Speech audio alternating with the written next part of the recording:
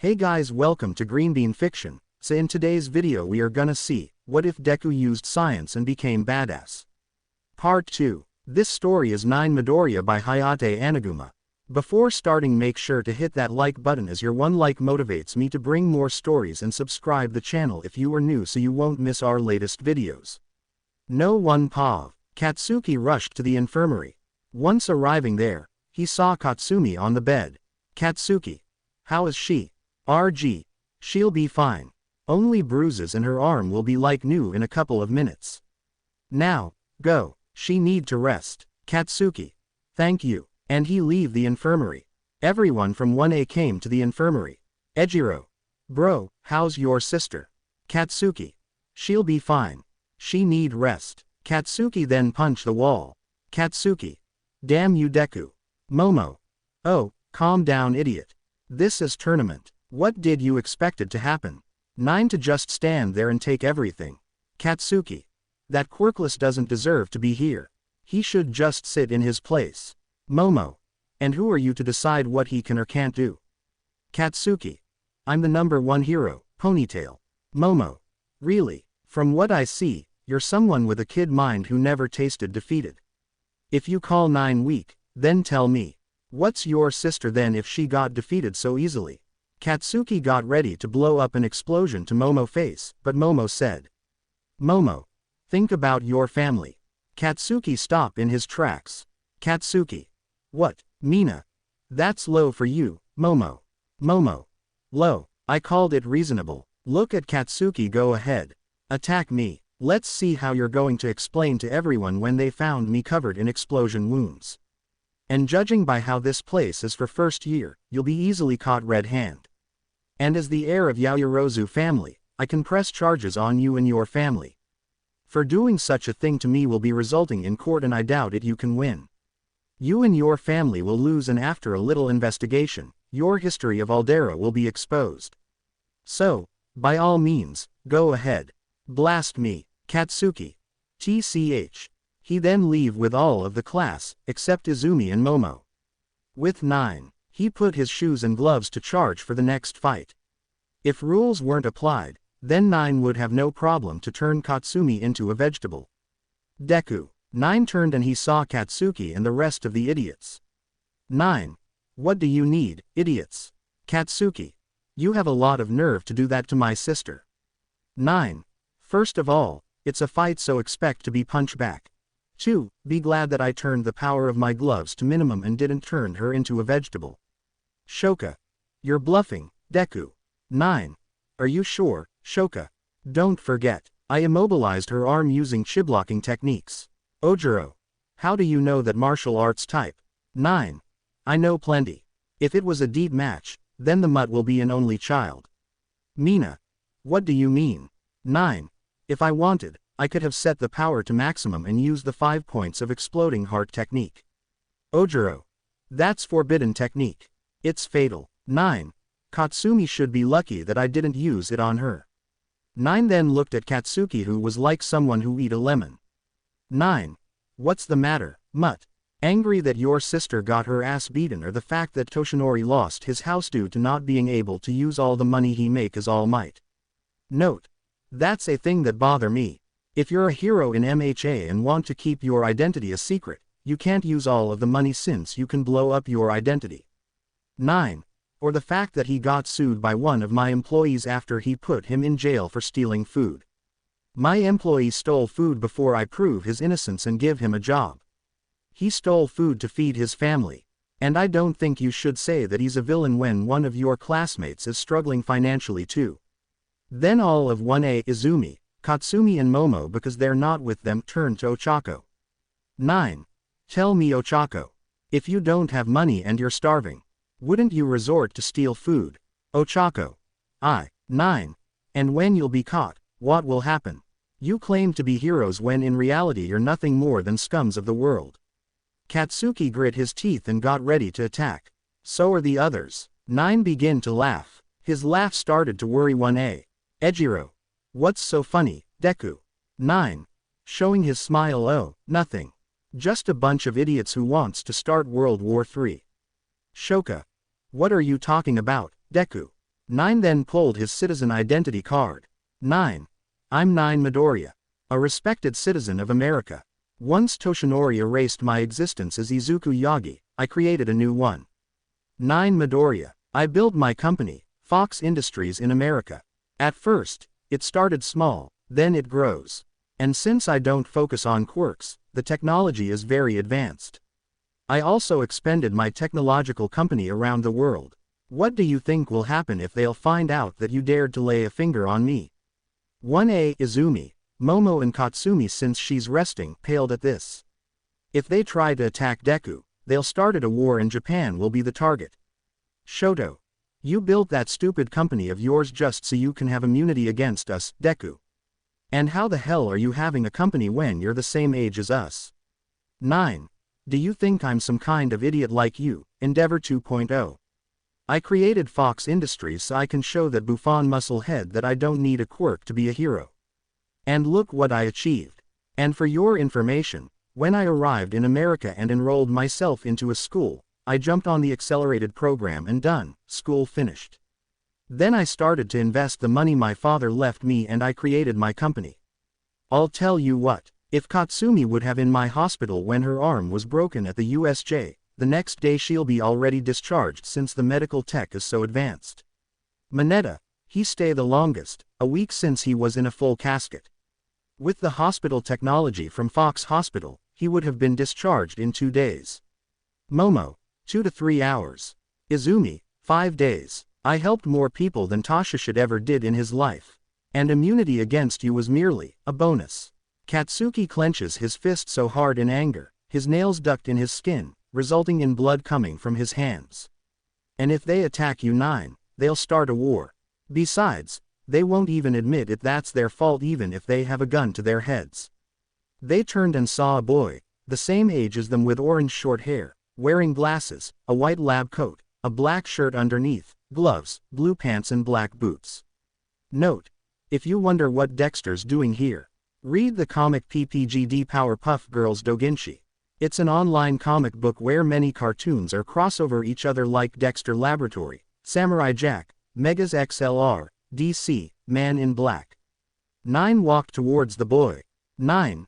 Dexter, buddy. It's so good to see you again. Dexter. Same 9. They did their handshake. 9. Did you come alone? Dexter. Number. I came here with the rest of our friends. Blossom and her friends came with Utonium and they invited me over. It's good to see you again 9. 9. Same Dexter. Katsuki.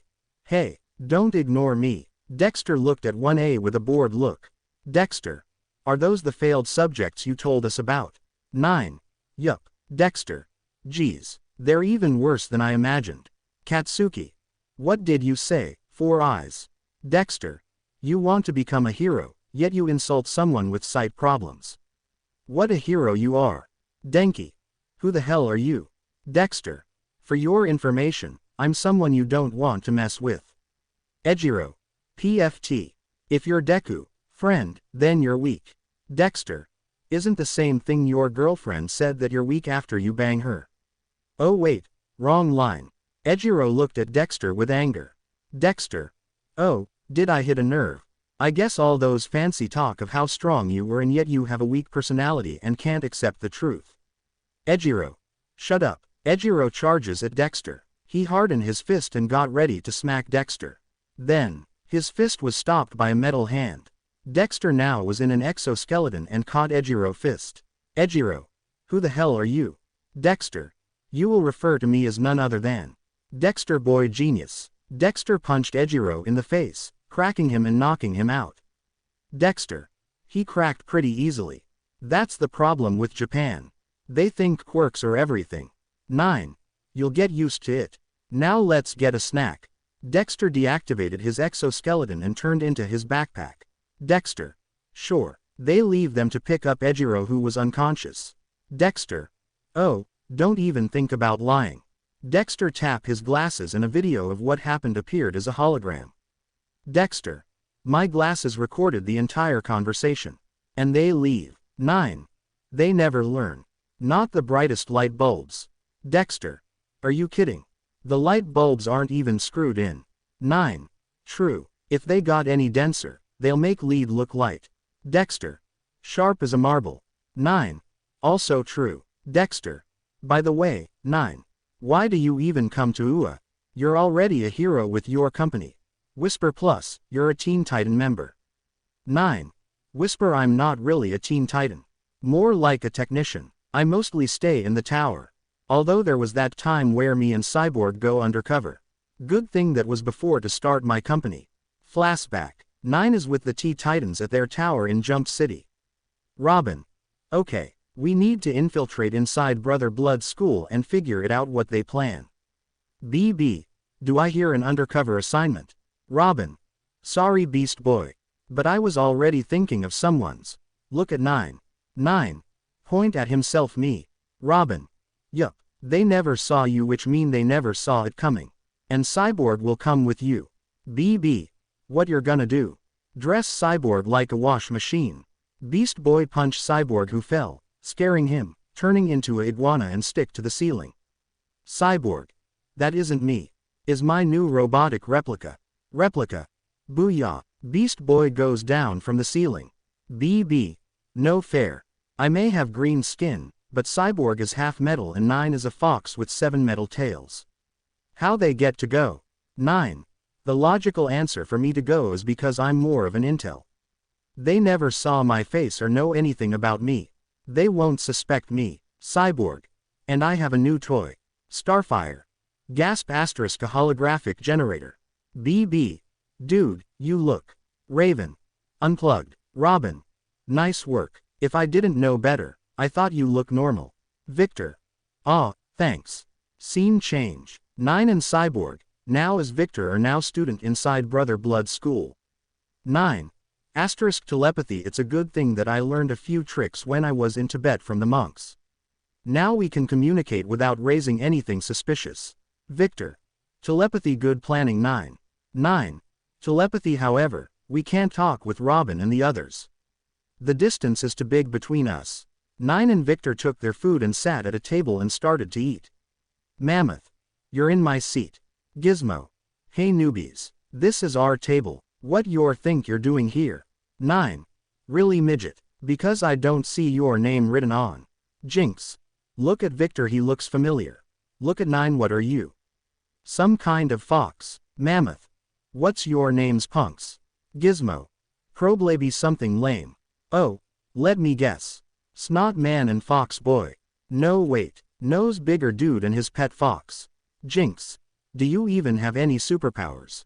Mammoth took both Victor and 9 burgers. Mammoth. I'm hungry. He eat the burgers in an instant. Mammoth. Get lost both of you. Gizmo. Yeah scums. Take a hike. Gizmo places 2 devices under Victor and 9 chairs which launch them in the air and both fall. Everyone laughed at this. 9 and Victor get up. 9, Victor. Growl. 9 clapped his hands and accumulated energy in his gloves. Victor transformed. Victor punched the table in the air. 9 then shoot a powerful blast from his gloves which destroyed the table, shocking everyone. Victor. My name's Stone. And it looks like you need to find a new table. 9. I'm 9. And I'll tell you this. You mess with the fox, you get the claws. Gizmo. Nervous laughing. Mammoth. Not bad. Jinx. Let's just see how they do in combat practice. Scene change. 9 and Victor are with Gizmo, Mammoth and Jinx. They were training. 9 humiliated everyone by taking control over the system. Brother Blood. You took control over my system. 9. What's the point of wasting energy when this is more easy? As a villain, I must find easy solutions and play dirty. Brother Blood. Both you and Stone are brilliant. Well done both of you Mr. Stone and 9. 9, Victor. Relief. Brother Blood. I see a bright future for you too. Victory. Thanks. 9. We appreciate. Victor. Great school you have here Mr. Brother Blood. Blood. Brother Blood. At both of your services. Flashback end. 9. I don't know about you, but I think I want to forget our first meeting with Blossom, Buttercup and Bubbles. Flashback. Dexter was against Blossom, Buttercup and Bubbles in his exo-suit. Buttercup. You lost, 4 eyes. It's 3 against 1. Dexter. Ever heard of quality not quantity? Plus, count again. 9 jumped from the tree. He was sitting in the tree to read a book. Note. Number. Don't even think that he was reading a book like Kakashi does. 9. It's 3 against 2. Dexter. What are you doing here? 9. This is my fight, not yours. 9. True, but they disturbed my peace. Plus if we're together, we have better chances. Dexter. Valid point. Let's get them. Bubbles. Star Eyes Aw. Look at that fox boy. He's so cute. Buttercup. Get lost, fox. 9. Yup, clearly you're the dumb one. Bubbles. Star Eyes, can I pet you, fox boy? 9. Jumpin' used his metal tails to stick to tree, then launch himself at Bubbles. The name's 9. 9 begin to fight Bubbles. Blossom and Buttercup tried to fight 9, but Dexter interfere. Dexter. I'm your opponent. Bubbles tries to dodge 9 metal tails. Note. She doesn't use her powers because she doesn't know what 9's capable of. Bubbles. Whoa. Dodge, hey. Dodge, how many tails do you have? 9. 9. Scene change. Only 9 and Dexter are standing against the Powerpuff Girls. 9. Now, Dexter. Who's ready for round 2? ... Stop this now. 9 and Dexter turned and they saw one of their teacher, Jack. Jack. Stop this nonsense right now. Flashback end. Now it was time for the next fight after the arena was fixed. Itsuka Kendo vs Ochako Uraraka. Itsuka won by clapping her hands together and the force knocked Ochako outside of the arena. Note. Here is similar to Rick's 999, but very different. Instead of Itsuka using her hands to blow up dust, she used her hands to pull pieces of the arena and throw them at Ochako, and when Ochako was close, Itsuka clapped her hands together, creating some kind of boom sonic and knocked her out. Izumi Yagi vs Hitoshi Shinso. Izumi won, but she got harsh treatment and the cold shoulder from the past users. Ejiro Kirishima vs Tetsu. Ejiro won. Despite Tetsu actually did harm to Ejiro thanks to 9 advices. Flashback. Tetsu. Hey 9. Do you have any advices for my fight? 9. Target his joints. Nito. Why his joints? 9. Unlike Tetsu, Ejiro can't harden everything 100%. For example, he can't harden his entire arm since he need mobility. Tetsu. So I had to punch his shoulders, elbows and knees. 9. Precisely. Flashback end. Mina Ishido vs Tenya Iida. Tenya won by moving fast and push Mina outside the arena. Mei Hatsume vs Shoka Todoroki. Shoka win after Mei submitted defeated. Shoka won, but she felt like she lost. Momo Yaoyorozu vs Shoto Todoroki. Shoto won by freezing Momo feet and then apologized to her, but Momo didn't want to hear about it and slapped him. Katsuki Bakugo vs Denki Kaminari. Katsuki won by not holding back and be total feral. Time skip thanks to teacher Kurumi. It was time for round 2 of the tournament. First fight, 9 vs Tenya. Shoto. Deku's finished. Mina. Yeah, he won't against Tenya. He's fast. Denki. Whatever has Deku on his sleeves, it won't work against speed. Tenya walked through the tunnel to get to the arena. His older brother, Tensai. He always admired him and wished to be like him. That's why he has to win against Deku. Those like him doesn't deserve in this world.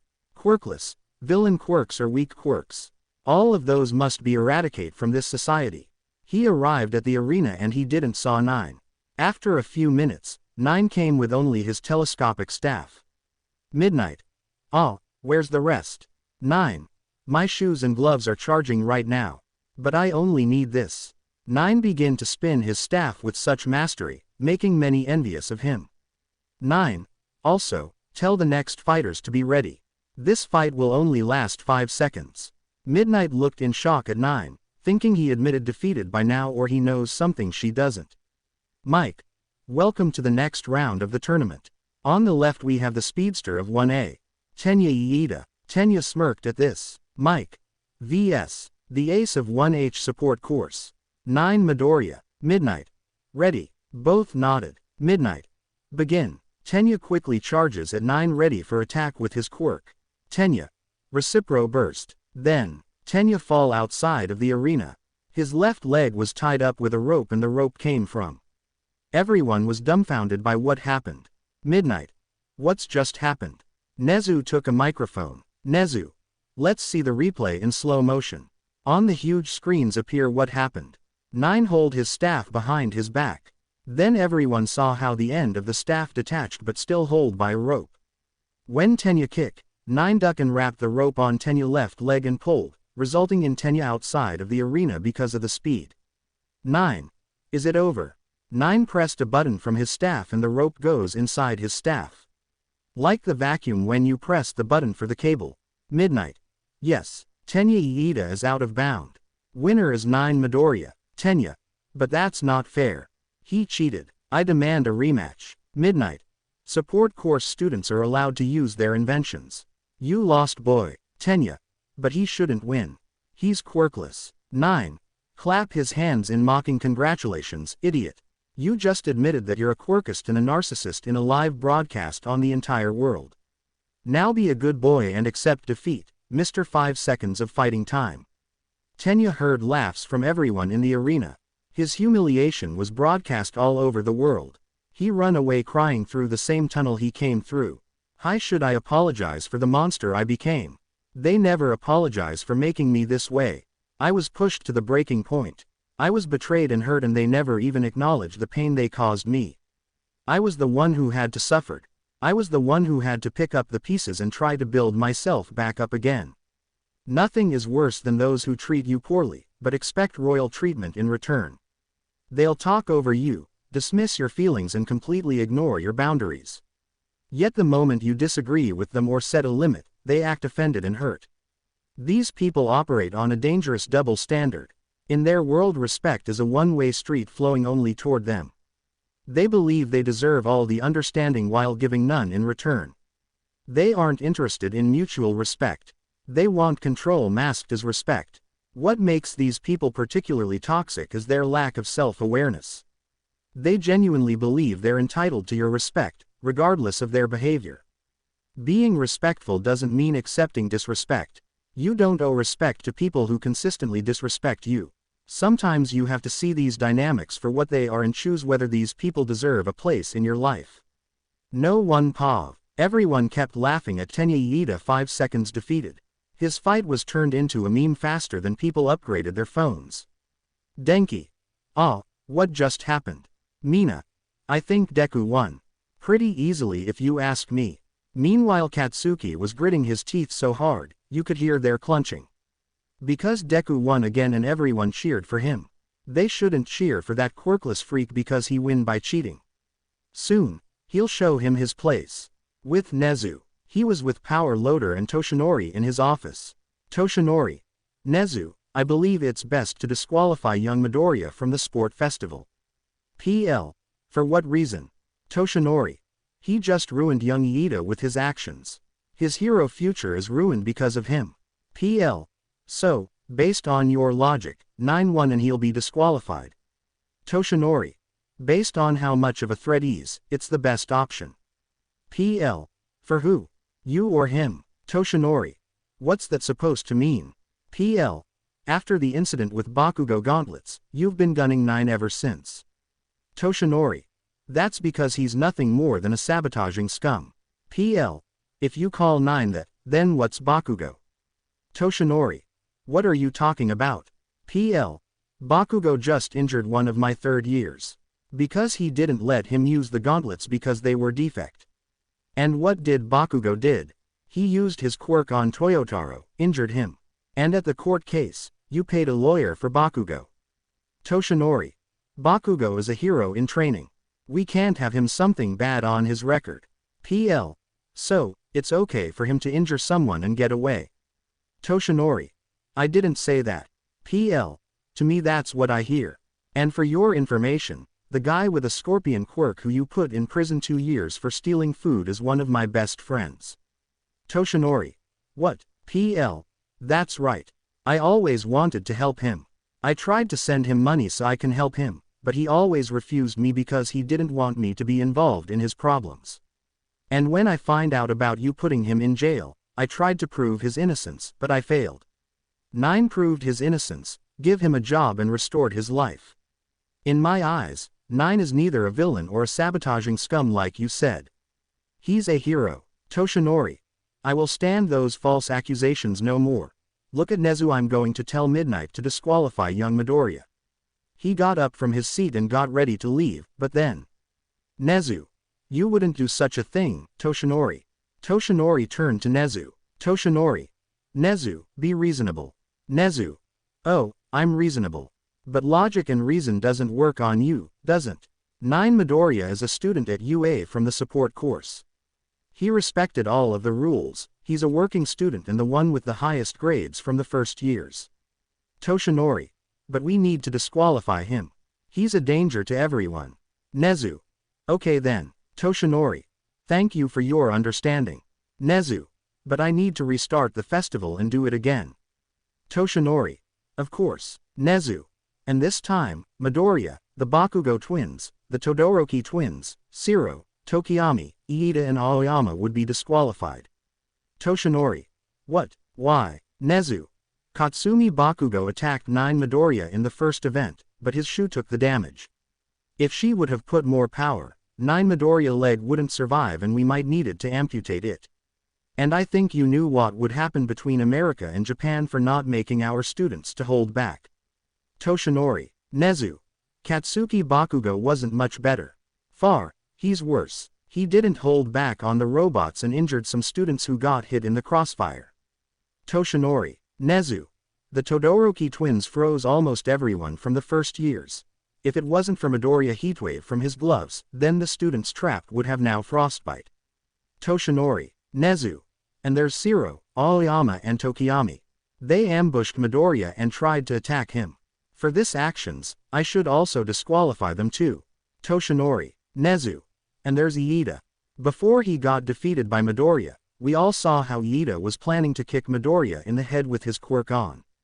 A normal kick could already do damage to the head. A kick combined with a speed quirk could have killed Midoriya if he didn't do his way to win. Toshinori. Nezu. So, by now, if I restart the festival, 1A will be -8 students and 1H would be -1. So, Toshinori, should I disqualify Midoriya for winning by making everyone laugh at Iida where 8 students from 1A remain in the festival despite doing things much worse? Toshinori. Nezu. But what concern more is that you seem to hide things from me. You say that Midoriya is a delinquent, but he didn't do anything related to that. You say that Midoriya is a pervert and lazy student back in Aldera. But he's the top of the first years and many from 1A failed many subjects. About Midoriya being a pervert and yet, no charges about him being a pervert, but there's reports and restraining orders against 2 students from 1A. It seems to me that the roles were reversed to make it look that way. If the teachers of Aldera wouldn't be death because of the party they throw, I would interrogate with Detective Tsukauchi. And interrogate you as well, Toshinori.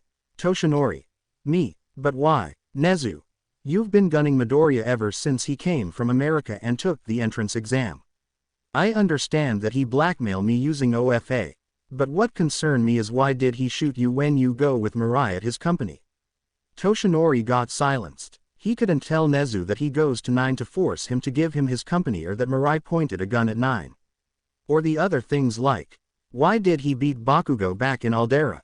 What does 1A have against 9? Or why the roles are reversed based from Aldera? With 9. Right now 9 was flustered and embarrassed because a girl with blonde hair tied in 2 pigtails, blue clothes and blue eyes was cuddling with his fox ears while Setsuna was angry pouting at the girl. 9. Embarrassed and flustered. Bubbles. Can you please stop touching my ears? Bubbles. But I can't control myself. 9. Your ears are so fluffy and cuddling. Then an arm snatched Bubbles from 9. The arm belonged to another girl with short black hair, green eyes and wearing green clothes. Next to her was a girl with pink eyes, orangish hair, a big red bow and wearing pink clothes. Blossom. Bubbles, how many times do we need to tell you to stop playing with 9 ears? You know how sensitive they're. Bubbles. But I can't stop myself. I mean, look at his ears. Jenny. Let's go and grab some food for you, Bubbles. Bubbles. Okay. Bubbles goes ahead. 9. Thanks Jenny. Jenny. Ruffle his hair no problem. 9. Setsuna. Hey, Who are you and why 9 allowed that girl to touch his ears but not me? Jenny. Oh, sorry about Bubbles. I'm Jenny. Nice to meet you. Blossom. She just love animals. I'm Blossom. Pleasure to meet you. Buttercup. The name's Buttercup. Pony. They're the Powerpuff Girls. I saw you when I was in America. Narengeki. I saw them on TV. They're superheroes in America. But 9. Why do you talk like you know them? Jenny. That's because we're friends. Dexter. I'm Dexter. And 9 was our classmate when he was in America. In Megaville School. Flashback 10 months ago. Megaville School. Teacher. Alright class. Today we have a new transferred student. He's from Japan. I want you to be nice to him. Then the door opened, revealing 9. Teacher. Meet 9 Midoriya. 9. Wave his hand. It's nice to meet you all. I hope we can be friends. Girls thought. I feel a sudden urge to stroke his ears and cuddle with them. Otto raised his hand. Otto. I have a question. 9. By the way, I'm Otto. 9. Yes, Otto. Otto. Why do you have a name after a number? 9. Because of this. 9 revealed his twin fox tails and then spread his mechanical tails. Note. In case you didn't watch Sonic Prime, 9 twin tails are surrounded by his mechanical tails. Dexter was impressed by the mechanical tails 9 has. 9. This is my way to fight back. I created my tails using my brilliant fox mind. Dexter thought, oh, a fellow scientist. How nice. Lunch break. 9 took his plate of food and goes to sit alone, but a purple glove grabbed his shoulder. 9 turned and he saw Dexter. Dexter. Hi, my name's Dexter. Would you like to sit with me? You know, genius to genius. 9. Sure. The bustling cafeteria is filled with the chatter of students and the clatter of trays. Sunlight streams through the large windows, illuminating a corner table where 9 and Dexter, having their lunch trays. Next to 9 half-eaten sandwiches resting beside them a bite of his apple. 9. You know, I've been thinking a lot about quantum entanglement lately. It's wild how particles can be connected over vast distances without any physical interaction. Dexter. Nodding enthusiastically right. It's like they're communicating faster than the speed of light. I read that it challenges some fundamental ideas in physics. Imagine if we could harness that for instant communication. 9. Exactly. Like a quantum internet. Just think about the implications. Secure data transmission, super fast calculations, we could solve climate models and disease outbreaks in real time. Dexter.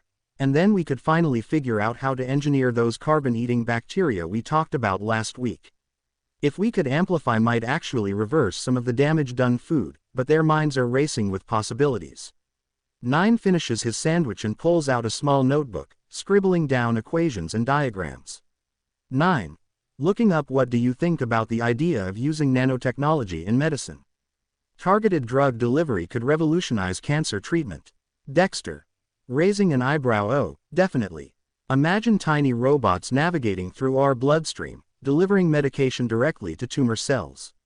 It could minimize side effects and increase effectiveness. We should start a project on that. 9. Asterisk excited. Yes. We could even prototype a model using basic materials. Maybe wipes his hands on a napkin, clearly intrigued by the idea. Dexter. Thoughtfully. We'd have to consider the ethical implications too. You know, like consent and safety protocols. It's crucial that we don't rush it. 9 nods gravely, appreciating Dexter's perspective. Their conversation drifts to ethical considerations and the responsibilities of scientific advancements. 9. Seriously, that's true. Scientific progress is great, but we need to be careful. Dexter. Smiling. We could present our findings and social an atmosphere of enthusiasm and intelligence. 9. With a grin. Let's make this lunch break our brainstorming session every day. Imagine what we could come up with. As the bell rings, signaling the end of lunch, both boys reluctantly pack their trays but leave the table filled with bright ideas and aspirations, a testament to their genius friendship and shared passion for science. They walk out of the cafeteria, animatedly discussing theoretical physics and the wonders of the universe, ready to take on the world, one idea at a time. Flashback end. Setsuna was now above 9 and cuddle with his ears. Setsuna.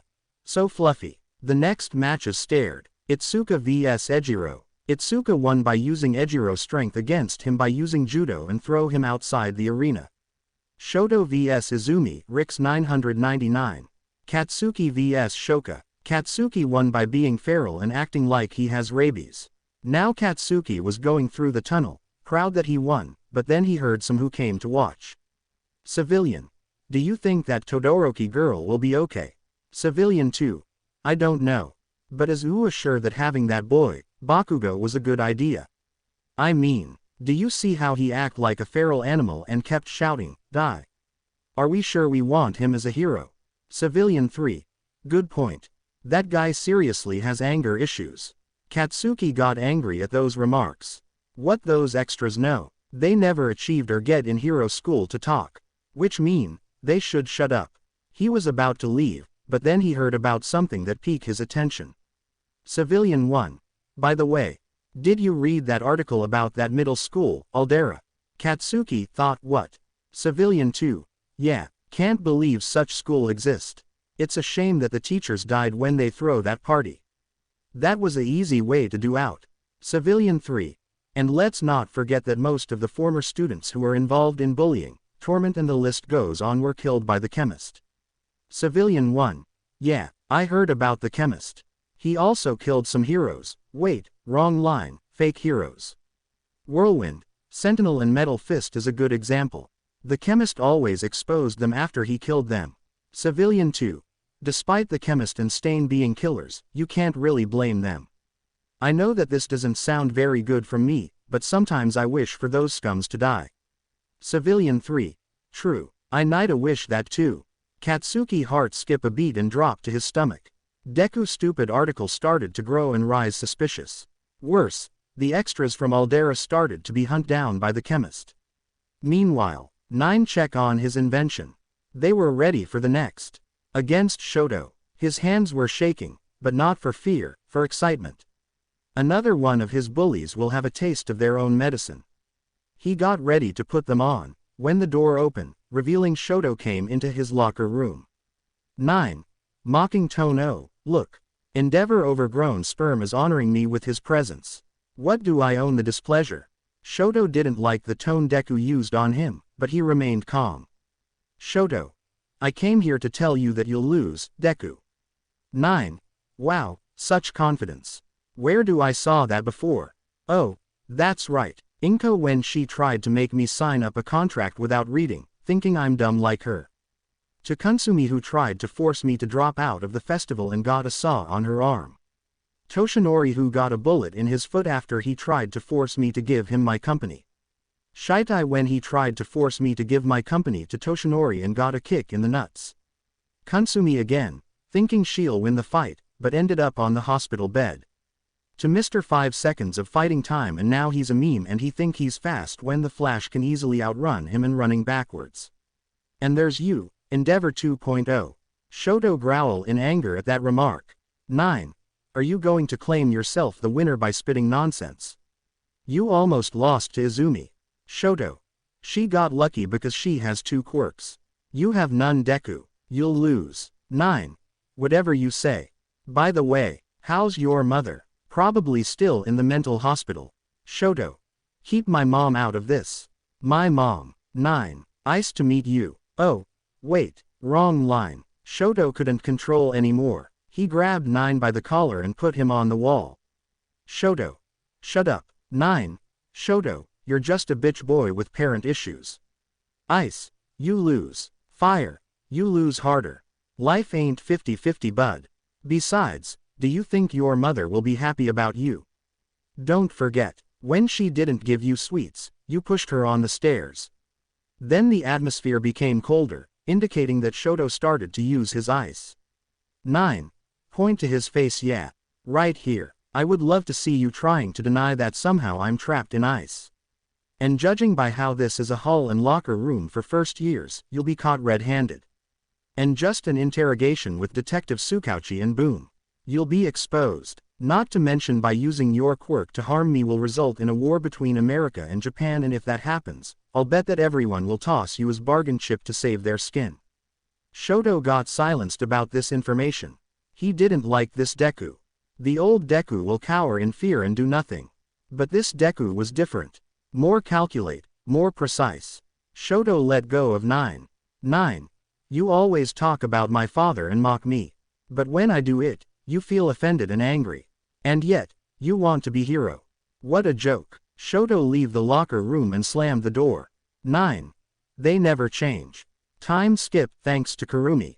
It was time for the semifinals. Shoto walked forward. He waited for Deku to finish him and put him in his place. After a few moments, 9 came with his shoes, gloves, visor and telescopic metal staff. Mike. Welcome to the semifinal of the sport festival. On the right we have the cold one of 1A. From hero course, Shoto Todoroki. Meanwhile, Endeavor was smirking at his son. Mike. vs. the ace of support course. From 1H, 9 Midoriya. Meanwhile, Ejiro. Deku is gonna lose this time. Shoka. He has no chance against my brother. Tenya. He'll regret that he humiliated me in front of everyone. Momo. I wouldn't be so sure. They looked at Momo. Kyoka. Why do you say that, Yaomomo? Izumi. 9 had lived with us for 10 years straight. He knows all of our weaknesses and how our quirks work. Momo. How did you think he defeated Katsumi? Look at Tenya * or how he beat you so easily. Back to fight. Midnight. Are you ready? Both nodded. Midnight. Crack her whip * begin. Shoto immediately launched an ice glacier at 9. 9 didn't even move. The ice glacier covered half of the arena. Everyone thought that 9 was trapped in ice. Shoto thought, that's what you get, Deku. Then from behind. 9. Keep your eyes on the opponent, idiot. 9 appeared behind Shoto from a hole in the ground. His mechanical tails were turned into drills and this way, 9 could have dig through the ground and appear behind Shoto. Shoto turned, but he couldn't defend in time. 9 used his telescopic staff that now had an energy scythe blade and hit Shoto with it. Slash. Then 9 used his undamaged shoe to fly and land on one of the ice spike from the glacier. Midnight. Midoriya, you're. 9 cut her off. 9. Before you start speaking nonsense, take a look at the idiot. Midnight didn't know what he meant by that. She looked at Shoto and she was shocked. No cut, no blood, no injury. Shoto opened his ace check his body. He was fine. Shoto. Your stupid weapon didn't do anything, Deku. 9. Are you sure? Endeavor 2.0. Why don't you check? Shoto, angry at that nickname, tried to launch another ice glacier, but all he could do was an ice cube, the size of a marble. He tried again, but the same thing happened. Shoto also felt tired for no reason. Shoto. What did you do to my quirk, Deku? 9 then activated his microphone from his visor. 9. For those who wonder what my scythe did, I'll explain it to you. Raise his staff in the air. This is my creation. I called it, the Rejuvenator. On the body is harmless, but on the quirk is dangerous. Everyone wide their eyes when 9 said that. 9. Don't worry, it's not destroying the quirk, just reset it to the time your quirk manifest, 4 years old along with the training. And no, the effect is not permanent. Thought although I wish. Loud the effects will wear off in 30 minutes. All of the heroes wide their eyes in terror at that information. Their quirks. Reset. Mount Lady no longer being able to grow like she used to be. Kamui no longer being able to use this much branches. Endeavor no longer being able to use his fire. Meanwhile, 1A were shaking in terror. Deku builds something that will make their quirks useless. At the teachers. PL. I never thought Thar his invention will work. Ectoplasm. You knew. PL. I only knew about the theory and blueprints of what 9 showed me. I never thought that this will actually work. Toshinori. We need to disqualify Midoriya for this. That weapon is too dangerous. PL. Why is his invention dangerous? All he did was resetting Todoroki quirk back to the age of 4. Plus, 9 said that the effects only last 30 minutes. Nezu. Midoriya remains. As fit Endeavor, he was gritting his teeth in anger because his protege, his masterpiece was rendered useless by a quirkless. Back to the fight. 9 was still sitting on the ice spike holding his rejuvenator. 9. Human biology is hyper-adaptive, but now 80% of the population has quirks and they rely on quirks way too much. My rejuvenator target the quirk, resetting it. You have the quirk of a 4-year-old, Shoto. And the same resistance. Which mean you can barely make an ice cube or light a cigarette.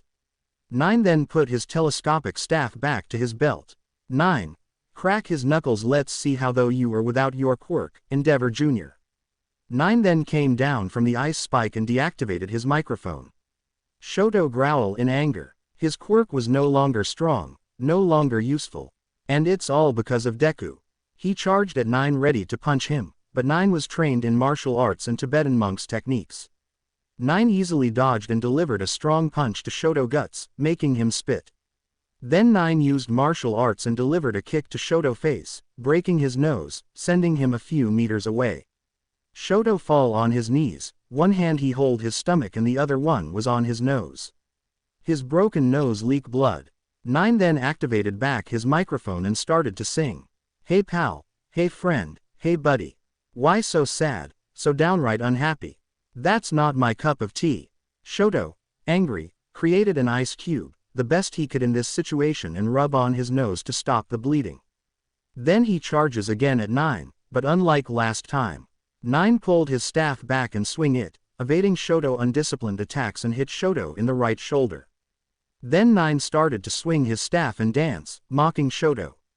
You know that this could be your last day here on Earth, so buddy please.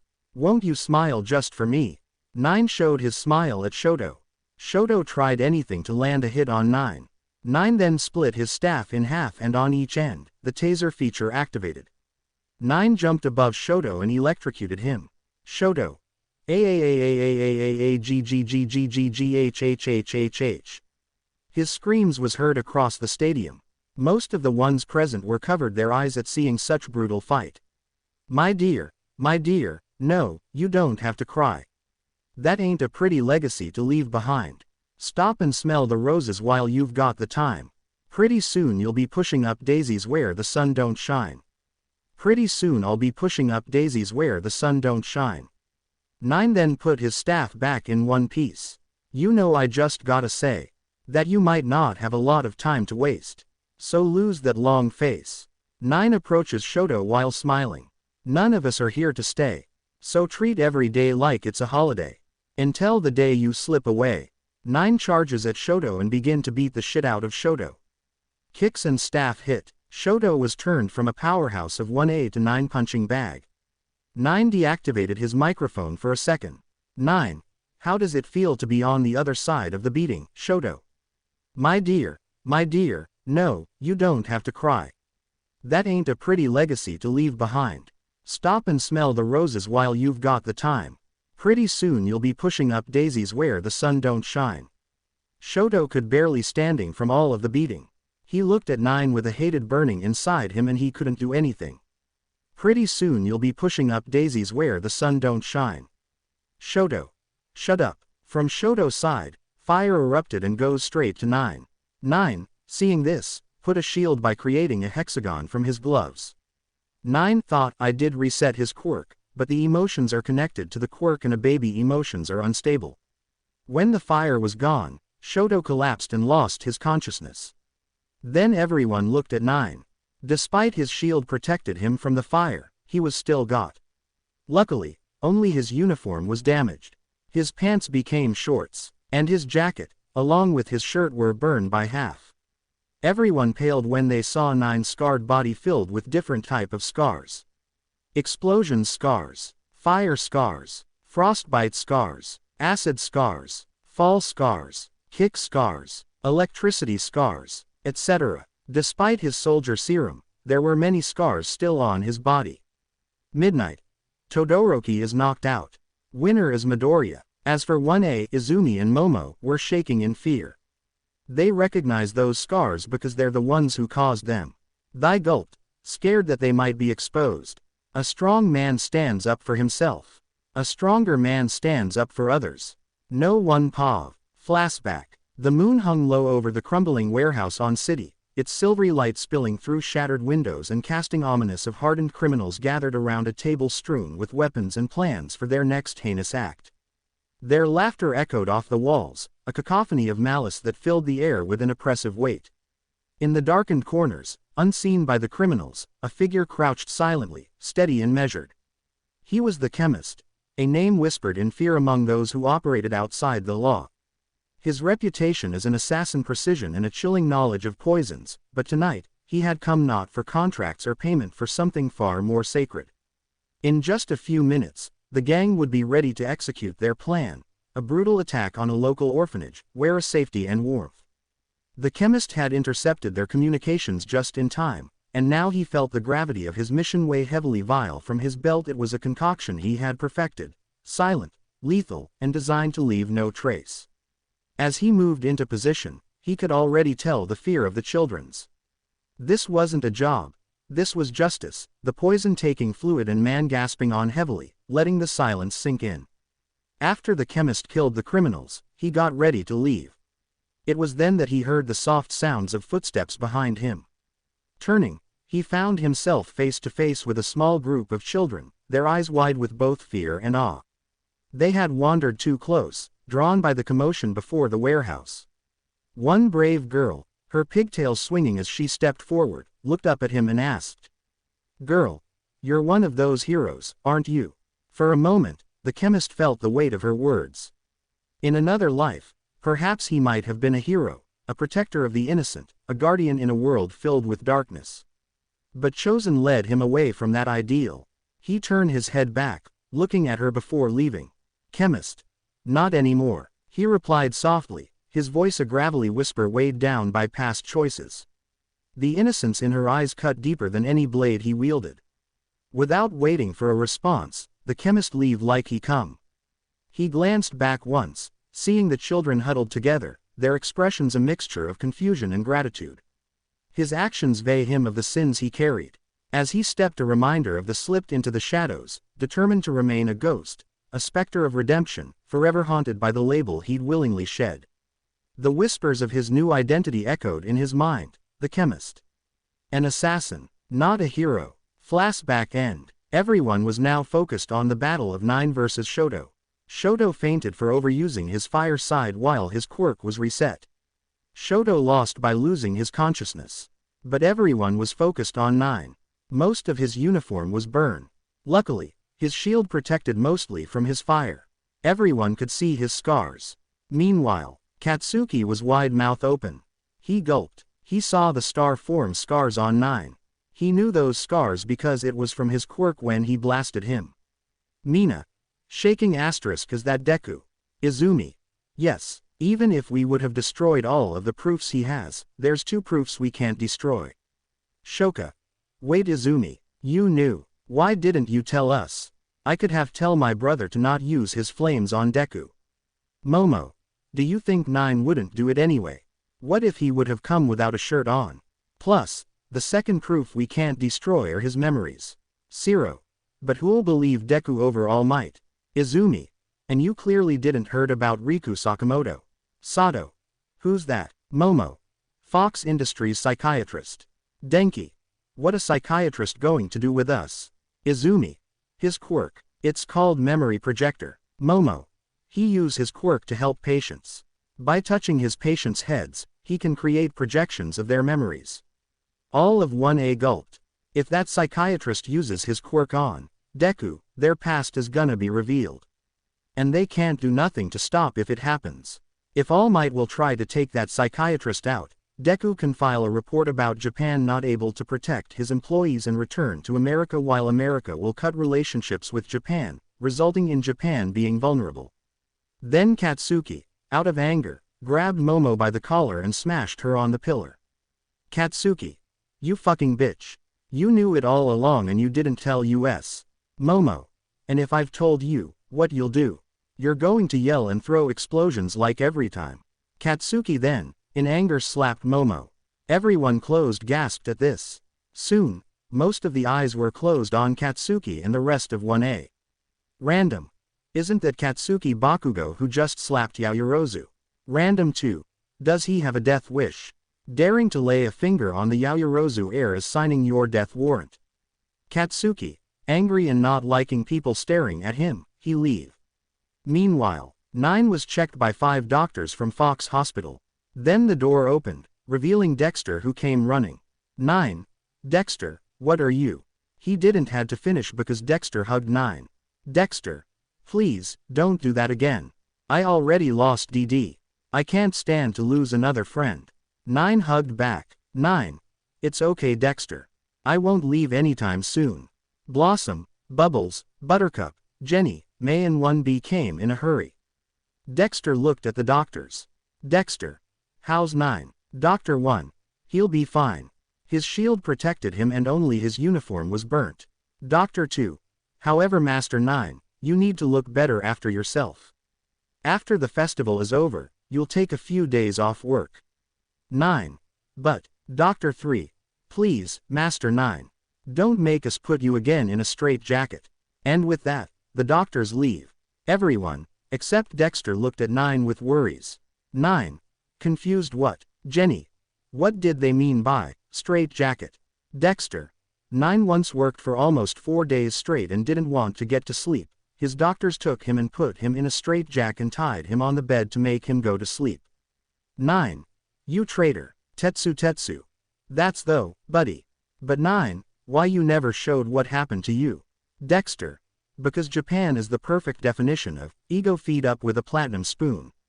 Nowadays Japan only care about power. Although, I'm surprised 9. I never thought that I'll see your scars again. Itsuka. Again, Narengeki. Do you mean you saw them before, Dexter? Dexter. Yes. Blossom. Dexter, why didn't you tell me or to anyone? Dexter. Because 9 asked me to keep it secret. Jenny. I also knew. Bubbles. Sad, why didn't you tell me, Jenny? Jenny. I have X-ray vision and saw through 9 clothes. And 9 also asked me to not tell anyone. Note. Jenny only saw 9 scars, not his third leg. Dr. 3. Master 9. You should be fine, but after this, you must take a break. No work at the company. 9. Sigh fine. Dr. 5. And to make it sure, we'll come visit you every day. 9 sighed in defeat, approving the doctor's words. Soon, the doctors leave the room and 9 took another uniform with long sleeves for him and he leave together with Dexter, Blossom, Bubbles, Buttercup and Jenny, but he didn't walk long before because Eri run to him, jumped and hug him. Eri. Crying Papa, all 5. Papa. 9. Had Eri back and hug her. It's okay Eri. I'm fine. Dexter. 9. I don't want to be rude. But, who's the little one? Blossom.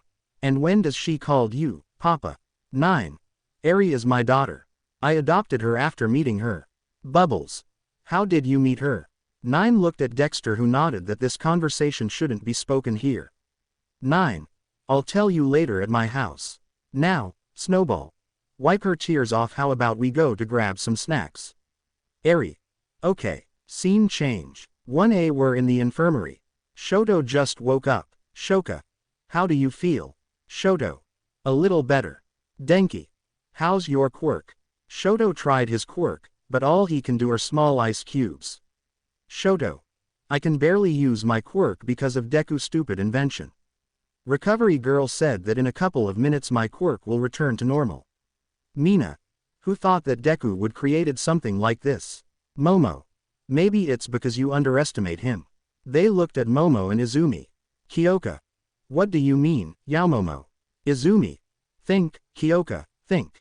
Katsumi underestimate 9 and she got her ass kicked. Tenya did the same and became Mr. 5 seconds of fighting time. Tenya. Enough with that name. It's not funny. It's never been funny. It's never gonna be funny. Deku cheated. Izumi. Sewer. It's not because he knows all of our weaknesses. Tell me this. You all accused 9 to be a villain, but would you really like that? Suyu. What do you mean, Izumi? Ribbit. Momo.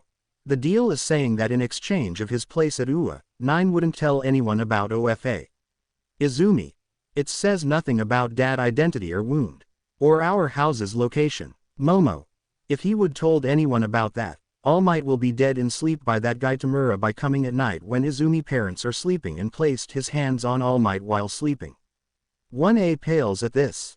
They accused Deku of being a villain, but didn't think like this. If Deku was truly a villain, then villains would come at their houses and they'll be dead. Izumi. And another thing that 9 isn't a villain is because of what happened at the USJ. When me, Suyu and Mineta were on the boat in the flooded zone. Mineta. What has to do with Deku? Momo. 9 lived with us for 10 years. And the villains put Tsuyu in a place full of water. Do the math. Scene change. 9 was inside the teacher's room where they watched the festival, and in the room was All Might, Endeavor, Detective Tsukauchi and Tanaka father. 9. Is there a problem to why I'm here? Naomasa. No problem. But I need to ask you some questions. 9. Okay. Naomasa. Did you kill Tanaka Fumiko? 9. Number. Cancer did. I just didn't let her inside my hospital to get treatment. Mr. Fumiko. You filthy rat. 9. First of all, I'm a fox. Second, I don't think you should speak depending that Detective Tsukauchi is sitting in the same room as you. Mr. Fumiko quickly shut up. Naomasa. What do you mean? 9. Let's start too. Why didn't I let Tanaka inside my hospital? Naomasa. Of course. Mr. Fumiko was sweating. 9. As soon as I was declared quirkless, all of my friends did a 180-degree change. They started to bully, frame and beat me. I could continue if you want. Naomasa. It's not necessary. I know you say the truth. But what do you mean framed? 9. Many girls from my previous school had copies of my locker key. I don't know how. Note. Momo created the copies. 9. But they used the keys to open my locker and put their bras and underwear inside my locker, and when I open the locker, their underwear and bras fall from it, and then they accused me of stealing them. Naomasa. It's true. Look at Mr. Fumiko. Mr. Fumiko, did you knew about this? Mr. Fumiko. Of course not. 9. Bullshit. You knew all along, and when I told you, you put your gun at my head and said that you'll shoot me if I dare to say more lies about your daughter. Naomasa. True.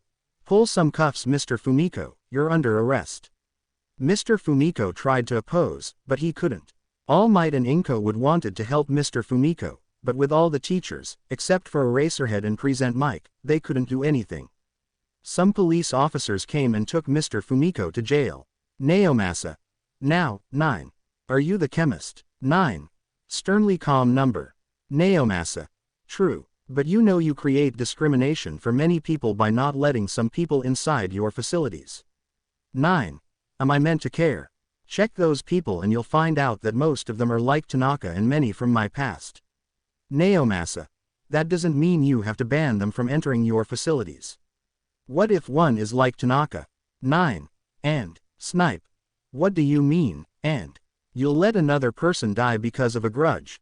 9. Grudge. Have you seen my body? Lift up his sleeve. All of this are because of you. Because Japan lost its way. Tell me, snipe, if would be in my place, what you'll do. Snipe. 9. That's what I thought. And this is another reason why villains are so many in Japan. 13. What do you mean? 9. Node Japan judges everyone by powers. Having a powerful quirk, you're treated like a god. A normal quirk, a normal person. A weak quirk, treated like a slave. A villain quirk, treated like a villain. But if you're quirkless, then you're treated like a plague, a bug under someone's shoe. You see. 13. And you ask why villains are evil. Naomasa. Even though you can't ban them from entering your facilities. 9. I know it's hard, but you have to forgive and move forward. 9. Sarcasm. Sure. I should forgive them and pretend like I don't have a body full of scars and they walk away from consequences. And by the way, I read some news saying that the chemist killed many. If he kill my past, he'll be doing me a favor. And you ask me to forgive them. If I was an idiot cinnamon roll who cry all the time, always smile and forgive everyone, then I will forgive my past. Meanwhile in canon, see canon. Deku, see, sneeze. Ochako, see, bless you Deku. Are you okay? Deku, see, I'm fine. I believe someone's talking about me. Back to our own universe. 9. But as you see, I'm not like that. And I'm not going to let people like them inside my facilities, and that's final. 9 then looked at them. 9. All of you think that quirkless people can't do anything. But I'll tell you this. Quirkless means destruction. Cementos. What do you mean? 9. I created something that reset a person quirk for 30 minutes. What if my past pushed me to the breaking point and decided to create rejuvenators for villains? Everyone. 9. That's what I thought. And if I was a villain and reset your quirks, I don't think you would still can fight me without quirks. Because to you, quirks is equally to breathing. Once your precious quirk is gone, you're nothing. Nezu. I have to disagree with you. 9. Nezu, from one intellectual to another, you should see it clearly. But you're a bigger idiot than I thought. And everyone kept saying that you're the smartest person in the world when I surpassed you by a long shot. Ectoplasm. How can you be so sure that you're smarter than Nezu? 9. His IQ is coming from his quirk. I have pure genius. His quirk has a limit. My geniuses don't because I learned it in time. He became smart thanks to a quirk. Face it, Nezu, you got dethroned. And 9 leave the office where every teacher was left stunned. Scene change. 9 and Dexter walked through the halls and speak about science stuff while Eri was with Blossom and the others to hang out. Then, Deku, 9, Dexter, Sai. Both 9 and Dexter turned and they saw 1A, except Izumi, Momo, Katsumi and Shoto. 9. Dexter, what are the chances of them bugging us every time? Dexter. Based on my analysis and the size of their brains, almost every time. 9. And you can't get wrong with analysis. Katsuki. Don't ignore me. Both 9 and Dexter looked at Katsuki with a bored look. Dexter.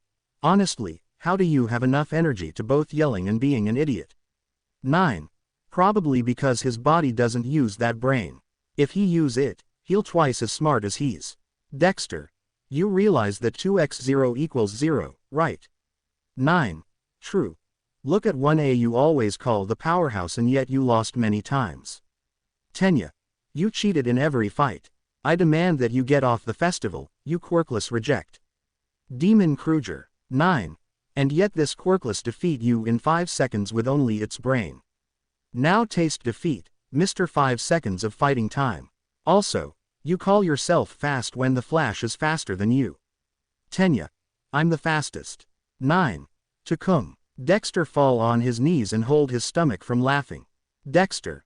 That was so good, 9. But it's also truth. 9. I know.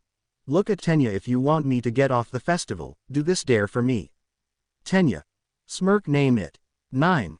Point at the wall mirror I dare you to touch the mirror before your own reflection does. Tenya. Prepare to lower, Deku. Recipro burst. He charged his quirk and run towards the mirror, more specifically to the wall and. He run straight into the wall and the mirror broke, some pieces pierces him, making him scream in pain. 9. I don't know what's more ridiculous. You generally thinking you can pull it off. Or we for watching you trying. Dexter. I believe it's both. 9. Agreed. Mina. That's not fair. You tricked him. 9. Don't blame me for him being an idiot and not realizing. Ejiro hardened his fist and charges at 9. Ejiro. You damn Deku. But his fist was caught by someone who was wearing a tight blue suit with a red S on his chest, red boots and a red cape. Superman. It's not nice for heroes in training to attack a fellow colleague. 1A.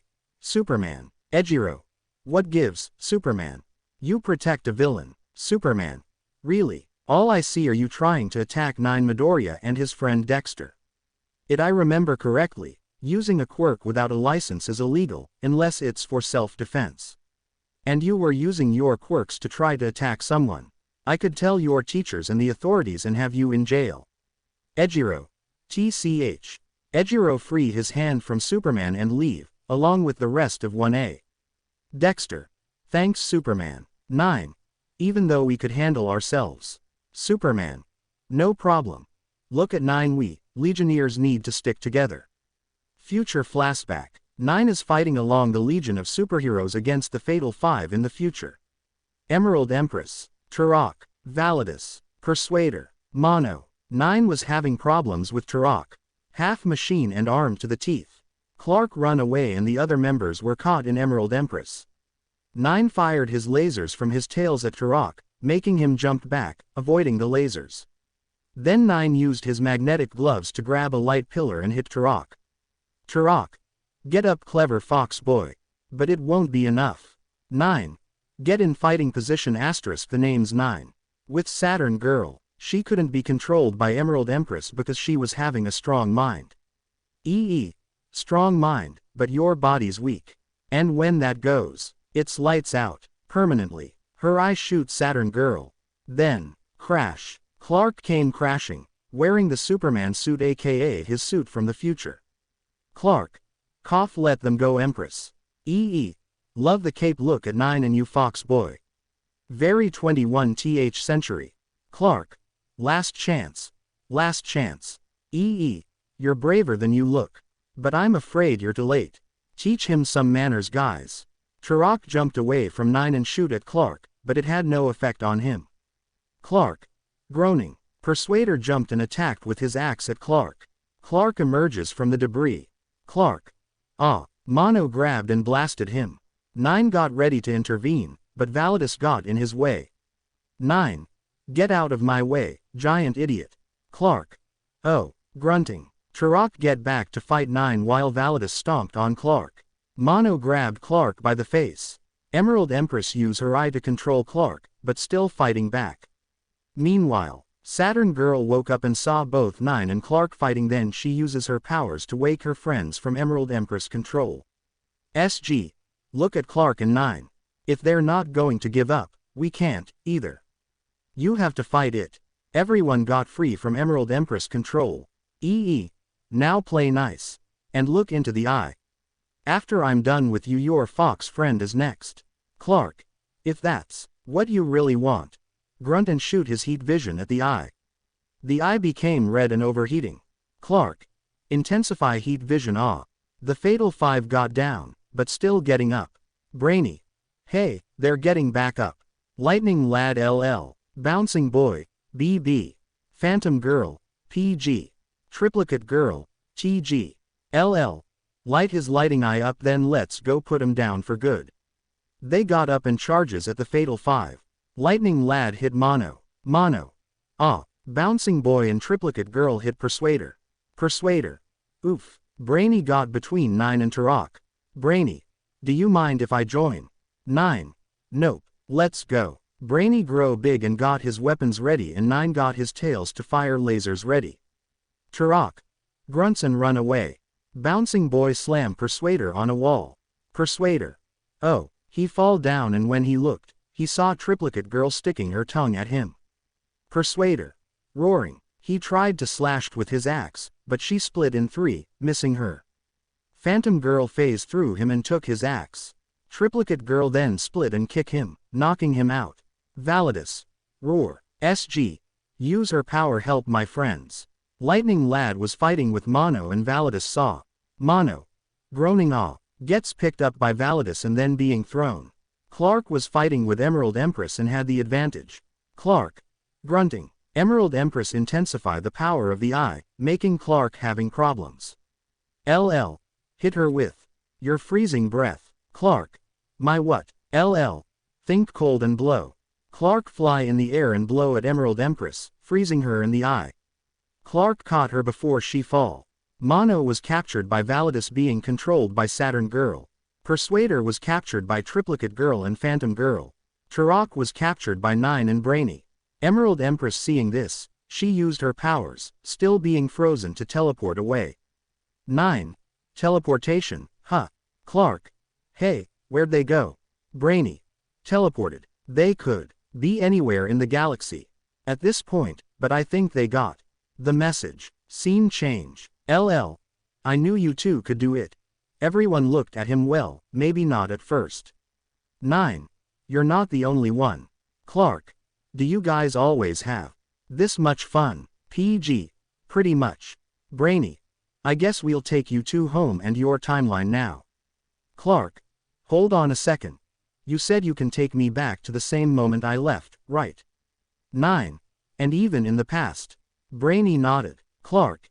You know, I didn't really get a chance to see New Metropolis. SG.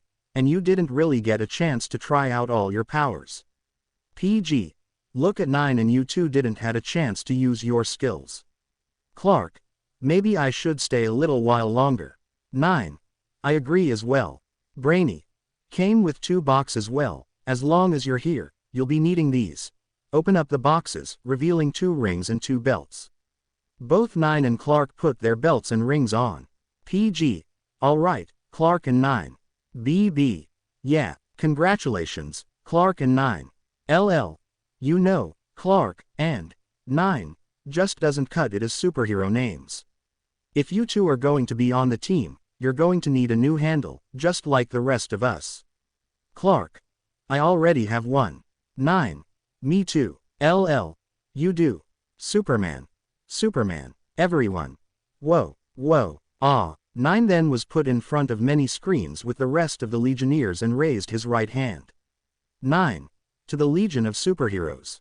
I make this solemn pledge to use my abilities and knowledge for good. To fight for justice and protect the innocents. To aid my fellow Legionnaires in times of peril and to keep their secret safe. I choose a new name to honor the heroes of the past. I am Techno Fox. Scene change. Everyone was flying through the sky, some using their rings, some their powers. 9 was flying by combining his tails, shoes and rings. Superman was having problems with flying. Superman. Grunting turbulence. Brainy. Try it like this. Strike a pose. Superman. Strike the same pose. Hey, I like it. Superman fly in front of them. LL. Dude, that's my spot. Future flashback end. Time skip thanks to Kurumi. 9 came without any gear for this fight because he find his inventions broken beyond repairing and he had left are his metal tails. Now 9 pulled from his pocket a cigarette and lighted using the torch from one of his tails and took a smoke. Meanwhile, Blossom. I didn't know he was smoking. Dexter. 9 never smoked. I believe it has something to do with what'll happen now. 9 took a smoke and started to sing. 9. I have wasted time, I have seen my use. I have packaged and sold. Every part of me, suffered a lifetime of abuse. Many were worried by 9 after hearing about his abusive life. 9. I have lost myself. I have worshipped at your feet. Look at All Might. And here I am standing. On top of the world. With a mutt to defeat. Katsuki growl in anger at that remark. 9. I've played the game, I've won it all. They've screamed my name. They bought my merch. I've seized the day. Now I've got one thing left to say I. 9 then fired the fireworks from his metal tails. 9. Fuck you. Hurry. My 2 minutes notice. Fuck you. Time to quit and smell the roses. Say goodbye, while I look you in the eye. And say, fuck you. 9 looked at All Might while he said that. 9. I have taken shit. Ooh. Been crushed under your heel. Ooh. I have suffered for profit. And suckered for fame. Ooh. Made a fortune you want to steal. 9 then looked at All Might. 9. I've had enough, I've hit the wall. I'm tired of taking your calls. It ends today, now there's just one last thing to say I. 9. Fuck you, I wish I'd said it sooner, fuck you. Cut you off, just like a tumor. Hope you die, kiss my ass goodbye. You cuck, fuck you. 9 looked at the crowd. 9 sad face. Have you ever felt sick? And tired of doing the same shit? Every day with your anger brewin'. Eatin'. Shit for heroes. That you're sick of obeyin'. If you ever felt the same, let me hear ya say it. Everyone -1 9. Did you really think I was gonna stay? Spending life bent over, with your fist in my slander me, say I'll never work in this town. If I stick around, I'll be 6 more feet under the ground. Katsuki smirk at the remark of 6 feet underground. 9.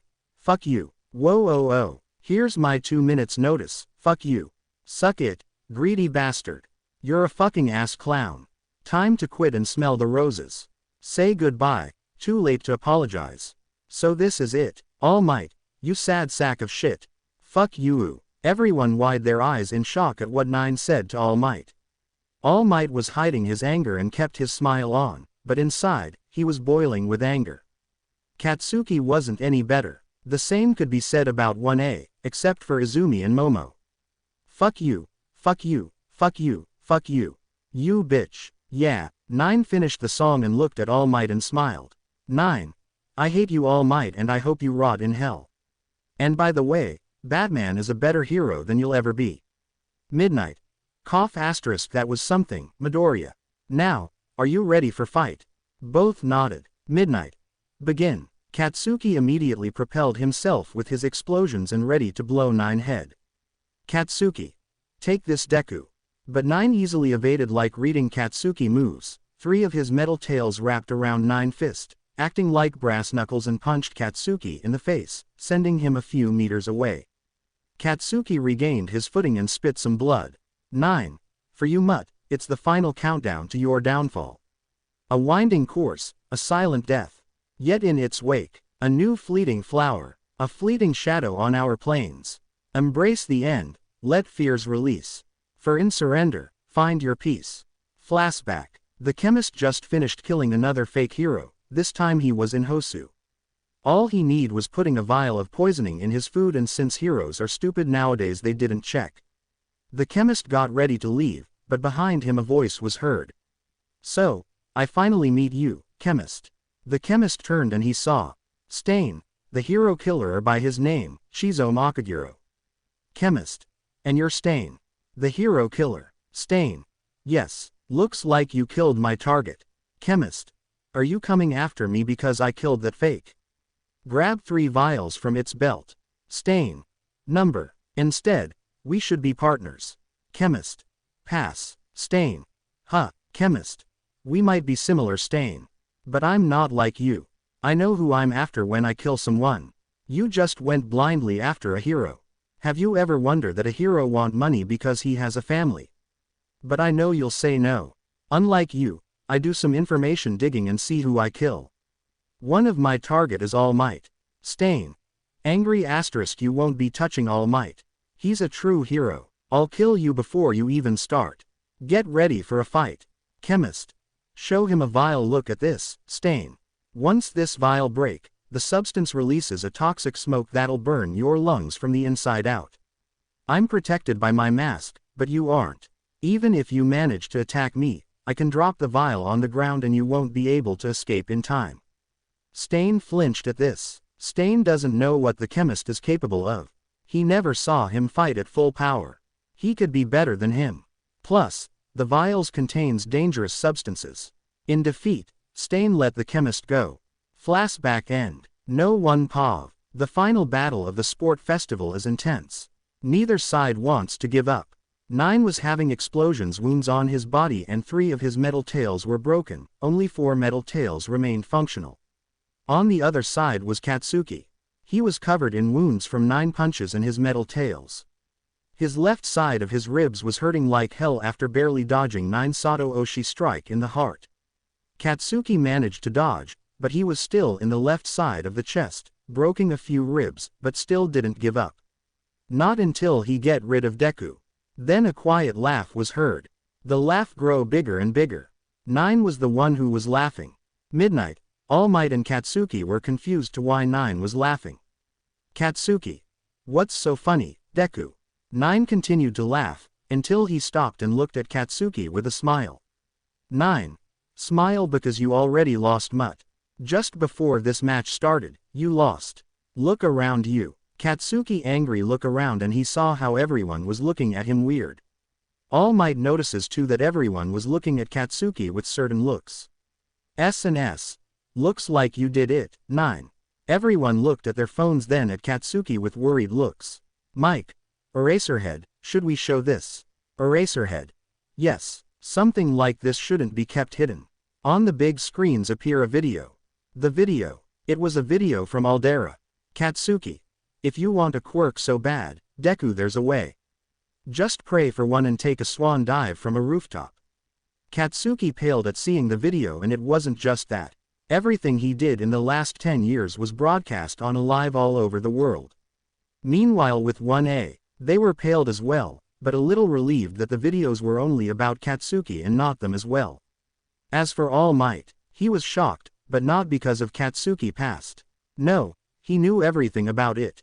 He was shocked because 9 exposed Katsuki on a live around the world. Thought, damn you brat. 9. Smile, where's the hot shit you had earlier, Katsuki? Katsuki looked at 9 with anger boiling inside him. 9 was smiling at Katsuki while placing his left hand over his head. 9. You lost, Katsuki Bakugo. Even if you won the sport festival, everyone around the world who was watching saw the real you. Everything you built in miserable life will crumble away and your hero career, it will be gone like it didn't even existed. Katsuki grit his teeth in anger. His hero career is ruined by Deku. A quirkless nobody. Not only he exposed him, but he did it all over the world. He was destined to be the #1 hero. He swear he'll kill Deku. If he killed Deku, his reputation will be back. He got ready to charges at Deku, but before he could do anything, a bullet stopped him in his tracks. 10 drones were revealed. Drones. We wait for your command, Master 9. 9. Stay in position and fire on my command. Midnight. What are these, Midoriya? 9. These are my security drones. You got attacked at the USJ and before that someone managed to infiltrate. Do you think I trust you with my safety? Plus, it's not against the rules since Katsuki make that deal and All Might accept it. Midnight. 9. Look at the drones switch to tasers. 5 of you guard Katsuki Bakugo and make sure he doesn't try anything. If he does, shock him. The rest of you, fix my tails, give me the healing serum and my pair of electric brass knuckles. Drones. Understood, Master 9. The drones dispersed. 5 drones were guarding Katsuki, preventing him from trying anything. He tried to attack 9, but he was shocked by one of the drones. All Might wanted to intervene and crush the drones, but with all the eyes on him, he couldn't do anything. The rest of the drones goes to 9. 3 drones started to fix 9 broken tails.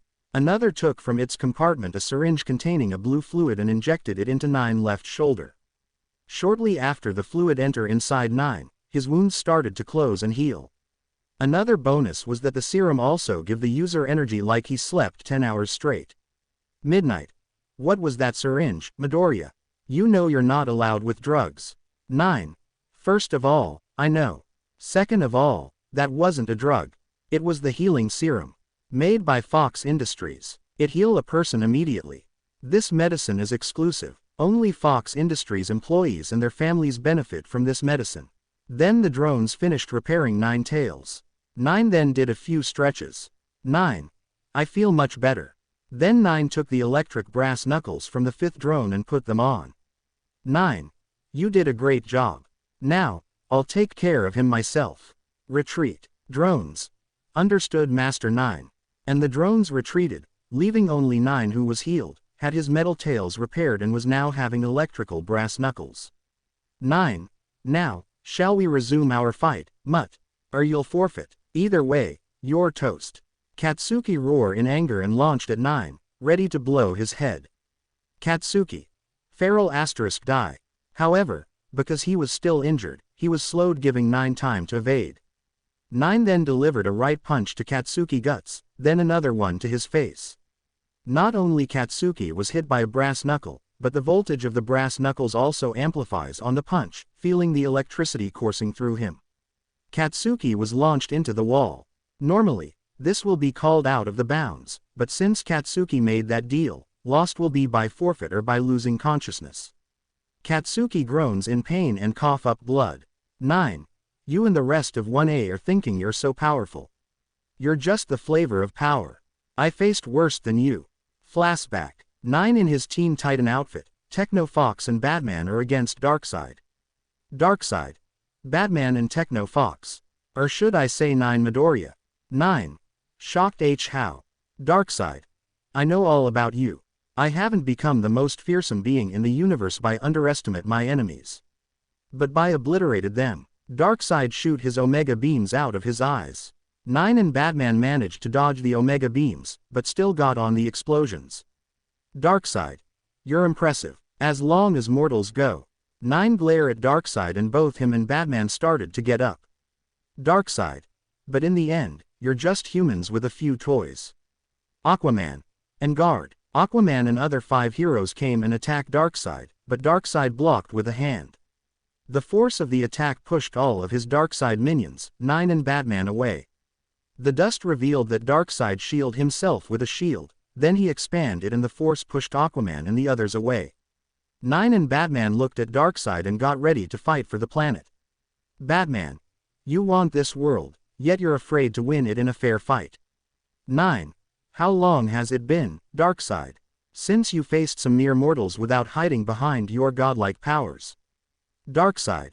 A blatant attempt to taunt me into combat. But in truth it has been an eternity since I've exercised in purely physical force. Crack his fingers and I relish the opportunity. Batman pulled some electrical brass knuckles and 9 wrapped 6 tails on his fists, acting like brass knuckles. 3 on a hand, 3 on the other hand. Darkseid started with a right punch, but Batman and 9 dodged the attack. Batman hit Darkseid straight in the forehead and 9 hit in the chin. Darkseid looked in anger at both of them. He punched Batman and 9 into a pillar. 9. I'm gonna feel worse in the morning. Darkseid came and launched a punch, but both 9 and Batman dodges, making Darkseid to hit the pillar, destroying it. Batman throw his batarangs at him. 9 shoot laser out of his tails. Then 9 and Batman hide for cover from the explosion. The dust revealed that Darkseid was unharmed. Darkseid then punches the ground, making a huge wind that blow both 9 and Batman away along with his ships. 9 and Batman hit the ground. 9, groan in pain, thought, I feel like one of my ribs perforated my left lung. But that's least of my worries.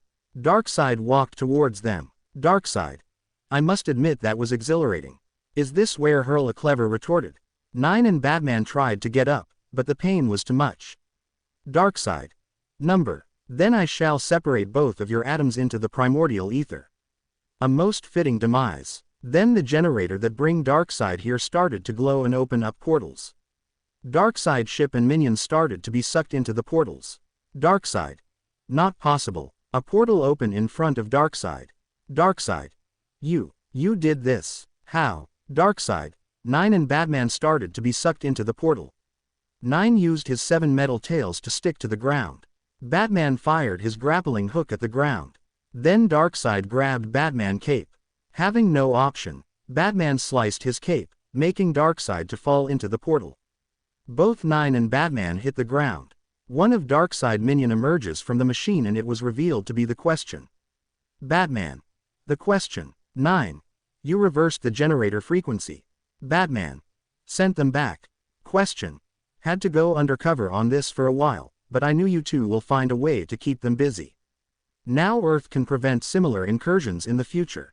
Guy. Great. Can we wreck it now? Batman. Knock yourself out. 9. Ack. Hold his left side. Question. You got a perforated lung and yet you continued to fight, Techno Fox. 9. To lose consciousness. Batman catch 9 before he fall. Batman. You did good, Techno Fox. Flashback end. Katsuki ready to throw another right hook, but 9 read Katsuki like an open book. He easily dodged Katsuki attack and then 9 braked Katsuki arm from the elbow by raising his leg up and slamming into Katsuki right elbow. Katsuki. AAAAAAAAGGGGGGHHHHHH. Many took their eyes from the fight after hearing Katsuki arm bones breaking at 9 kick. Meanwhile with 1A, some of them took their eyes from the fight of the gruesome scene they saw. Deku. The quirkless wimp just broke Katsuki arm. Katsuki couldn't feel his right arm from the elbow down, all he felt was excruciating pain. Katsuki. Cough. 9. You're pathetic. Like I told you, all I need to defeat you is prep time and knowing your weaknesses. Katsuki. Cough. You think talking will get you out of this fight? 9. Fight. No, this is prep time and it's already over 9,000. Something you clearly lack. Meanwhile in DBZ, Vegeta was smiling for some reason. Vegeta thought, why do I feel proud out of nowhere? Back to our world. 9.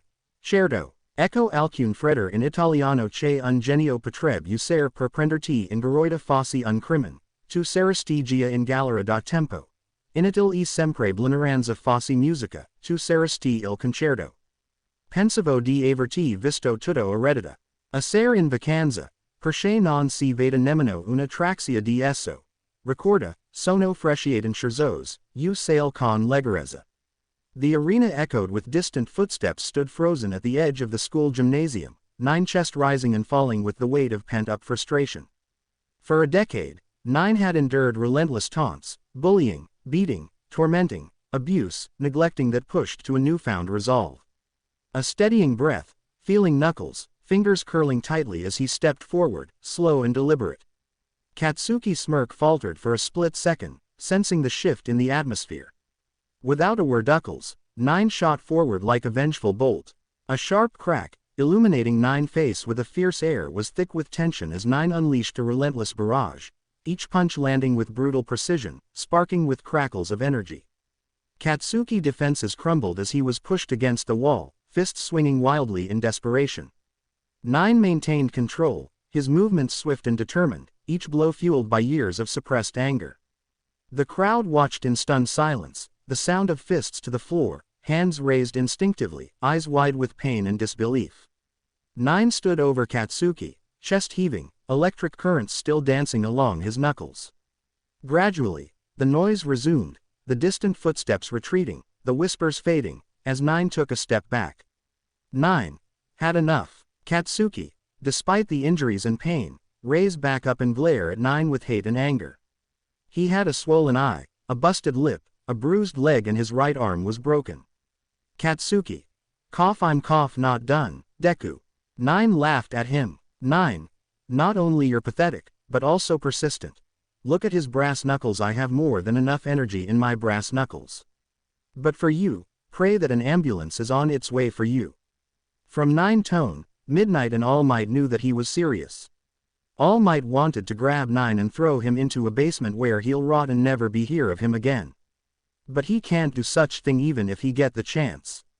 If America find out that their citizen happened to be kidnapped or be killed, Japan will be to blame. Worse, because 9 is an important CEO around the world, this will cause war, and with so many facilities 9 has around the world, chances that Japan will get help from outside are slim.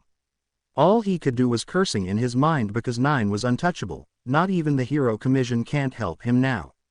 Thought, damn your immunity brat. If it weren't for your useless father Fortune, you'll be death right now. Rix 999. Note. I don't know why in your story, Innovator, Toshinori kept Izuku alive. But here the Midoriya family was known for its intelligence and wealth. Toshinori kept 9 alive until he could find a way to transfer the Midoriya fortune to him and then get rid of 9.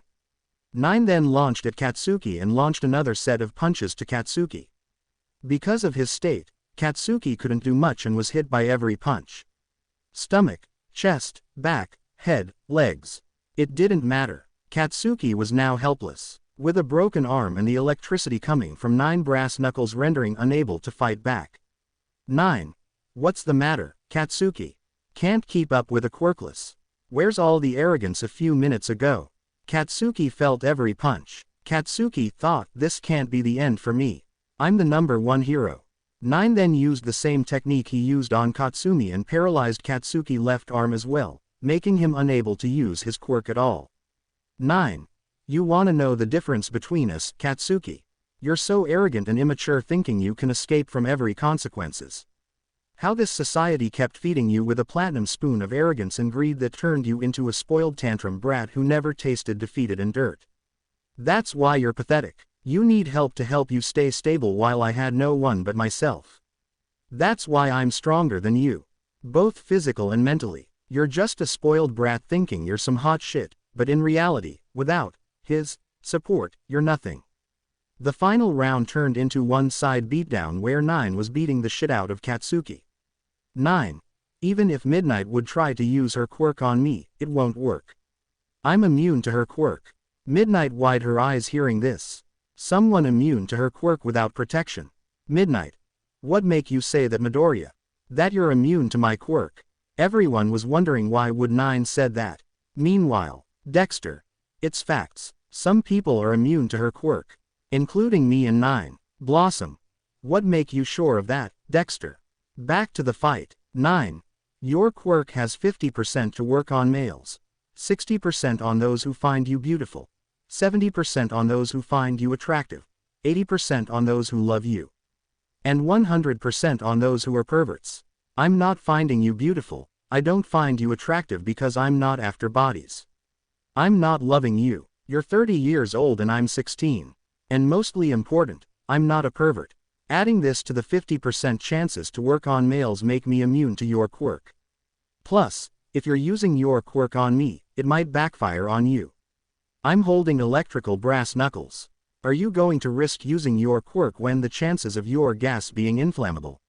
Midnight got silenced. She got outsmarted by a first-year student and her quirk was render useless. 9 then charges at Katsuki and continued the one-side beating. Then 9 used his metal tails to hold Katsuki in place. 9. Isn't this bring back memory, Katsuki? Right, left, right, left, right, left. 9 punched Katsuki repeatedly with his brass knuckles, but Katsuki still didn't give up. He was too stubborn. 9 knew that Katsuki wouldn't accept defeat, so he kept beating him. There was less than 50% power left in the brass knuckles. Meanwhile with 1A, Ejiro and Denki got up and preparing to go and stop 9. Ejiro. I stopped Deku and you absorbed the electricity from his brass knuckles. Denki.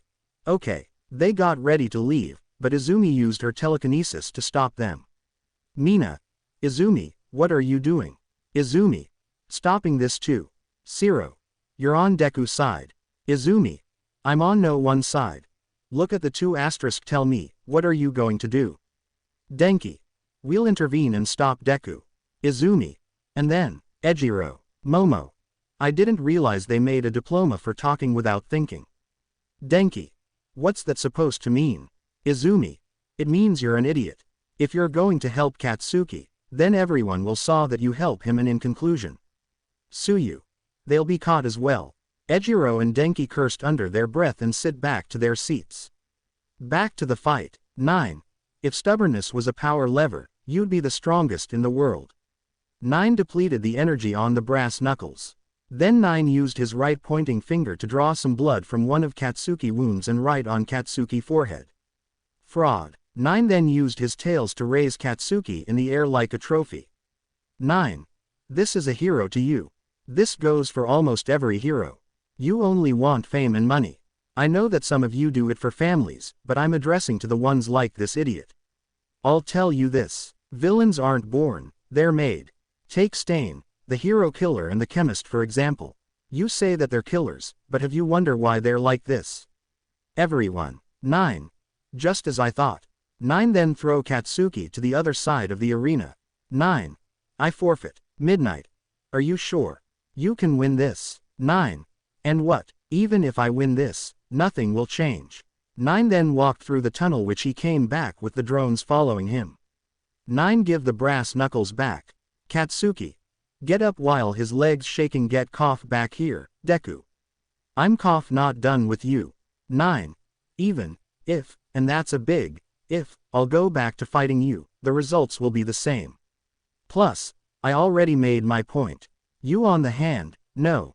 Your fate is sealed, and 9 leave the arena completely. Midnight. 9 Midoriya forfeit. The winner of the sport festival is Katsuki Bakugo. No one cheer for him, not even his own class. After witnessing the proof of what Katsuki did to 9 for 10 years straight, no one wanted to cheer for him. No one pav. If you want a quirk so bad, pray for one in your next life and take a swan dive from a rooftop. The sport festival ended and no one cheer for Katsuki after witness such bullying behavior. Katsuki was rushed to the infirmary by All Might. Inside his room were 5 armored guards, ready to neutralize Katsuki if he tries something. As soon as he wakes up, he'll be shoved into an armored car and taken to Tartarus. As for 9, he was inside a room from the infirmary. Next to him was Dexter, Blossom, Buttercup, Bubbles and Jenny. Dexter. You sure did a number on that mutt. Bubbles. Don't you mean that boy, Dexter? Dexter. Did I stutter? Buttercup. Dexter's right, Bubbles. That boy's a mutt. Jenny. Are you sure you're okay? 9. You used the healing serum. You know the drawback of that. 9. Yes, I know. It can used only one on a month. For the rest of the month I can't use it anymore. Bubbles. Why you can't use it for a month? Dexter. The healing serum is a powerful one. It heal any injury, cut, bruises, broken bones, bleeding etc. It also give the user energy like you sleep for 10 hours straight. But injecting too much can cause heart failure and you can die. Blossom. How do you know that? Dexter? Bubbles. Giggle and joking. Did you time travel? 9. Dexter. Jenny. You did time travel. Dexter. Technically, not us but us. Bubbles. Huh. Blossom. Bubbles. Dexter mean that their versions from the future came and warned them about the healing serum downfall. 9. Yup. And besides, I only did it to have an advantage against Katsuki. If my inventions weren't broken, I didn't need it. Dexter. And we both know that you wouldn't have to use it against that mutt. Both of us experienced worse. Flashback. Megas is having problems with Samantha Mega B. Co-op. Dexter. 9. I believe you need go without me. Dexter. Are you sure about it? 9. We can stay and help you. Co-op. It's not like I can't handle myself. It's just a bug. A giant bug, but it's still just a bug. Plus, you have a princess to save and I'm sure you two prefer the lone wolf. I mean Fox style. All 3 fist bump. 9. Dexter. Take care co-op. Co-op. You two, bros. 9 and Dexter exit Megas and goes to Mandark Fortress to rescue Blossom. Flashback end. Now Nezu was getting several calls from many reporters on how could they allow Katsuki Bakugo inside UA despite his behavior on 9 Midoriya. Worse, the president of USA demand an explanation about this and punishment for Katsuki Bakugo for bullying and torment their respected citizen and CEO. If things weren't solved, America will cut their connections with Japan and many countries will do the same. Right now Toshinori was seating on a chair in front of Nezu. Every battle Toshinori fought, he came victorious and in triumph. He even got out of AFO battle alive. Yet, he felt powerless against a mammal. Nezu just finished his tea and put the cup down. Nezu. Well, would you look at that? Child protection and USA president want explanations. Don't you find that interesting, Toshinori? Toshinori. Sir, if you allow me to. He didn't had to finish because Nezu throw his cup in Toshinori face, hitting him and knocking him down from chair. Nezu. Explain what? How dare you to do something like this under my nose? Toshinori. But sir, my stepson is working for AFO. We need to stop this. Nezu. Again with this. Alright, I'll play your game. You say that 9 Midoriya, CEO of Fox Industries is working for AFO. Toshinori. Yes sir, I'm 100% right. Nezu. Then tell me this. If he knows where you live, why didn't he told the villains where are you living or your secret identity? Toshinori. Excuse me, Nezu. Why would Midoriya tell the villains about the USJ trip when he could tell them to come to your house when you're asleep?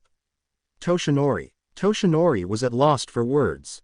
It will make sense for 9 to tell the villains about his home address. Toshinori. Maybe he did that to not look suspicious. Nezu. You realize that if you're wrong, America will declare war. Plus, with Midoriya facilities around the world, Japan won't be getting any outside help. And I did an investigation. I asked Hawks to keep an eye on 9 Midoriya. And look at this. Nezu throws some photos at Toshinori face. All of the photos were about 9 working at his company, volunteer at dog shelters, orphanage and hospitals. Also photos of him taking Eri to carnivals, festivals etc. Toshinori. Who's that little girl? Nezu. His daughter, Eri Midoriya, and don't even think to take her from 9. Because if America find out that his daughter will be kidnapped in Japan, the same thing will happen. Toshinori couldn't reply. He indeed was planning to kidnap Eri or one of his friends and force 9 to confess. Nezu. Now back to our business. Katsuki Bakugo will be expelled from UA, blacklisted from every hero school. Toshinori. But sir, we can't do that because of a misunderstanding. Nezu. Misunderstanding. Bakugo has never showed any sign of heroism ever since he entered UA. He attacked Toyotaro from 3rd year support course when he warned him about the gauntlets and you pay him for a lawyer for Bakugo. He injured Kendo in the semifinals. In the race he injured some of the students because he didn't hold back. At the fights he acts feral and uncontrolled. In my opinion, Bakugo is no hero.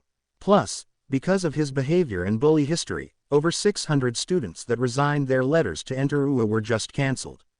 Plus, 1st, 2nd and 3rd years are now ready to drop off UA because their parents said, and I quote, "We don't trust our children with a villain like Bakugo." Quote, Toshinori. I know that what Bakugo did was bad. But with guidance he can become a great hero. Nezu. So, are we going to let Bakugo stay in UA despite his past and sacrifice over 600 students? Toshinori. Nezu. Just as I thought. And you won't be escaping unpunished. Toshinori. What did I do? Nezu then showed Toshinori his computer screen and he paled. It was footage of him sabotaging the matches and put 9 to fight 1A class strongest. Toshinori. How? Nezu. Ever since you accused Midoriya of sabotaging Bakugo gauntlets I became suspicious. That's why I asked Power Loader to ask Midoriya to make him a scraplet as well. But the scraplet was built for me. I used and it got me this footage. Toshinori. But, sir. Nezu. What, are you going again with that story of Midoriya working for AFO? Toshinori. Yes, Nezu. Despite the evidence of Midoriya not working for AFO, you still think that. But tell me, what if you're wrong and America find out that you accused their citizen for villainy? And even if Midoriya is working for AFO, why do you think he'll do that? Toshinori. Nezu would want to kick Toshinori out of school, but he couldn't because despite Toshinori being a bad person, All Might was a respectable hero. And he's caught in the middle between two choices. Punish Midoriya for releasing such a video in the middle of the finals or punish Bakugo for his bullying past and suicide baiting. If he punish Midoriya, then UA might be shutting down because of how many students will quit or transfer UA, and after America find out that they punish him for that, Japan will lose America as an ally in many other countries. Worse, if UA is shutting down, 9 wouldn't have any restraint to not reveal OFA's secret. If he punish Bakugo, then UA will be under surveillance check 24/7. Normally, he'll expel Bakugo right away without a second thought. But Toshinori signed his recommendation letter before coming to UA and it wasn't under All Might, but under Toshinori Yagi. Nezu. Sigh asterisk is there anything else you aren't telling me? Toshinori was quiet. There's a lot more than that. On how he knew the bullying and pay Aldera to let it happen. On the sabotaging grades. On the thing with trying to steal the Midoriya fortune. On how Night Eye shoot a bullet at 9. On how he ordered the destruction of 9 inventions to destroy his chances. He couldn't even make his stepson to change his mind. Flashback. 9 was leaning on a wall in the infirmary. His room was far from Katsuki to prevent something from happening. In front of him is Toshinori, but not in his All Might persona. 9. I'm not going to let Katsuki go. I'll let the video on. Toshinori. Are you going to destroy Bakugo future because of a grudge from the past? 9. D's. Toshinori. D's. 9. D's nuts. 9 laughed at this because he caught Toshinori off guard. Toshinori on the other hand wasn't amused. 9. That was so funny. I can't believe I got you so easily. And what you called grudge, I call it justice. Because that piece of shit is nothing more than a scum. And if it were after me, I'll tie Katsuki on a table and place a cage with a rat and light a candle on top of the cage making the rat to eat through Katsuki to escape. However, Toshinori didn't like the tone nor how 9 talked to him. He walked towards 9 and released his aura, but 9 wasn't affected because he faced worse. Toshinori. You know who I'm. I can ruin your life and everyone close to you. That boy with orange hair, gloves and glasses. The girl from 1B. You don't want an enemy out of me. You'll tell everyone that those videos were fake and I'll grant you any desire you wish. However 9 started to chuckle until it became a laugh. 9. Oh, how naive you are Toshinori. Let me tell you something. This thread is like your head, empty. That boy name's Dexter, a genius like me. Like me, he can also hack into your history and you're exposed and no, he doesn't know about OFA. Also, you said I don't want to have you as my enemy, but that's the other way around. Toshinori. What's that supposed to mean, brat? 9. First of all, the name's 9. Second of all, I'm one of the richest, most successful and no person in the world. While you're known only in Japan. Oh, by the way, Star and Stripe know what you did. But I asked her to not tell anyone. Toshinori growled in defeat. While he's the #1 hero in Japan, this brat is known around the world. If he dare to try something like ruin his life, 9 can do it 10x worse. 9. Fine, I'll play your game. I'll tell everyone that those are fake videos. But you have to fulfill my demands. Toshinori. Smirk. That's the spirit. I'm glad we came to an understanding. 9. First demand. Give me back my father. Toshinori. 9. Second demand. Give me back my 10 years that were destroyed by your bitch of a daughter and her friends along with everyone you paid to join. Toshinori. 9. Third demand. Go to Alive as All Might and revert back to your skeleton form. Toshinori. 9. Fourth and final demand. On that live, tell everything you did to me. Toshinori got silenced after hearing those demands. No matter what he does, he lose. It's a lose-lose whatever he choose. If he doesn't fulfill those demands, Bakugo is going to prison. If he does, which are impossible, but if he does them, then him and everyone will be caught in what happened for 10 years. 9. I can't kill you. But I'm going to make your life worse than death. 9. Then leave the infirmary. Flashback end. Toshinori. No sir. Nezu L. Sigh very well L. You're good to go. Scene change. Katsuki was holding by 4 armored guards and ready to be sent to prison. He wore quirk-canceling cuff. Foam was exiting his mouth. The guards were ready to throw him into the car. Then, wait. The guards turned and saw 9 with a pistol. Guard 1. Mr. Midoriya. What are you doing here? 9. I cannot allow you to let him go to prison. 9 loaded the gun. The guards pointed their guns at him. Katsuki was smirking because he thought the guards will kill Deku, but wasn't the case. 9. With his quirk. Guard 2. Huh, what do you mean? 9 Take the content from the gun. It looked like a dart bullet. Note. If he made the bullets like how Overhaul did, it might cause problems. And yes, 9 use Eri to create bullets, but instead of her blood, it's hair. 9 took hairstyle lessons and give Eri haircuts and the hair is collected by 9. 9. This is one of my new invention. I started to work on it while I was in America. But I managed to create only one. This bullet can destroy a person's quirk cells resulting in the person becoming quirkless. I'm not taking any chances if this mud is escaping. The guards nodded and get distance. 9 Then shoot Katsuki with the bullet.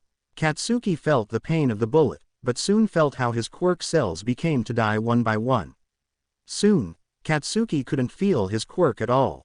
9 Then used his metal tails to unlock Katsuki quirk-canceling cuffs. 9. Enjoy your life now, mutt. Katsuki then launched at 9 and tried to blow his head. Keyword. Tried. But no explosions came out. Katsuki. What did you do to me, Deku? 9. I destroyed your quirk. The same quirk you used to hurt me. Now you're quirkless as well. You can take it from here, officers. Officers. Okay. The officers took Katsuki, who was barking, yelling nonsense. Scene change. 9 was now walking through the halls of UA. He pulled his phones and checked the article he created about Aldera. The views skyrocketed after exposing Katsuki. 9. Never thought that it will reach this high. Stop it right there, Deku. Knowing the voice, 9 turned and he saw Katsumi and the rest of 1A along with Toshinori and Inko, except for Izumi and Momo. Katsumi woke up a few minutes ago after her brother was shot by 9 and his quirk destroyed. Flashback. Katsumi started to open her eyes. Katsumi. Where am I? Mina. You're at the infirmary, Katsumi. Katsumi closed back her eyes because of the ceiling light and opened slowly to adjust to the light. Katsumi. What happened? Kyoka. After Deku defeated you, you lost consciousness. The festival ended. Katsumi looked around, but she didn't saw her brother. All she saw was her classmates, Toshinori and Inko. Katsumi. Where's my brother? Inko. Sad dear. He's going to prison. Katsumi. What, Denki? Keep it down. You don't want to cause mayhem. Katsumi. Okay, but why brother's going to prison? Ejiro. It's Deku's fault. Shoto. In the fight with your brother, he published everything that happened for 10 years. Everything Katsuki did, Shoka. Then he used brass knuckles to beat your brother. Ochako. Despite Deku forfeit the match, he won because your brother was disqualified, expelled and sent to prison. Katsumi. Uncle Might, couldn't you do anything to prevent that from happening? Toshinori. I tried, but the other option was worse. Zero. How worse we talking about? Inko. If Katsuki would have been let unpunished, then UA would have to be shut down. Suyu. Why? Toshinori. Because over 600 letters from children's for the next year application were cancelled and their parents said that they don't want a school that has students like young Bakugo. Inko. And the same goes to students from different courses. Their parents said that they'll drop their children's from UA if we don't do anything with Katsuki. Toru. It's all Deku fault. When I get my hands. Toshinori. I want that too. But we can't do anything. Mina. Why? Inko. If we dare to mess with him and America find out, the result will be war. Katsumi grit her teeth and exit outside with the rest following her. Flashback end. Katsumi. You fucking Deku. You dare to play with us like toys. 9. Didn't you do the same to me? Katsumi shut her mouth and glare at 9. Mina. You went too far, Deku. 9. Nope, I went to the exact way. Now, because Japan only care about quirks, no one will help him. Ejiro. You fucking Deku. I'll. 9. You'll what? Join Katsuki too. If you dare to lay a finger on me, I'll tell everyone about you all. One by one. Katsumi. You play with us. Flashback. 9 was inside Nezu's office. To his left was Eraserhead and to his right was All Might. Around the room was the rest of UA teachers. Nezu. An interesting way you displayed at the sport festival. I suppose you have other stuff to display, am I right, Midoriya? 9. Stay tuned and you'll find out. Nezu. I expect nothing less. But at the finals, Midnight heard you say that all you need to beat everyone is prep time and knowing the weaknesses. 9. Yes, that's right, Nezu. Let's test it. Defeat present Mike with only prep time. 9. Gladly. All I need is a recording of him screaming. Mike. How's that going to defeat me? 9. I create a megaphone and put the recording of your scream in reverse. Mike. Why? 9. The attacks will clash and cancel each other. Once your quirk is render useless, taking you down will be easy with some martial arts. Eraserhead. I told you to take boxing lessons, Mike. Nezu. Impressive. How about 13? 13. Me. 9. I'll take the idea from USJ. I create a portal device and once you activating your quirk, I activate the device and you'll be sucking yourself. Nezu. Okay, pause at that. 9. Yeah, it didn't sound good when you say it loud. Nezu. Anyway, you're impressive, and congratulations for winning the sport festival. I see you trained hard. Here's the transfer documents for hero course. Nezu handed 9 the documents. 9. Are this all the papers? Nezu. Yes. 9. Thank you. Then 9 throw the documents into the fire, shocking everyone. 9. Sorry, but it started to get freezing here. Flashback end. Katsumi. Just how long are you going to play with us? Shoto. What are you planning, Deku? They couldn't take it anymore. Beating Katsuki in Aldera, coming to Ua and making them feel like standing on thin ice, sabotaging Katsumi and Katsuki gauntlets, threatening her, posting that stupid article, beating Katsumi, humiliating Tenya, resetting Shoto quirk, exposing Katsuki on a live around the world and destroying his quirk. 9. Katsumi, when did I said I want to be in the hero course? Silence, that was all you could hear. They never heard him saying he wanted to transfer to the hero course nor he wanted to be a hero. That's what they thought, but if the sport festival wasn't the end, then what was it? 9. Why would I want to be a hero when I'm already one? Sato. You, a hero? That's funny. 9. Really? I created Fox Industries. I created cure for cancer, prosthesis limbs, artificial organs and many inventions that saved millions of lives while you'll barely save a few lives. Oh, good luck with getting Katsuki out of prison because if you try something, you'll be caught because if you'll help him, you'll fall with him. And since Japan care about quirks, no one will want to help him now. Not even the villains will want to help him. 1A glare at him because it was true. If they decided to help taking Katsuki out, they'll be caught in the crossfire and after a little investigation, they're going to be exposed. Toshinori. I'll help Bakugo and then give him OFA. You'll see, brat. 9. Oh, I don't think so. Because the bullet had also adjustments by me. Not only it destroy the quirk, but it also make the body to reject any quirk from receiving. Inko. You did what? 9. To explain for some with lower intelligence. I destroyed his quirk cells with that bullet. Not even if he's given a quirk by someone won't work. His body will reject it. Inko. Activating her quirk you'll stay away from Izumi. Toshinori. Glare you won't use your bullets on her. However, 9 find their threats empty. liked their heads and started to laugh, worrying them. 9. How idiots you are. Do you think I'll waste a bullet that requires a lot of work and not working? Inko. What? 9. Izumi has 2 quirks. And the bullet can only destroy 1. They wide their eyes at it. 9. There are 4 options this could go if I choose to shoot Izumi. Option 1. The bullet erase OFA and Izumi remains with her telekinesis. Option 2. Her telekinesis is erased and she remains with OFA. Option 3. Both of her quirks will be gone. Option 4. The bullet doesn't work because of her 2 quirks. They sunk into that information. They never heard or saw those kind of bullets before. Note. 9 made a clone of Overhaul after he killed him and attached a vest bomb to the clone. Then the clone detonated itself on the streets while keep saying that his experiment failed. 9. Oh, yeah. Toshinori, prepare. Because once I finish UA, nothing stopped me from exposing OFA's secret. Toshinori. You wouldn't dare. 9. And why not? After all, UA doesn't have any company or teaching spots. Once I finish UA, the deal is often nothing stopped me from doing it. And there's a lot of loopholes in that deal. For example, a few days before the sport festival, Momo tried to bribe me and to make me transfer to Shinkatsu. Silence. 9. You ruined my life for 10 years straight. I'm gonna the same to you. All of 1A, Toshinori and Inko felt nothing but terror and couldn't stop feeling fear. 9 Then leave home. Scene change. Nighttime. Hitoshi Shinso was at the location 9 told him. Flashback. Hitoshi is inside his locker room after he lost against Izumi. He lost his chance to show everyone that he can become a hero. You're pathetic. He turned and he saw 9 leaning on the door frame. Hitoshi. What did you say? 9. I say you're pathetic. Instead of feeling motivated and try harder, you sulking in defeat. You need to feel motivated and try harder.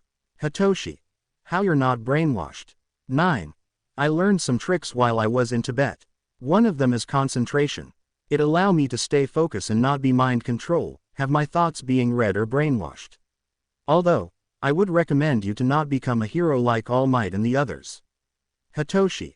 Why not? 9. Once you saw the truth nature of the heroes, you'll understand. But, 9 took a piece of paper and write an address. 9. Come at midnight here and we'll talk. Flashback end. Hitoshi saw that the location was an abandoned warehouse. Hitoshi. I knew it was a joke. 9.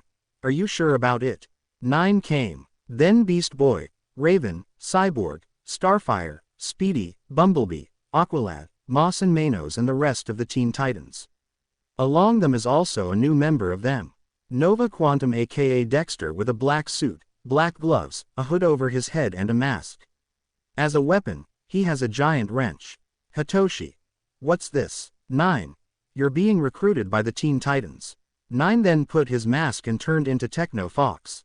Then he pulled a communicator and give it to Hitoshi. 9. You're one of us now. The next day, 9 woke up and eat breakfast with Eri and the rest of his bodyguards. Then the door bell ring. Rappa.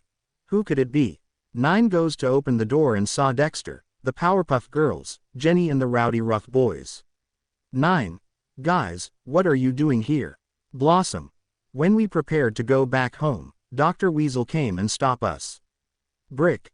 He told us to stay in Japan for a couple of time and he also told us to come to your house. Dexter. For me, he make me a guest student at UA. 9. Does that mean? Dexter. Smile yup. We can hang out more 9. 9. But why? Then Weasel came on his hoverboard. Weasel. I can answer it 9. But first, we require your facility. Don't worry, we know you're the chemist. 9. Shocked how? Weasel. Batman is not the only one who's a detective. Now, can you please let us in? 9. Sure. 9 let them inside and told his bodyguards to stand down, which they nodded. Then 9 used his metal tails to open the elevator that takes them underground. To open the elevator, 7 points that need 9 metal tails are required. 1 in the ceiling, 2 on the floor, 2 on a wall and other 2 in the other wall. Soon, the elevator turn on and it take them. Once they got down, the floor appear again. Flashback. In the shadowed alleyways of dull glow of flickering neon signs, a lone figure moved with calculated precision. Known only as the method's blended science and craft, his weapons often unconventional, his tactics unpredictable. The hard mineral hero, Nether finished his shift for today. The chemist saw through the facade and would leave no doubt about his lethal intent. In a concealed alley, the chemist carefully laid out his arsenal, an array of thin, nearly invisible strings woven meticulously between P-posts, almost like a web. These strings, coated with a potent, fast-acting chemical compound, were designed to tighten and release at his command. He then retrieved small glass vials filled with reactive chemicals. These vials were engineered for maximum effect, an acid that could quickly burn through fabric and flesh alike. As Nether entered, boasting loudly about his latest heroic deed, hidden in the shadows. When the moment was right, strings, which swung down swiftly, entangling the hero's limbs and torso. The strings, tinged with a reactive chemical agent, caused the weaken and splinter upon contact. Simultaneously, the chemist hurled the chemical vials with precision. One shattered on the hero's chest, releasing a caustic mixture that burned through protective gear, leaving a trail of blistered flesh and searing pain. Another vial contained an explosive agent that ignited upon contact, engulfing parts of the costume in flames. Caught in the deadly web of chemicals and reinforced strings, Nether struggled violently, but the combination of physical entang sealed his fate. As the end of the corrosive liquid seeped into his wounds, the false hero's resistance a final calculated move, the chemist melted back into the shadows, leaving behind a silent, deadly his ruthless mastery of chemistry and ingenuity. The alley quieted, grim reminder that sometimes, the most lethal weapon lies not in brute force but in the precise blend of science and strategy. Flashback end. No one pav. In the cozy kitchen of his house, Nine stood next the stove, as gentle as he prepares to cook a classic Italian carbonara. The small piece of guanciale, the knife clinking softly against the chopping board, cutting the rind and into pieces. With a focused expression, he put the pot of boiling water bubble steadily, ready for the spaghetti.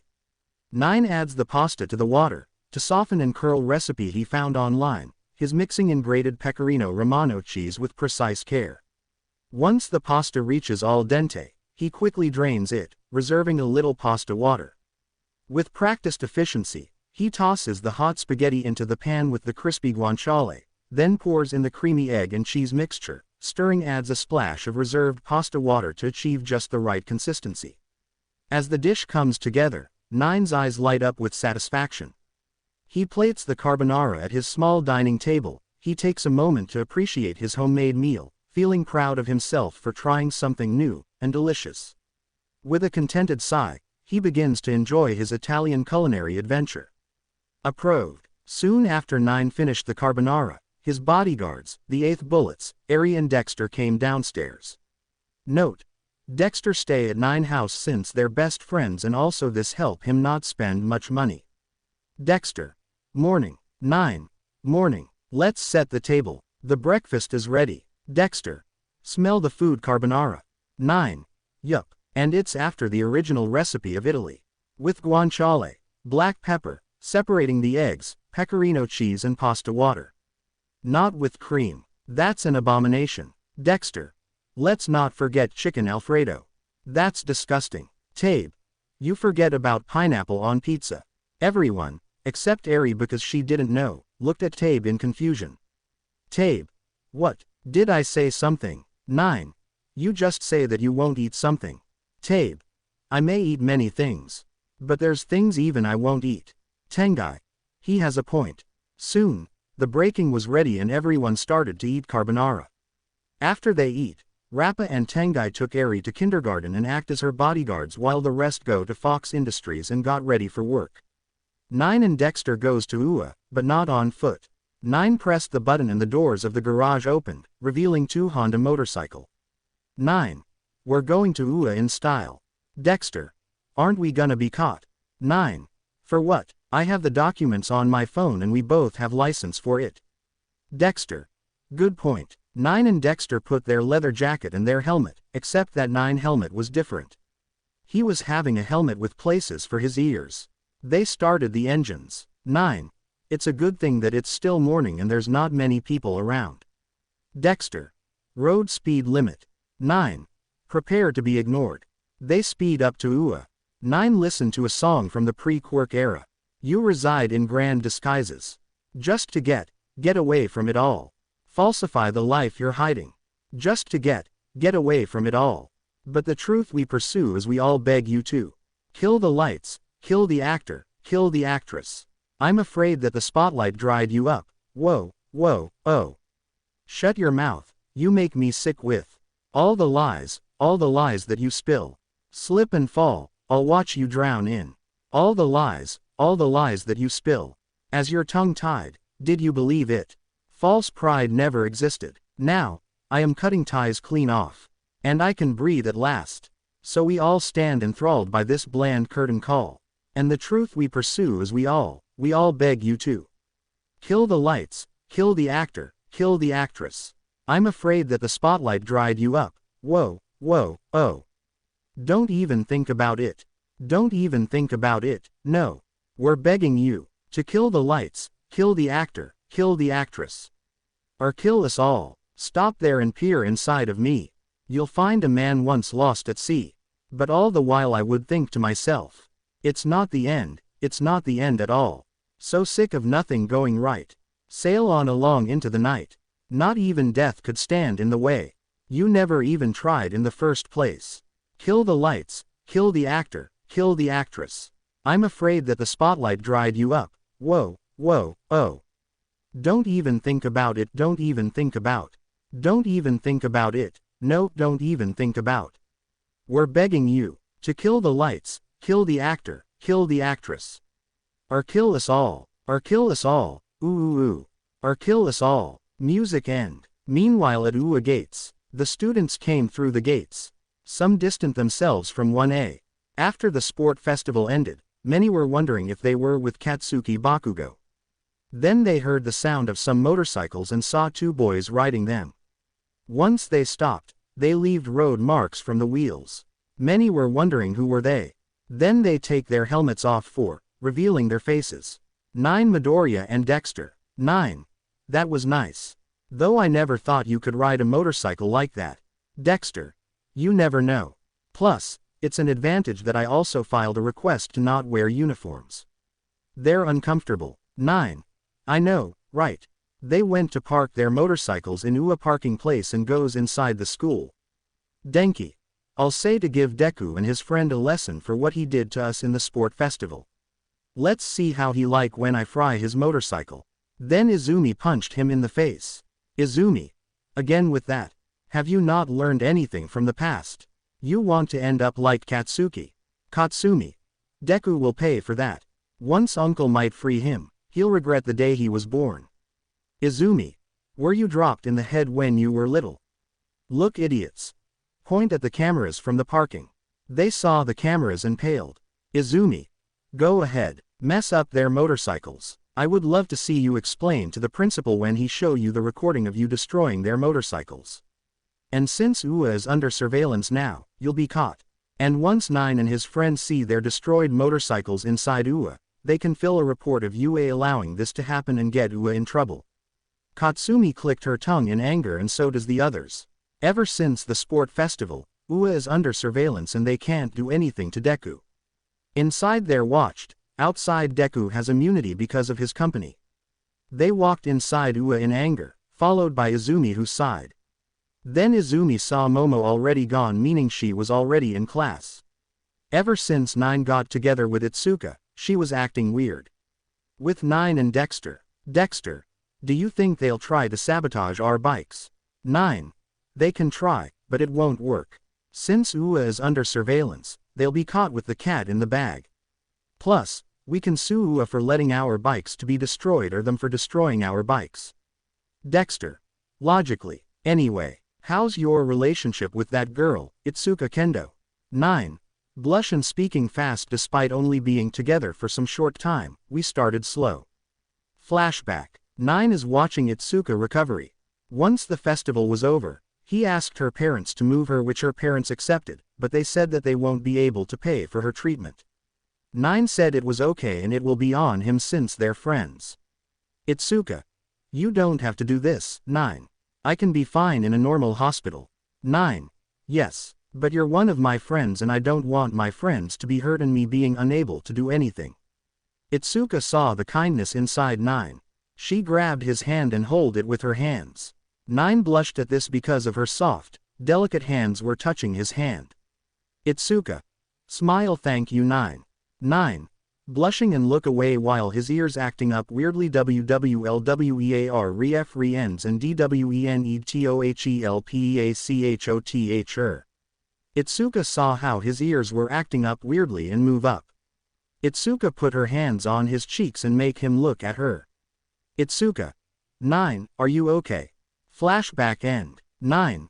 Then we started to hang out more and eventually got together, but we started slowly, we don't rush things. Dexter. Good to hear. But when you'll be asking her out? 9. 5 minutes after you ask Blossom out and don't worry about money, it's on me. Dexter. You don't really have to. 9. I know, but I want to. Duck. Dexter. Duck. 9 dragged Dexter down and dodged something moved fast. You have good reflexes, kid. 9. Thanks, Gramps. Dexter. Can someone fill me in? GT. Who are you? 9. Gramps, this is Dexter. My best friend from America. Dexter. This is Gran Torino. He's a pro hero in Japan and my grandpa. Dexter. Is he like them? GT. Number. They even lied to me about 9. After both him and Izumi hit 4 years old, they told me that he disappeared, but they didn't even reported it to authorities. Which was odd. Then they lived their lives like nothing happened. And 10 months ago I was invited in America where I meet 9 again and explained everything to me. From that day, I cut ties with them. 9. And now they think it's my fault for telling Grandpa that. GT. But what are you doing if they'll attack you? 9. Then I'll deploy my contingency plans and my prep time will be ready. Dexter. You start to sound more and more like Batman. 9. I'll take that as a compliment. It was nice seeing you, Grandpeas. GT. You too, kid. It was nice knowing you, Dexter. Dexter. Same. They separated each and go on their way. On their way to their class, Dexter was moved to the same class as 9. They saw Izumi and her group, which consisted of Katsumi, Shoka, Shoto and Ejiro Kirishima. 9. Is this some group reunion, Izumi? Dexter. I believe you're far from your class. Then Katsumi walked in front of them and glared at 9. Katsumi. Glare, you have some nerve coming here after what you did. 9. Raise his metal tails and activate the lasers. I'll watch that mouth, Katsumi. You don't want to share your brother life. Dexter. Activate his power gloves and point a proton missile at Katsumi. I'll take 9 advice if I were you. Katsumi. Do you even know what you did to our friend, Deku? 9. Charge up the lasers, watch that tongue, Katsumi, or I'll put more holes in your body. But please, elaborate, Shoto. It's your relationship with that girl from 1B, Deku. 9. And since when is my life and relationship is your concern? Last I checked, you didn't give a damn about me. Why should I give a damn about you? Katsumi. You think you can understand, Deku. Momo liked you since you were little and now you don't even acknowledge her presence and started dating man hands. Do you know how broken is Momo now? 9. First of all, Katsumi. To hell with Momo and to hell with all of your class, Toshinori and Inko. Second of all, love is two-way street. Momo might like me, but I don't like her. After what you did, you expect me to just forgive her. Yeah, I'll forgive you for the 10 years that you've ruined my life. Oh, you want me to be together with you? Great idea, I'll love to be together with one of my bullies. Not. Flashback. 9 is working on another invention. A hologram projector. A few days passed since the USJ. Now 9 was working on one of the days where he was allowed, because after that, UA will be giving everyone some time off to prepare for the sport festival. Then the door opened, revealing a girl with long black hair, tied in a ponytail, black onyx eyes and wearing the UA uniform for the females. Momo. Hello 9. 9. Not even looked at her. If you're looking for some gears, you got the wrong guy. Now, scram. Momo. I didn't come for gears. I came to talk with you, 9. Like old times. 9. Thought, control yourself 9. Don't forget the Tibetan monks' lessons. 9. Sarcasm sewer. Momo saw that 9 wasn't even looking at her. Momo. What are you working on? 9. At a new invention. Momo. That's good. I like them by the way. 9. Your hero costume, UA uniforms, your place at the hero course and the fact that everyone treat you like top dogs. Obviously. Momo. I meant your tails. Your twin tails were always great. But the metal ones, is like you have extra hands. 9. Sarcasm while still not looking at her, focusing on his invention. Aha. Momo. Can you please turn around to have a talk face to face? In that moment, 9 stopped working on his invention, turned around and glared at Momo. He threw the wrench he was having in his hand at her, but she managed to dodge it in time. 9. Oh, I didn't realize it that you were demanding things from me because you're the heir of the Yaoyorozu. What else do you want me to do? Get on 4 and clean your shoes with my tongue like in Aldera. Be your personal punching bag. Be your lapdog. Be your slave. What do you want? Momo. 9. You ruined my life together with your entire class and with your parents. And you think if you came and talk with me like nothing happened, I'll forget about everything. Well, news flash. I won't. I never done anything to any of you. But you did this to me. Lift his sleeve up, revealing his scars. Momo fall from her chair. I'm sorry. I was young and stupid. 9. You weren't young and stupid. You were selfish and egotistical. Now leave before I lose whatever sense of self-control I have left and shove a rocket inside your ass. Momo. But, 9. Leave. Momo get up and she leave 1H class is sad. Flashback end. Katsumi. She was trying to talk to you, Deku. And you treat her like that. Who do you think you are? 9. Someone who had enough of your bullshit every day and decided to fight back. And I suggest you to get the fucking hint, Katsumi. Otherwise you'll end up like your brother. In prison, without any quirk and probably drop the soap. Ejiro. Harden and gets in front. Don't even think about it, Deku. 9. Oh, look at that. Dexter. Izumi new lapdog is getting ready for a fight. How adorable. Do you have treats for him, Izumi? Izumi. What? 9. I mean, it was kinda obvious that Izumi also has a new lapdog. I already see Endeavor Jr. glaring at Discount Elfman. Ever since the mutt was arrested and taken to prison, Endeavor Jr. thought that he'll be able to swoop in and try to confess to Izumi, but Discount Elfman beat him to it. And Endeavor Jr. remained with only his right or left hand. But, weren't you together with the porcelain bitch? Dexter. I believe he can't do that either. If he use his right hand, he'll freeze his thing. If he uses his left hand, then he'll burn it. Despite having a quirk, they're disadvantaged by many things. In anger, Shoto launched and grabbed 9 by the collar. Shoto. Shut up, or all. 9. Unfazed asterisk or what? What are you going to do? Use your quirk on me. Do it. Inside UA where is under surveillance. Where you'll be caught red-handed.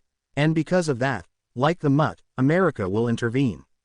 And one little investigation or me exposing your pathetic ass and boom. Your life will be over. Also, you forgot about Dexter. Who has a missile at your head? Shoto turned and he saw Dexter pointing his glove with a missile at him. Dexter. Do you want a missile? Having no other option, Shoto let go of 9. 9. By the way, Izumi. Did you know that Toshinori doesn't love you? Izumi. Hat. Shoka. Don't even think to compare yourself to Izumi, Deku. Uncle might love his daughter. 9. Oh really? Tell me, Izumi, shouldn't be awesome to be born with a quirk. All Might praised you and he give you his quirk as well, Ofa. Don't you think what'll happen if you got more of his genes? Izumi. Hat. 9. Come on, Izumi. Surely you're not that stupid. I mean compared to me, you're kinda stupid compared to my IQ. You got Inko quirk, but what about Toshinori?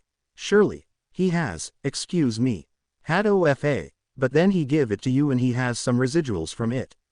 Which means he's quirkless, like me, but let's not change the subject. Izumi here has Inko quirk and OFA. Which beg the question, what if Izumi was also born quirkless because of Toshinori who's also quirkless? Izumi, Shoto, Shoka, Katsumi, Ejiro. 9. That's what I thought. Toshinori didn't give OFA to Izumi because she's his daughter. He gave it to Izumi because of her quirk. But if she had refused it, then who would have taken back then? Dexter. A valid observation. 9.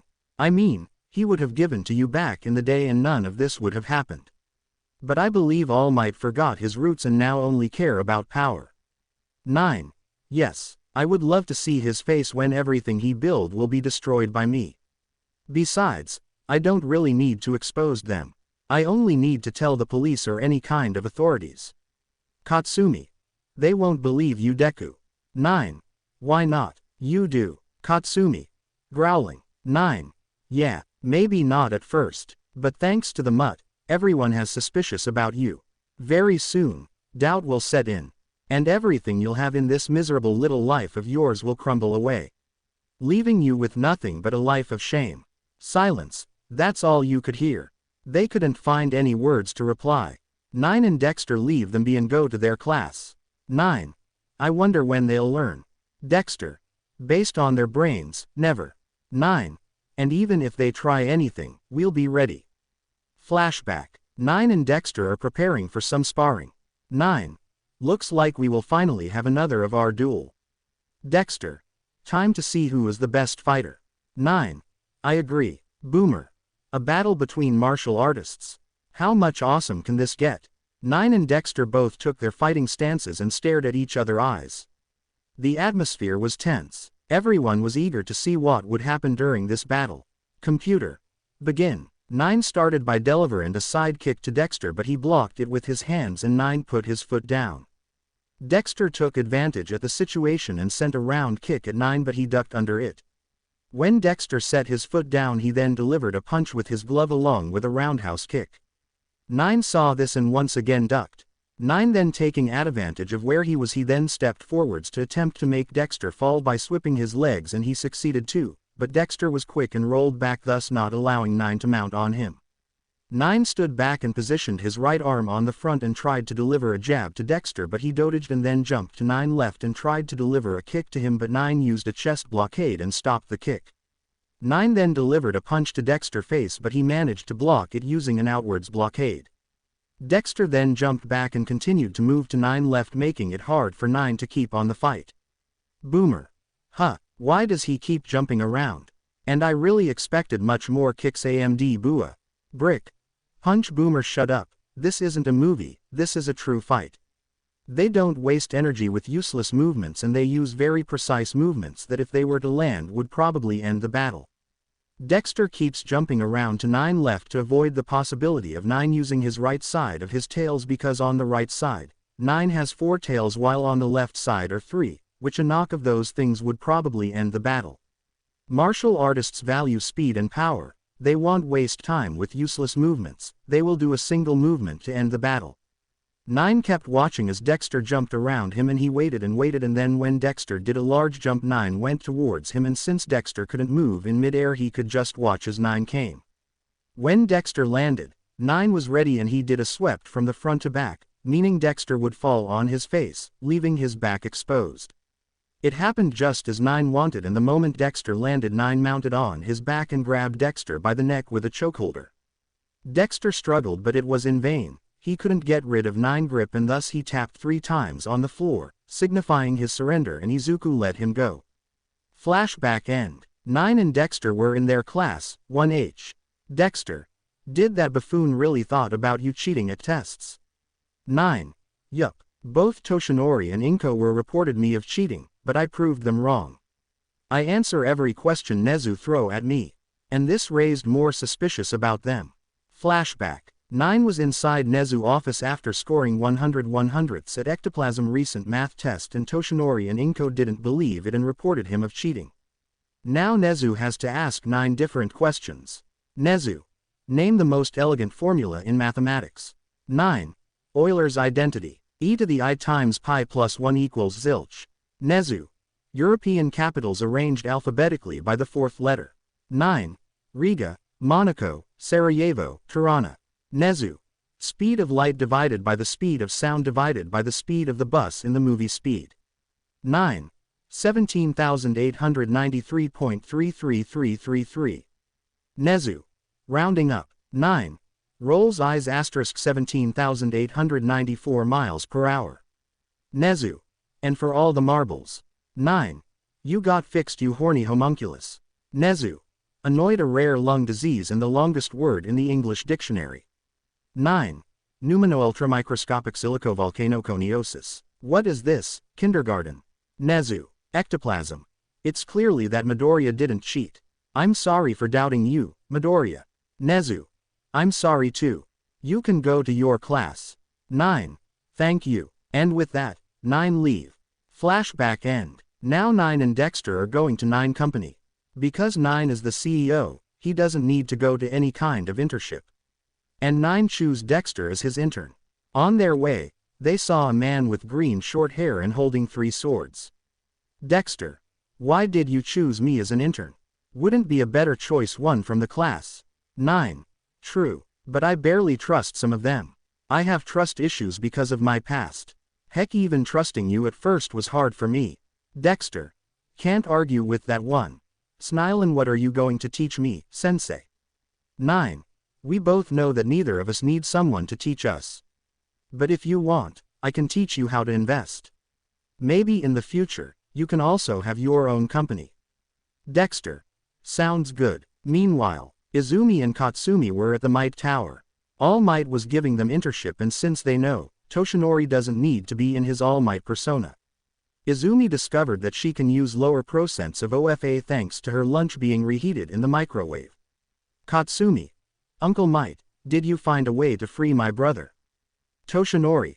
Unfortunately, no. I tried everything, but that brat signed the documents for life in prison. And since he has more power than me, I can't do anything. The best I can do for him is house arrest for life. Katsumi. Damn you, Deku. Time skip thanks to Snow White Kurumi. Izumi, Shoka, Shoto, Katsumi and Tenya were paralyzed from Stain quirk. Stain walked towards Native and ready to finish him.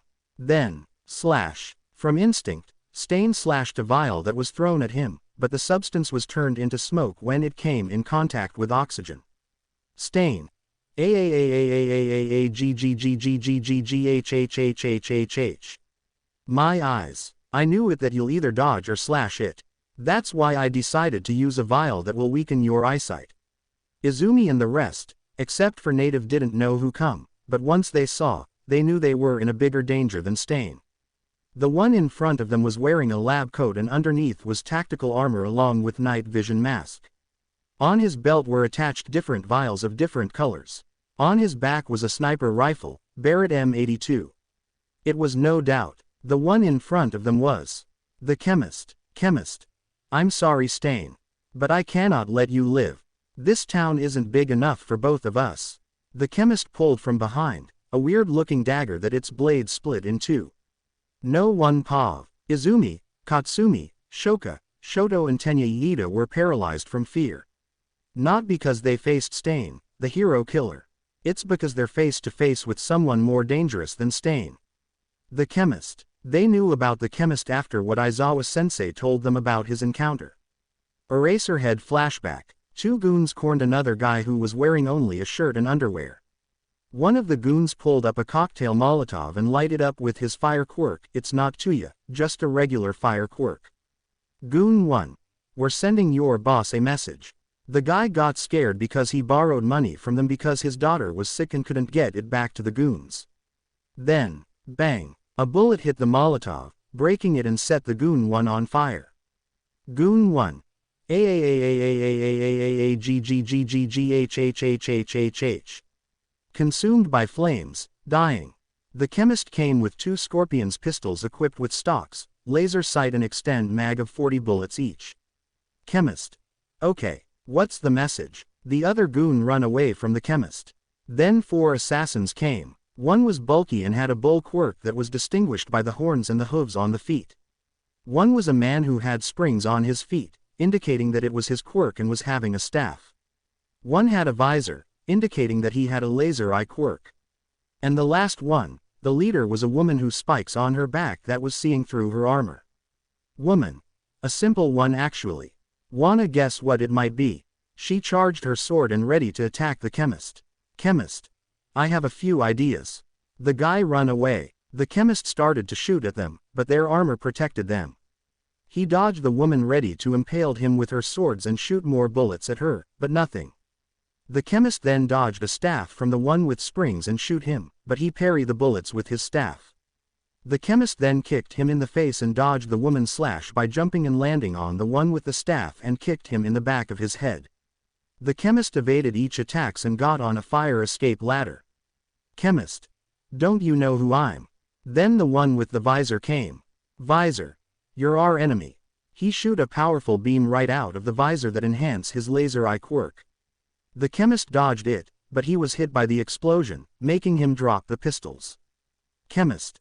Ow, so here for I've all this power and all you do is that it's killed for money. Bull. From what I hear we've got that in common. Grab the chemist by the head, lifting him up. Chemist. You heard wrong. The chemist throw one of the combustion vials at him, making him drop the chemist. The chemist was then hit by the staff one. The woman charged at the chemist. The chemist pulled his dagger and kicked her away. The staff one came and knocked the dagger from the chemist's hand, but the chemist beat him hand-to-hand combat, but he was beaten on the ground. All four surrounded the chemist. Staff. Thought you'd put up more of a fight. Chemist. Start getting back up. Oh, the fight hasn't started yet. I'm just stalling. The staff guy got ready to finish the chemist, but then he was stabbed by a knife attached to a scarf. Staff. Eraserhead showed himself along with Present Mike and Midnight. They landed next to the chemist. The bull charged at him, but Eraserhead maneuvered him out of the way. Chemist. What the hell took you so long? Eraserhead. Shut up and fight. Midnight. After we're dealing with them, you're next. Chemist. Sure thing, doll. They started to fight. The chemist took the woman. Eraserhead took the bull. Present Mike took the staff. Midnight took visor. The bull picked up a wrecked car and threw it at Eraserhead, who climbed through the car and landed a punch on him, knocking him down. Note. The only quirk Eraserhead could cancel is the visor laser eye quirk because the others are mutations. Midnight took down the visor. Present Mike took down the staff by breaking his weapon. The chemist broke the woman's right arm, making her drop her sword. Then headbutt her, knocking her unconscious. Chemist.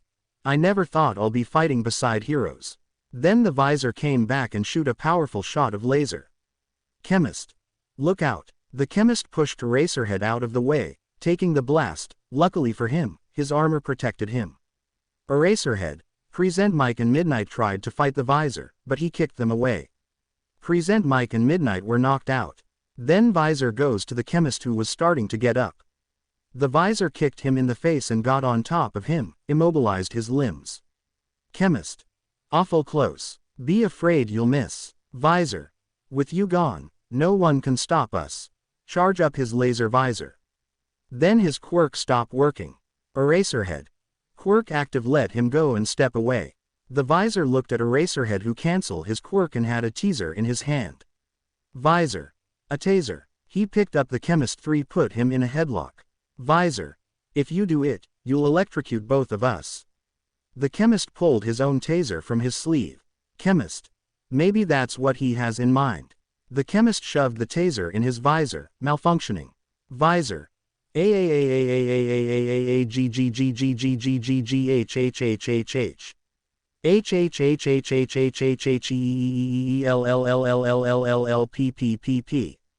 His head exploded and he died, blood splattering on the wall next to him.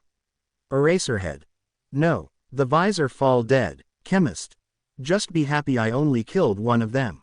They're all assassins, rapists, murders, and the list goes on. Eraserhead. And what are you? Chemist. I'm cleaning up Japan. The more you heroes ever did. The chemist prepared to leave, knowing that Eraserhead won't try something because of the information. Eraserhead. You're killing heroes and villains. You're just like the villains you kill. Chemist. Yes, that's what you don't understand, heroes.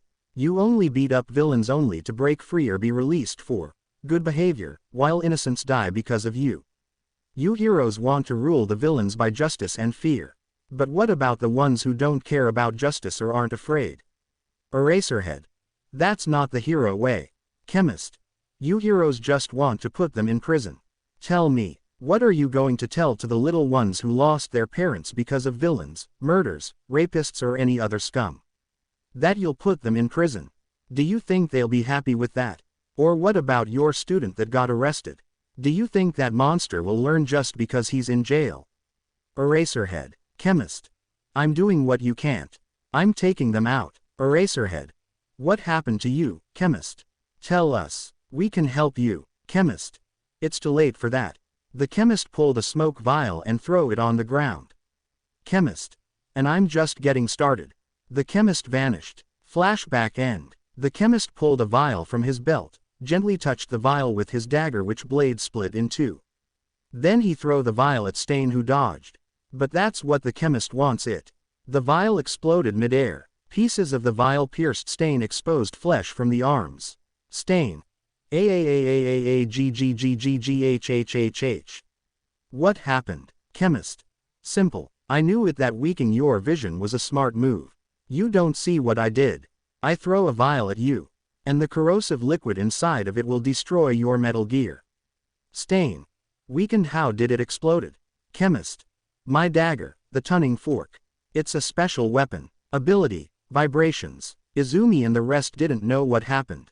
For a second, the Chemist touched a vial with his dagger, that blade split in two and the next thing was the vial exploded.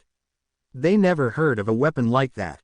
Stain was hurt from the vial that exploded and the glass pierced him, and because of his blindness, he didn't notice the liquid to take it off him. Izumi, Shoto, Katsumi, Tenya and Native saw how the liquid started to move on its own. All Stain and the Chemist thought, what's that liquid? Stain then felt lighter. Stain. Why am I feeling lighter? Chemist. That's because you didn't notice the corrosive bacteria that was inside the vial. The contest was filled with a corrosive bacteria that was made by me to corrode and eat metal. And once its meal ends, their life end as well. Jackie Chan Spy Next Door movie reference. Stain. You're using vials of substances as your weapons. Chemist. I mean, it's in my name. Now, your armor is gone. You have zero protection on your chest. Then the Chemist threw another two vials at Stain. One had a strong sedative which knocked Stain unconscious, the other one was antidote for the blindness. Then the Chemist looked at Izumi and the others and walked towards them. The Chemist moved with a quiet, calculated dark, form-fitting garment. He approached nearby. Native started to get to move again, indicating that Stain quirk wore off. Native. Run, kids. Get into a fighting stance. If you want the kids, you have to get through me first. Chemist. Or what's left of you. Native.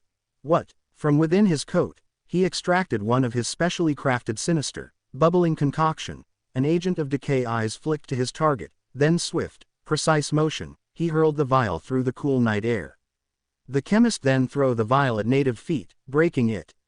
Time seemed to slow as the vial spun, glinting ominously under the moonlight.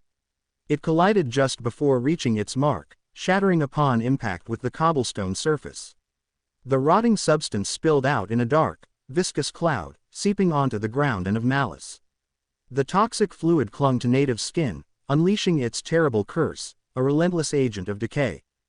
Flesh blackened and bubbled. Native's screams echoed into the night as agony replaced consciousness, blood and rot seeping from every wound. A hollow shell. Nothing but twisted, blackened bones that eventually crumbled to dust under the weight of time and decay. The Chemist mission is complete, leaving behind only the memory of death wrought by his deadly, alchemical vengeance. Ultigod 10096. Thanks for the idea, buddy. Then, jet burn. The Chemist jumped out of the way, but not before throw a vial of fireproof foam at the fire that was coming at him. The vial moved in slow motion, and once it reaches the fire, it broke and released a giant foam cloud, putting the fire down. Chemist. And I thought my night was over. Endeavor. Endeavor walked on the streets with his chest buffed with pride. Endeavor. I won't let you get away, Chemist. Chemist. Oh, really? But tell me, why do you want to capture me? After all, we all know that you aren't here to capture me because it's the right thing to do. You only do it for fame and money. Endeavor. TCH. Getting ready to throw another fire attack. Chemist. Think before you attack. Endeavor. In my arsenal I have combustion vials. You attack me and you break those vials, making a huge explosion. Izumi and the others who regained movement wide their eyes. Shoto and Shoka knew that despite their father being an idiot, they knew he wouldn't do something like that. Endeavor thought, all I have to do is blaming you, chemist, and get the credit for defeating you. Loud jetburn. A fire attack was launched by Endeavor towards the chemist. But the chemist countered with a foam vial, nullifying Endeavor attack. Chemist. Are you insane?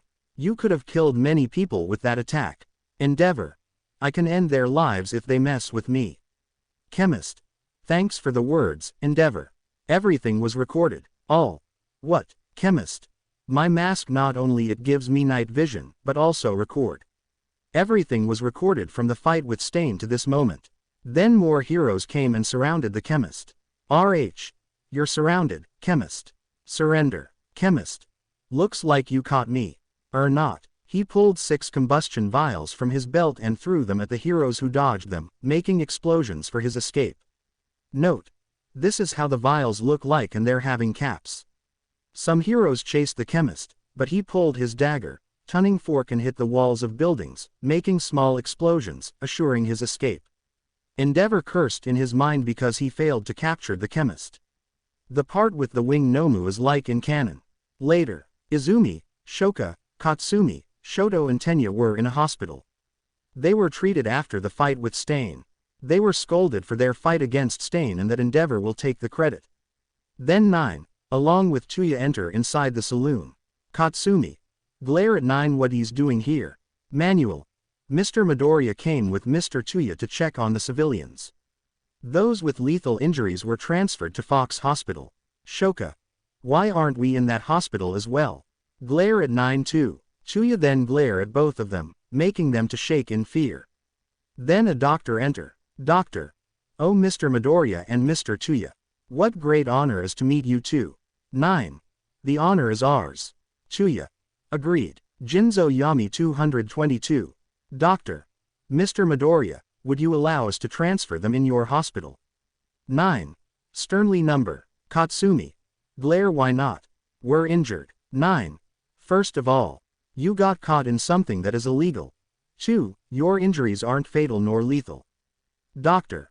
I see. Make a full recovery. And the doctor along with the heroes leave. 9 then started to laugh. Shoto. What's so funny, Deku? 9. Look at Tenya, this idiot is hilarious. You always yell and said we should follow rules. But you went renegade after the hero killer. This is so fucking hilarious. Katsumi. Glare at 9. How the hell do you even know that? The heroes, doctors and police officers said that we fight the hero killer. Not about him being the one who goes after the hero killer. 9. And this why I'm better than you. It's not hard once you used your brain. Shoka. What was that, Deku? 9. I'll put it simple for your small brains to understand. Point at Tenya. His older brother was injured by the hero killer. The hero killer was in Hosu. He took an internship that makes no sense since he can't learn anything from manual. And lastly is you fighting the hero killer. Do the math. Tenya. Do you really think they can do math? 9. 9. Nope. Even if they did, it will once in a lifetime. Izumi wide her eyes at her brother intelligence. Sure, nobody knows who started it first, only a few knew, but if you think about it, it makes sense. Tenya was intern in Hosu and manual didn't had anything to teach him. 9. Look at Tenya and smile. Tell, dickhead. What's worse for you? The thing that your brother will never walk again, even though the only possible way is to enter into my hospital, but we know that won't happen because he joined too into making my life a living hell. Or the fact that you always yell and told everyone to follow rules and yet, you're the first one to break them and going after Stain for revenge for a person who's still alive. Pathetic. Tenya growled in anger and wanted to choke the life out of 9, but he couldn't do it because of his immunity. Shoka. You won't escape, Deku. Once we expose you, you'll be death. 9 started to laugh. Slowly Tenya started to laugh too, worrying them. 9. How are you going to expose someone who doesn't exist? All, Tenya, what? 9. All Might such a idiot. He wanted to hide the fact that he neglected his stepson, so he destroyed any evidence that he had one. No birth certificate, no photos, no DNA, no school records, no medical records, no dental records, not even a library card. I am non-existent, but you look up 9 Midoriya, you find all the stuff listed, so no one can connect me to this Izuku Yagi person that doesn't exist. Katsumi, Shoto, Shoka and Tenya glared at 9. Their idea of exposing Deku for false name went down the river. Chuya. The same goes for me. As well Fuyumi and Natsuo. Shoka. Chuya me, how could you take Deku's side? Chuya. Don't you dare lecture me about sticking to 9. He's the one who I should call brother. Not this cheap copy of Endeavor. Point at Shoto, not after what Endeavor did to Mom. Because of him putting in a mental hospital, she took her life. Flashback. The golden rays of the setting sun cast a warm glow over a secluded, pristine island. Palm trees sway gently in the breeze, their fronds rustling softly as turquoise waves kiss the shoreline. Amidst this tropical paradise, Rei Todoroki reclines gracefully on a hammock strung between 2 sturdy palms, her skin glowing in the fading sunlight. Clad in a stylish swimsuit that complements her serene demeanor, a contented smile playing on her lips. In her hand, she holds a tall coconut, a colorful straw nestled into it, from which she takes slow, heat of the day, providing refreshing respite. With her eyes half closed and a peaceful aura surrounding her, this private island, she's carved out a tranquil sanctuary, enjoying the quiet beauty of nature and distant sound and renewal. Ever since 9 helped her faked her death, she was living on this private island that 9 bought her, and after Endeavor disowned her kids, Chuya, Fuyumi and Natsuo, they live peacefully. Sometimes in America or on this island. Flashback end. 9 and Chuya arrived at 9 house where 9 knew that he can't be monitored because of the technology he put inside his house. He used his metal tails to open the entrance to his laboratory. The floor elevator opened and they descend into it. Chuya. No matter how many times I see this, it still amazes me. 9. I know. Dad knew what he was doing. Chuya. But how did you manage to be the chemist and be with me all day ever since I came from the airport today? 9. That's simple. They arrived at the monitor where the chemist robot was piloted. The chair turned, revealing another 9. Chuya. What the? Did I get hit too many times in the face? 9. Nope. You're perfectly healthy. The microbots from your body is doing their job. Note. Here, 9 created microbots that he injected Chuya with them, and now they're keep healing him whenever he use his quirk. Think about Bloodshot. 9 from the chair then started to turn into dust. Clone. I was only a clone. Turn into dust. Chuya. What was that? 9. It was a temporary clone. You see, I can make clones. How do you think I managed to fake your mother death? That was a permanent clone. Now Auntie Ray is free from Endeavor and his kids. Chuya. Good. But how did you manage to lie to Tsukauchi, who had a lie detector quirk? Rix 999. 9. That's because his quirk doesn't check the lie. It's like a real lie detector. His quirk check the heartbeat. When someone is telling a lie, their hearts beat rapidly. All I did was, Chuya. You kept your heartbeat at normal. You stayed calm. 9. Yup. All those business meetings and stuff make me a calm person. Chuya. That's remarkable. I have to try that as well. The next day, 9 was in his office and was doing paperwork. Then, computer. Master 9. Someone's looking for you. They asked permission to enter inside. 9. Who are they? Computer. Computer. It's Madam President along with some of her bodyguards. And a few yards away are 3 of her heroes who are loading up 88 shell cannon. And one of her hackers is trying to get inside your bank accounts. What should I do, Master 9? 9. Activate the security system. Keep them monitored for the entire time. Destroy that hacker. Place a virus inside its stuff. Deploy the drones with cloaking device and position them on the heroes with the 88 shell cannon. Let her in and tell Lady Nagant to be on position. Computer. As you wish, Master 9. Shortly after that, Madam President. And her guards. Her guards pointed their guns at him. 9. Good day, Madam President.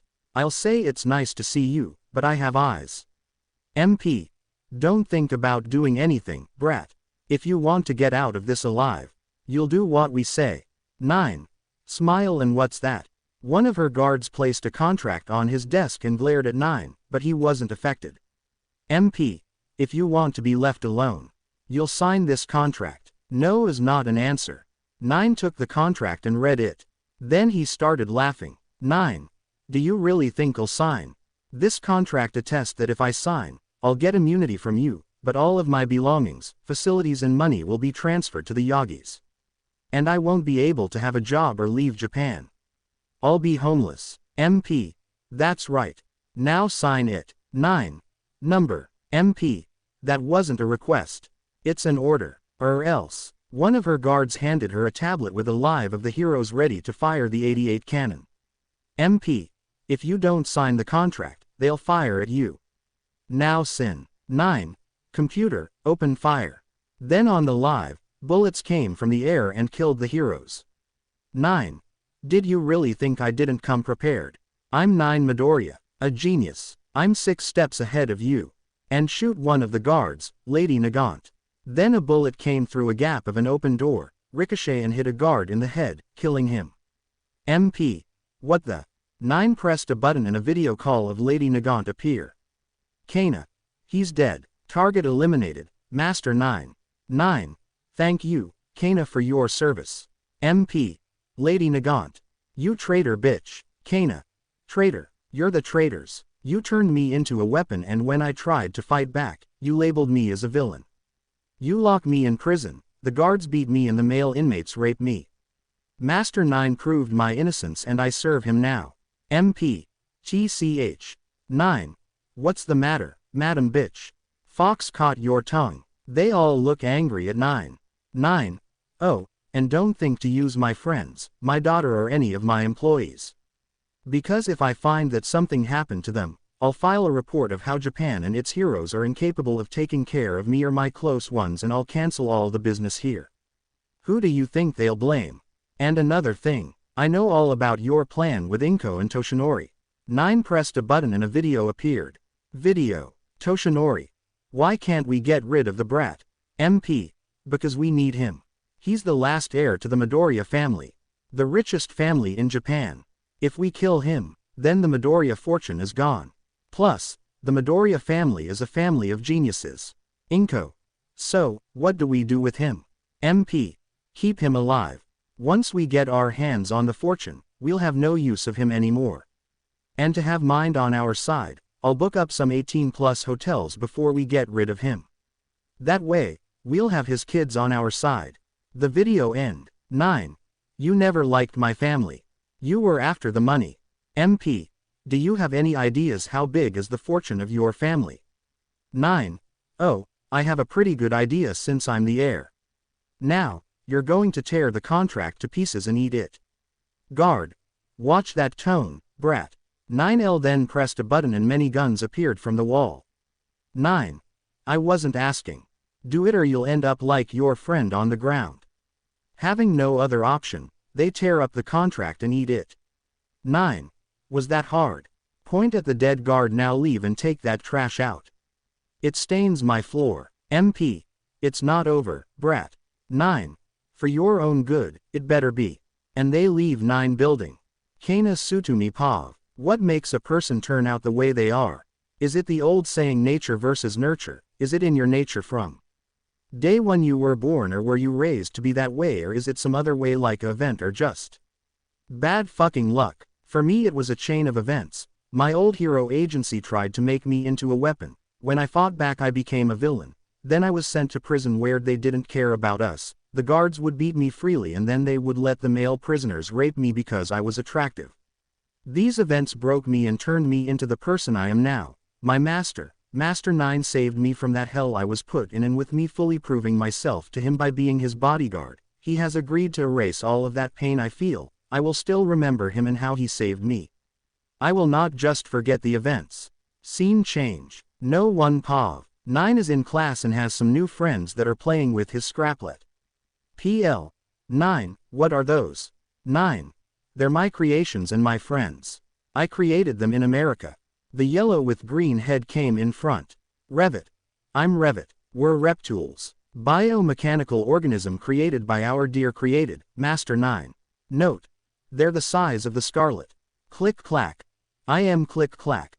Scared and run to hide inside 9 hoodie. 9. Excuse click clack. He's, not to sound rude, not so brave, but he's cool. They're repairing stuffs and build a lot. They can help us. Then one that looked like a red wrench came forward. 9. Waldo, sensei has problems with his hero costume. He need help pounding those dents on his blades. And I also noticed the stuck panel. Waldo. Dented blade, stuck panel. Can't you heroes and students be more careful? Jump to the costume and start to repair it. PL. This one's grumpy. I like him. With the wrench-looking reptile, Ace and May. Ace. May. Your suspension was a mess. And I never seen something like this in worse conditions. May. Sorry. Ace. Don't apologize. I'm just warmed up. What else do you got? May. Well, my boots pull to the left when I reach high speed. It's not like 9 roller skates. 9. They're air shoes. Ace. Show me. May put her boots on, the ones she used on the sport festival and charged at full speed. Ace. www. I'm right here twitching Master 9. Scrap it. What can I do for you, Master 9? Twitching. May. Who's that? 9. Another reptile. 9. No, scrap it is not a reptile. It's a scrap tool. Scrap it. I disassemble and take it apart. I'm important to my dear Master 9. Rub himself on 9 while twitching. 9. I have a very important task for you, scrap it. Scrap it. What's my task, Master 9? Twitching. 9. Point at some scraps. Your task is to organize the scraps. The ones that could be recycled, in a category. The ones that can't be recycled, in another category. From the ones that can't be recycled, you can keep it for your collection or give it to Scrappy to eat. Scrap it. Right away, Master 9. Twitching. Scrap it. Begin to organize the metal. The one he wanted for his collection, he put it in a place. The others who didn't want it, he throw them at Scrappy, who eat them in seconds. PL. Midoriya, you continue to surprise me. Dexter. That's nothing, sensei. Wait until you see all of the reptiles on their island. PL. Island. Dexter. 9 here created an artificial island full of reptiles and scrap tools. It's like a natural habitat. May. But aren't you worried that some might try to get their hands on the reptiles or scrap tools? 9. Even if they arrived on the island, it will be impossible to get in. Dexter. The island is surrounded by a powerful shield and it can be deactivated by 9, me and his closest friends. May. Am I one of your closest friends? 9. 9. Number. May. Angry pout. Why not? 9. I do consider you a great friend, May. But I won't allow you on the island. On our first day, you tried to disassemble my tails, Scrappy, my inventions. And no, you can't disassemble Revit or any of the reptiles or scrap tools. May. But I want to see how they're working. Dexter. May, they're living beings. PL. Hatsume, I believe you should stop. Maybe Midoriya can show you the blueprints. 9. That I can do. Time skip. Thanks to Kurumi. 9 is walking through the halls of UA with Revit on his head and Click-Clack along with Scrappy, Scraplet, on his shoulders. Ace, Waldo and Scrap It on his tails. Dexter leave home early since 9 still had work to do. 9. How did you think of my class, friends? Revit. They're nice, but we need to keep some distance between that girl with dreadlocks. May. Hatsume. Scrap It. It's crazy than me about disassembling. Twitching. Waldo. I agree with Scrap It here. I never thought I'll say this. Ace. There's a first for everything. I like her. Scraplet. Of course you do. She's like a second Ace. Ace. I'll take that as a compliment. Swift Dragoon. Then. Stop right there. Deku. 9. Sigh. 9 turned and he saw a bitch, Katsumi with the rest of 1A. Revit and the others looked around in confusion. Ejiro. What are those stupid things looking for, Deku? Again. Revit and the others looked around, confused. Mina. What are you looking for, ugly things? Revit. I'm sorry, but we don't know anyone with the name Deku. I think you must be lost. Katsumi. Are you trying comedy, Deku? 9. If I was in comedy, I wouldn't be able to surpass your mother. Looking at you and your brother, she makes the best jokes in the world. Katsumi growl at this remark. 9. By the way, how's your brother? Did he drop the soap? Ejiro. That was uncalled for, Deku. 9. Why? Because you want to drop the soap so he can fuck you. After all, you're always on his dick. Shoto. All this talk is nothing. Like you, Deku. 9 then pulled his new improved rejuvenator and activated. Shoto began to hyperventilate and collapse. Shoka. Brother. What did you do, Deku? 9. Me. Nothing. All I did was activating my rejuvenator. I guess our battle gave him trauma. Good. They took Shoto to infirmary and 9 leave. Momo looked at 9. 9 saw the pain in Momo's eyes and knew she was hurt because 9 was together with Itsuka. 9 did the most responsible and respectable thing to Momo. And then 9 leave. No one pav. The internship ended. All of the first year returned back to Ua. Izumi, Katsumi, Shoka, Shoto and Iida were released from the hospital after 2 days. Unfortunately for Shoto and Shoka, their life took a bad chapter. Flashback. Jinzo Yami 222. Shoto and Shoka are going to be a hospital. 2 days passed since the sport festival. This hospital was special. It was the hospital where their mother. They were coming to visit their mother, Rei Todoroki, in a long time. Receptionist. Good evening. How can I help you? Shoto. Good evening. We're here to see our mother. Receptionist. Okay. Who's your mother? Shoka. Rei Todoroki. Receptionist. I'm sorry, but there's no Rei Todoroki here since her death. Both. What? Shoto. What do you mean death? Receptionist. Rei Todoroki slit her wrist one night and we couldn't save her. She barricaded the door. Before we could open the door, she was gone.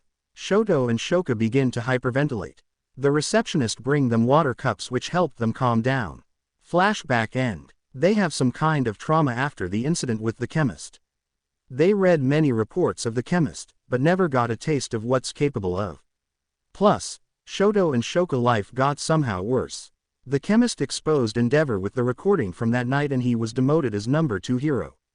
He's now barely in top 100, with restrictions. Flashback. Under the dull glow of the streetlights, the abandoned warehouse loomed like a silent predator. Inside, a squad of self-proclaimed heroes, confident, unaware of hissing, broke the silence. From the darkness, a figure emerged, the chemist. Cloaked in a lab coat, vials the ground, its label read, neurotoxin. The vial shimmering, greenish into the air. The squad's leader inhaled deeply, stumbling as his muscles spasmed uncount of the group. A burst of blinding light them to thrash blindly. As they recovered briefly, which caused limbs to lock up, and corrosive acid, in smaller vials aimed at their gear and weapons, rendering their equipment useless. Within moments, others writhing in pain. The chemist calmly retrieved his empty vials, satisfied that his chemical arsenal had done its job. Silent as a shadow, he disappeared into the night, leaving victory in the deadly art of chemical combat. Flashback end. With 1A, except for Izumi and Momo. Ever since Izumi found out about what Toshinori did at the sport festival, she cut ties with her family. They still see each other or do things related to school. Toshinori and Inko tried to reconnect with her, but for now no success. Toshinori was caught in a pickle. Nezu is now having suspicious about him. Flashback. Inko and Toshinori were in Nezu's office.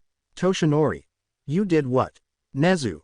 I'll suggest you to control that voice in my office, Toshinori. They lowered their voice. Inko. You can't be serious. Nezu. Oh, I'm. The only reason why I choose to follow your plans because I know you're too dumb to take no for an answer. And you were going to keep bugging me. That's why I agree with you so I don't end up with a headache. Toshinori. Why would you do that? Nezu. Because I'm tired of you two constantly disturbing me for stupid reasons. You say about 9 Midoriya working for AFO and yet his results show him no signs of any quirks. And he was monitored by Hawks. Nothing that can confirm your accusations. Inko. But we're sure of it. Nezu. I believe when they were handing brains. For you two they said, sorry, we're out. Flashback end. Sixpats. Toshinori tried to free Katsuki from Tartarus, but no avail. 9 signed the papers and he couldn't do anything. Worse, Madam President won't help since Katsuki is now quirkless. They said it's not worth it saving a quirkless, which infuriated Toshinori since he treated Katsuki like a son. Also, to save themselves, Mitsuki and Masaru lied to the media and disowned Katsuki. Now only Katsumi remains as the heir of Bakugo. Toshinori became frustrated and furious. The best he could do was life in house arrest for Katsuki, and not with an ankle bracelet, but with a chip implanted in the neck. Note: if Katsuki were to wear an ankle bracelet, Denki could use his quirk to fry the components or Mina to melt it. But he barely could do it without any suspicious. If he do it as Toshinori, then they'll know he has something to do with 9 and Katsuki past. If he do it as All Might, it's gonna ruin his image as the #1 hero will be over, since if he helped Katsuki, this will be seen as discrimination for quirkless people. Katsumi: can't we do anything to help my brother, Uncle Might? Inko: we can't do anything, dear. That brat signed the documents. Unless he signed another document or pay for Katsuki freedom, nothing will change. Ojiro: what if we go to his house and convince him to do it? Toshinori: that won't work. That brat is living in a penthouse. And he has diplomatic immunity. If we dare to lay a finger on him or anyone inside that house, America will intervene and the consequences will be severed.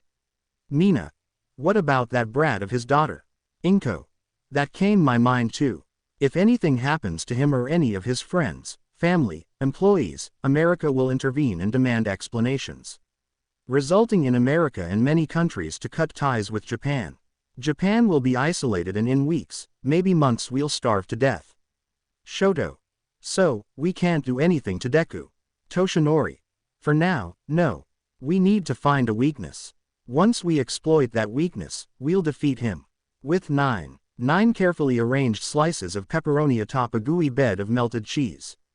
The soft glow, his focused expression, eyebrows furrowed in concentration. He gently stretched the dough, making sure it was evenly thin before spreading a rich layer of tomato sauce across the surface. Next, he sprinkled generous amounts of shredded mozzarella, the cheese stringing pepperoni in a circular pattern, each one laid with precision, ensuring every bite would have just the right amount. With a satisfied nod, 9 slid the pizza onto a baking sheet and carefully transferred it into the preheated oven. As it baked, he watched through the glass door, anticipation flickering in his eyes. The cheese bubbled and browned beautifully. He pulled out the pizza, steam rising from its crust. He sliced it into perfect wedges, the cheese stretching irresistibly with every cut. Grinning with pride, 9 grabbed a slice, eager to enjoy his delicious creation, pepperoni and cheese, just the way he liked it. Shortly after, Dexter came and they enjoyed a homemade pizza. The rest leave early to work while Rappa took Eri to kindergarten. Chuya booked up a hotel for him. Flashback: a few minutes after 9 and Chuya go into 9 underground laboratory. 9 was sitting on his chair and video called his only good auntie, Rei Todoroki, who was on vacation along with Fuyumi and Natsuo. Rei: 9, why did you call me? What can I do for you? 9: it's not me, auntie. I just called you because I destroyed some of Endeavor reputation. Rei: good riddance. That bastard had it coming for a long time. 9: but I won't expose him of what he did to you, Chuya, Fuyumi and Natsuo. Fuyumi then appeared on the screen, along with Natsuo. Natsuo: why, 9? Fuyumi: why wouldn't you do it? Then Chuya came and stood next to 9. Chuya: because I'm the one who'll do it. Along with you, my real family. 9: a merely bonus of helping you start your own company, Chuya, is paying off. But you don't have that much like me. Chuya: don't worry about it, 9. You helped us, and thanks to you, I created our own company. Blue Fire Industries. 9: I only help you to invest. You, Auntie Rei, Fuyumi and Natsuo did it. Flashback end. Note: in this story, I believe Eri is the most protected. 9. Her father, multi-millionaire, philanthropist, genius. Dexter uncle, genius. Bodyguard Rappa, uncles. Red Hood, Nightwing, Damien, Tim. 9 and Dexter are walking through the halls of UA. Dexter: are you sure they won't try anything? 9: the chances are less than 10%. Even if they'll try something, I'll be ready. Dexter: but are you sure about that deal with Nezu? Flashback: 9 is in Nezu's office. It's Saturday morning. 9: why did you call me here, principal? And on Saturday? Nezu: yes, I do apologize for the calling. But I had to be sure they won't come. 9: raise an eyebrow. They. Nezu: Ever since the incident of Bakugo Gauntlet, All Might have been gunning you ever since. 9. I'm not surprised. It was pretty obvious. Anyone with common sense could figure it out. But nowadays everyone think about quirk, and I believe common sense is just a myth for them. Nezu. I agree. But why did you reject the transfer to the hero course? Wasn't your intention to transfer to it? 9. I'll answer your question with a question. Why would I want to try to be a hero when I'm already one? Nezu. Can you elaborate? 9. I created Fox Industries. With my company I helped so many people around the world. I'm already a hero this way. Plus, if I wanted to transfer myself into the hero course, then Eraserhead would have expelled me because I don't have potential. How do I know that? There's number 2A in UA. And after some research, Eraserhead expelled an entire class because they didn't fill his expectations. If I was in the hero course, then he'll expel me on site or sabotage me to get me expelled. Note: in the entire MHA society, Eraserhead is the third most hated person in my opinion. In canon, he was targeting Izuku Midoriya canon and sabotage him to fail so he can expel him. Don't believe me? Then answer me this. How does Izuku scored lower than everyone at Eraserhead test on their first day? He scored lower than Mineta and Toru, even at push-ups, pull-ups, running, laps test, running and other tests where you don't need a quirk. Kyoka Jiro, Denki Kaminari, Yuga Aoyama, Honta Siro, Ochako Uraraka, Mina Ashido, Momo Yaoyorozu, etc. Most of their quirks doesn't even work with physical training. I mean, how could Denki Kaminari use his quirk to do push-ups? This shows that Eraserhead was showing favoritism. He did stop Katsuki from attacking Izuku in canon, but did he really do it for Izuku or for himself? If Izuku would have been hurt under his care, then he'll be in trouble because he just stood there and watched. He didn't even give Katsuki penalties for attempting to attack. And many times he called Izuku reckless because he hurt himself to protect others when in reality Izuku, canon, is more heroic than everyone combined in the anime. To me, he's no Eraserhead. He's eraser shit. Nezu. What about 1B? I heard that 1B like you and you're good friends with them.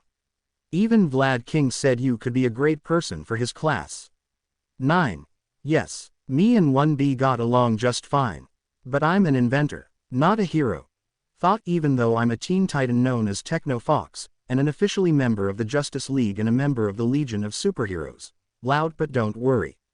I'll start a press conference on why I don't to be transferred to the hero course. I know how stressful it is for you now. UA being under surveillance. Nezu. Thank you, but I know that you won't be doing this for free. 9. Oh, I know. But I'll call you when I needed the favor. Like a pinky promise. Nezu. I understand, but what beef you have with Toshinori? Surely you have something against each other. 9. I'll say only this. 9 gets closer to Nezu's desk and said. 9. Artificial facade. From the fraud of a god. Flashback end. 9 and Dexter walked through the halls of UA towards their class. Unfortunately, the hall their class is the same one 1A, 1B and many other first-year pass. Both 9 and Dexter encounter 1A, Izumi and Momo because they go early, on the corridor along with Toshinori and Inko. Kirishima. Look what we have here. The quirkless freaks duo. Dexter. Oh, look. It's the Mutt Dick Rider. Oh, wait, he's now only a Dick Rider. Since the Mutt is in prison and get his rock soft after he dropped the soap. 9. Oh, that was some clean roast, Dexter. It burned like lava. Dexter. Thanks 9. I learned from the best. Kirishima. Angry that's not true. Take it back. Baku bro will be released from prison. You'll see freaks. Dexter. And if I don't take it back, what you're going to do? Try to attack me. Last time I checked, that didn't work for you. One punch from my exosuit or my power gloves and you'll be more cracked than Humpty Dumpty. Kirishima. You're nothing but cowards. Hiding behind your stuffs. Without those inventions, you're nothing. 9. Oh, Elfman discount. You really think you can mess with the gravedigger? You make a grave mistake. Now it's time for some real talk. Dexter. You doomed yourself. Katsumi. You shut up, freak. 9. Time to roast you all into oblivion. Katsumi. You're nothing but a glorified rebound. You call yourself heroes when in reality you only want to be recognized. You want to be special, but the truth is that you're nothing. Katsumi glare at 9. Denki. Charge up lightning. You think you're better than us, Deku. What can you, 9, outthink, outplan and outmaneuver all of you? And unlike your drawbacks, my mind knows no limits. Unlike you, Dimwit who fry his brains every time he use his quirk. And if you think you're powerful because you produce electricity, I'll just fire a foam round of a grenade launcher. Or just toss a foam grenade. It will isolate you faster than you Mr. 5 seconds lost. Dexter. True. And by the way, All Might, you said that quirkless can't be heroes. But what about Batman, Green Arrow, the Teen Titans and many quirkless or no powers heroes? Toshinori. It's just a fluke. They had lucky. I'm the #1 hero. 9. Toshinori, the only pure heroic thing you have done from the purity of your heart is, wait, nope, can't think of a single thing. Because all of your hero life is made of lies. Everything you did was for your own image. Dexter. That's cold, even colder than you, Endeavor Jr. Mineta. At least we have quirks, unlike you two, quirkless freaks. 9. We may not have quirks because we don't need them. But we have something better. Dexter. Genius minds. 9. Plus height, decency, and I can still continue with the many things both me and Dexter have and you don't because you're a pervert midget who'll probably end up dropping the soap. Dexter. And the most important. We both have girlfriends. You still use your right hand to satisfy your needs while looking at dirty magazines. Toru. That's so inappropriate. Dexter. Who said that? Suyu. You two are jerks. 9. At least we can go outside no matter the weather. You hibernate in winter and get fried in summer. Note. In my opinion, Suyu can't go outside when it's too hot outside. Inko. This isn't you, brat. You're supposed to be a quirkless weakling and a dumb nice one. 9. I choose being a cold person over being a naive nice person, and I choose being nice over being with a toxic mother who thinks dating Jack Skellington dumb cousin was a good idea. And I know that you were after my father only for the Midoriya fortune, gold bitch. Inko. Leave my husband alone. Toshinori is a good man. 9. Good man. More like good for nothing. You two are perfect for each other, perfectly pathetic. Iida. Leave All Might alone, Deku. 9. Why don't you shut up and go after Stain again? Note. The rest of 1A knows about him going after Stain. Shoka. That was too far. Dexter. You should thought about that earlier. You're in roast territory now. Ochako. You have no rights to talk to us like that. You're quirkless. 9. At least we don't struggle financially. If I want, I can easily bought your parents' company where they work and then fire them. Then I'll expose you and you'll be on the streets because you won't be able to pay for anything since no one will want you. Mina. That was uncalled for. Dexter. It's the truth. And the Xenomorph Queen wants to sue you for being a cheap knockoff of her. Sato. All of this talk is proving that you're just jealous because we have quirks and you don't. 9. Jealous. No. Amused. You just try to fill my shoes, buddy. That's entertaining, but ultimately doomed to fail. And Inko, how does it feel to be with a failure like Toshinori? Inko. You don't understand, brat. 9. Understand. Inko. You downgraded from one of the best mans in the world aka my father for a Brook discount. And don't get me started on the Imagine Dragon things. Toshinori. Imagine Dragon. 9. Imagine Dragon D's nuts across your face. Shoto. I have enough of this, Deku. 9. Look at Endeavor Jr. Gonna cry. Dexter. Will he able to? I mean, his tears will froze on his right side and evaporate on the left side. Oh. 9. Didn't you say that you're also got yourself in poetry? 9. Oh, yes. I got myself in some poetry. Ojiro. Like you can do that.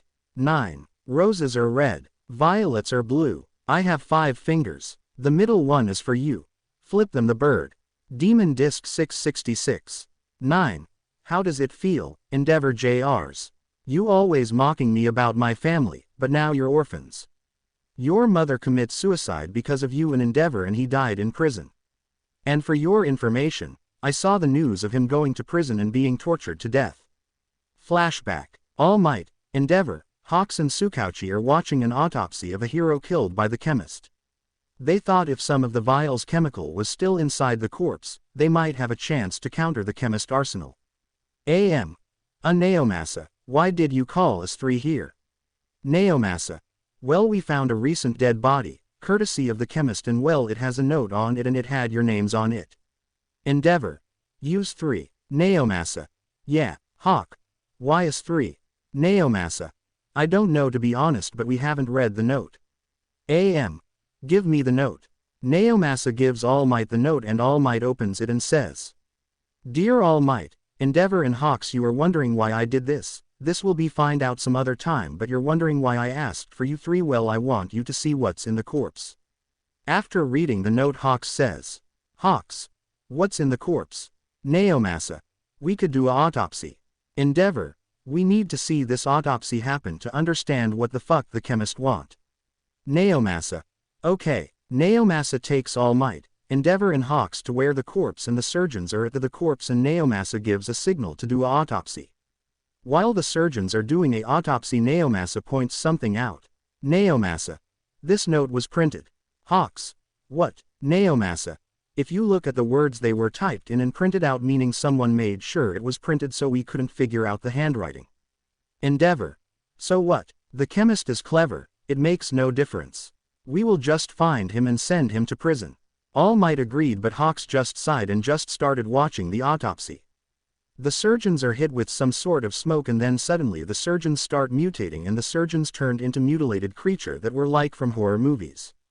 Once turning into monsters, the creatures attacks All Might, but Endeavor comes in and burns them alive, but the creatures then turns back into the surgeons, except they are now burnt corpses and a camera was watching. All Might. Shit, this looks like you killed the surgeons. Endeavor. Endeavor. Fuck, we have to hide the bodies. Endeavor then puts the bodies into different storage bits of the morgue, and Neomasa goes to the corpse and see another note and says, Neomasa. We got another note. Hawks. What's in it? Neomasa.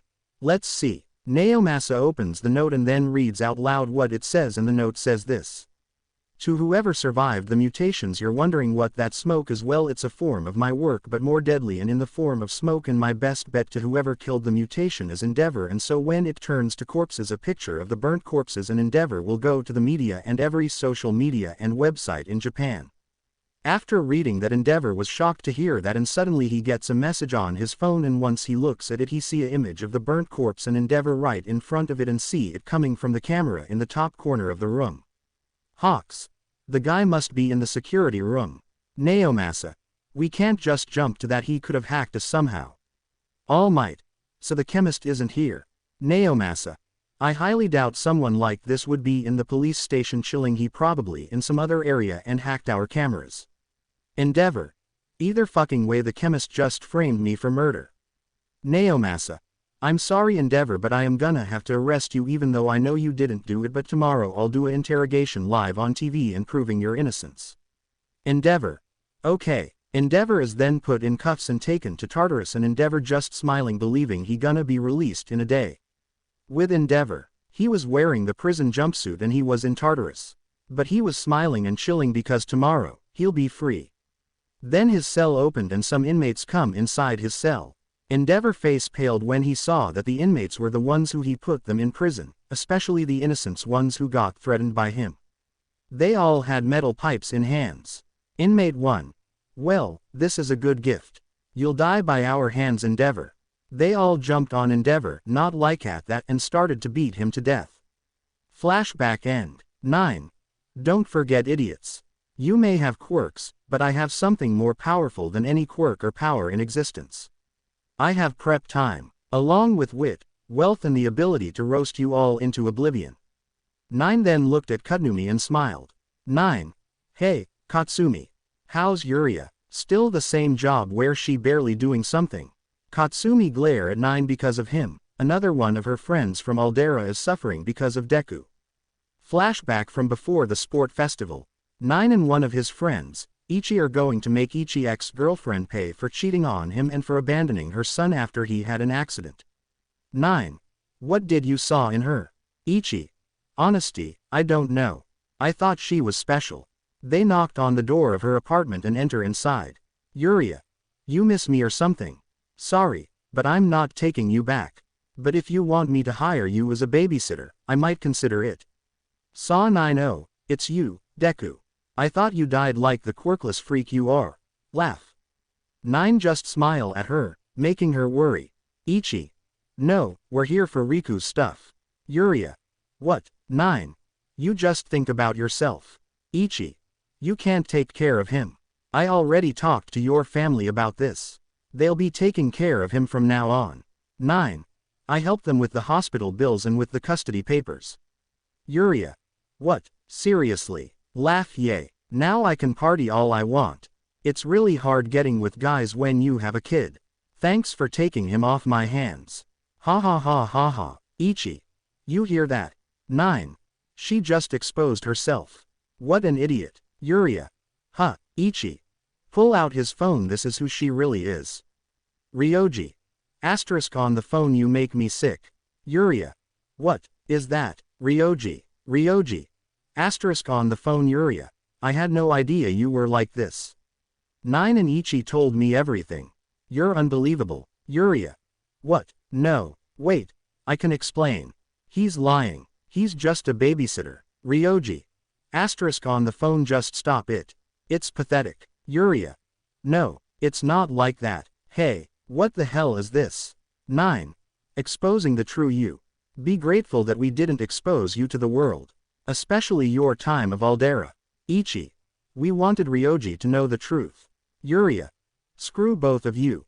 And how did you two know Ryoji anyway? He's working for a high-tech firm.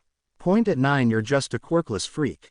Point at Ichi and you're just some poor loser who work from home. Ryoji. Asterisk on the phone, poor. Quirkless freak. What are you talking about? Ichi is a very famous consultant and 9 is my boss. Yuria. Huh, Rip G. Asterisk on the phone, we just finished a big project together. 9 is the CEO of Fox Industries. One of the biggest tech companies in the world, and Ichi is one of the best consultants in the world. Ichi make 10 times more than me, and I don't think I need to tell about how much 9 make. Ichi. That's not true. But thanks. 9. Ichi is one of my consultants of my company. And Ryoji is my employee. Both are great on their jobs. Ichi. I'm not a big spender. I like to live a modest life. 9. And I respect that. Yuria. What? You never told me that. 9. You didn't ask. Ikika. Exactly. Yuria. Turn into a kindly girl, you should have told me, babe. Come on, let's start over. I'm ready to take you back. Ichi. Oh wow, that was fast. Yuria. Come on, babe. You know you want to. Ichi. No thanks. 9. Plus, who knows where you've been? I don't think I want to know where that ass was. Yuria. Whatever, I still have Ryoji, right babe? Ryoji. Asterisk on the phone, hell no. Yuria. Screw all 3 of you then. There are plenty of guys out there. You know how many followers I got on Instagram. 9. Bigger than your brain cells. Ichi. And you should probably check your account. Yuria. Huh, check her phone, what have you done? Screw you, my followers. No, Ichi. Alright, I'm done here. Bye. 9. Me too. Yuria. No, Ichi, please, I need you. Let's start over. Ichi. Seriously, no. Yuria. Please, don't leave me alone here. Ichi. I'm a babysitter, so I don't look after grown adults. Laugh. Bye. 9. Go on without me, Ichi. There's something I had to do. Ichi. Okay, I'll see you later. 9. And he leave. Now only 9 and Yuria. 9. Wow, can't really believe that you got turned like this, Yuria. How pathetic. I almost feel bad for you. Almost. Yuria. Screw you, Deku. Once Izumi father hear about this, all 3 of you will be done for. 9. How naive of you, Yuria. I have diplomatic immunity and I'm the CEO of Fox Industries. If I wanted, I would have just exposed you for everything you did and you'll be on the streets. But I'll be loving to see you squirm to make a living. Especially since your life is pretty much destroyed. And if I expose you, you'll be either becoming a hooker or worse. And 9 leave her apartment, letting her to scream in anger. Flashback end. 9 and Dexter leave and get on their class where Power Loader give them the tasks like usual. Dexter. Hey, 9. You say about 1A. But there's anyone besides them who should I be careful with? 9. Yes. 2 persons from the big 3. Dexter. Raise an eyebrow. The big 3. 9. They're having this name because they're considered the strongest from the hero course and they're in 3rd year. Dexter. What has that to do with me? 9. One of them, Mirio Tagata, doesn't know the meaning of boundaries. His face came out from my table, making me fall because of his quirk allow him to phase through objects. And there's the girl from them, Nejire Hato. Her quirk is energy. She can generate energy from her hands and feet. She's also a headache, literally. She asked too many questions and she also doesn't know the meaning of boundaries. She broke one of my tools and almost make one of my invention blow up. Dexter. What about the 3rd one? 9. He's a good guy. Honestly, he's like us. Having problems with people. His name is Tamaki Imajiki. His quirk allow him to turn his body into anything he eat. Flashback. 9 was working on a drone. He was alone in class. Note. I don't know if you had this rule where you are. Point at the readers, but when I was in school, they had this rule. In alphabetical order, each student has to stay for a day in class when it was break or going to the other classes like when they have gym class or music etc. He bought one from a store and decided to modify it. Then from the table, a face came out. 9. Ah, fall with the chair. 9 fall with the chair on the ground. 9. Ow, my head. He get up, dusted himself and put the chair back. He still saw the face of Mirio in the table looking at him. 9. If you don't want a report from me about invading others' personal space, I'll suggest you to come out. In defeat, Mirio came out from the table. 9 then point his metal tails at his face. Mirio. Raise his hands in the air. Whoa. What's with the hostility? 9. You invaded my personal space, scare the freak out of me and you ask. Mirio. I wanted to meet all of 1st year. Then the door opened, revealing Nejire and Tamaki. Tamaki. Mirio, we told you to stop doing that. You could give someone a heart attack. Mirio. Sorry. 9 retracted his tails from pointing at Mirio's face. Then Nejire jumped and landed next to 9. Nejire. Talking fast. Who are you, fox boy? Can I touch your ears? What about your tails? How smart you are. How the metal tails work. What are you doing here alone? Mirio. Nejire, stop asking questions so fast. It's hard for someone to understand you. 9. My name's 9. No, you can't touch my ears. Nor my tails. I'm a genius. My metal tails are connected to my 2 twin tails. I work alone because that's how I lived for most of the time. Mirio. You could understand her. 9. I'm used to people like her. Thought she's like Bubbles, but she's more annoying. 9 then turns to get back on the work. Mirio. Aren't we going to talk to each other? 9. What's there to talk? You're from the hero course and I'm from the support course. There's nothing we can talk about. You know where the door is. Then Nejire raise her hands to 9 ears, but 9 slap her hands. 9. I said no.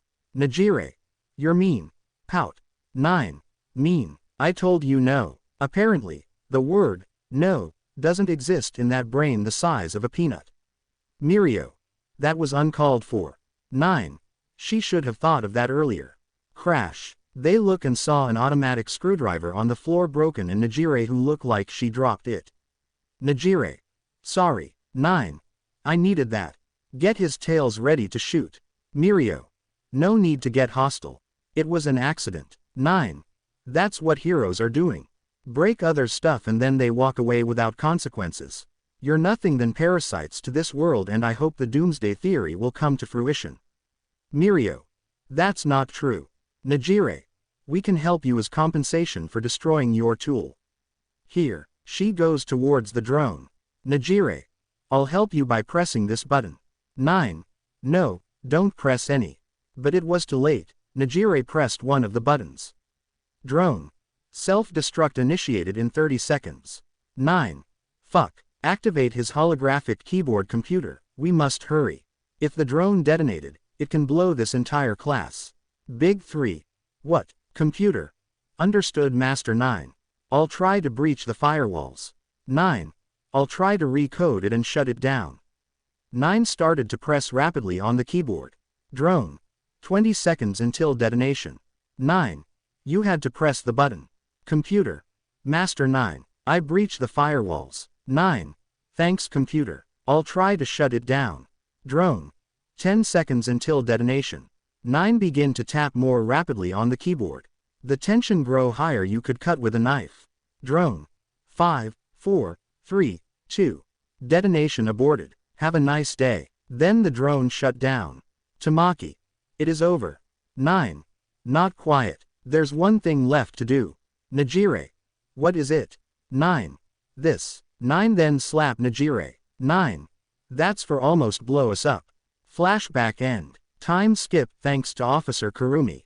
It was time for the practical exam. 1A and 1B are against the teachers. Nezu. Each of 2 students from 1A and 1B are going against each other.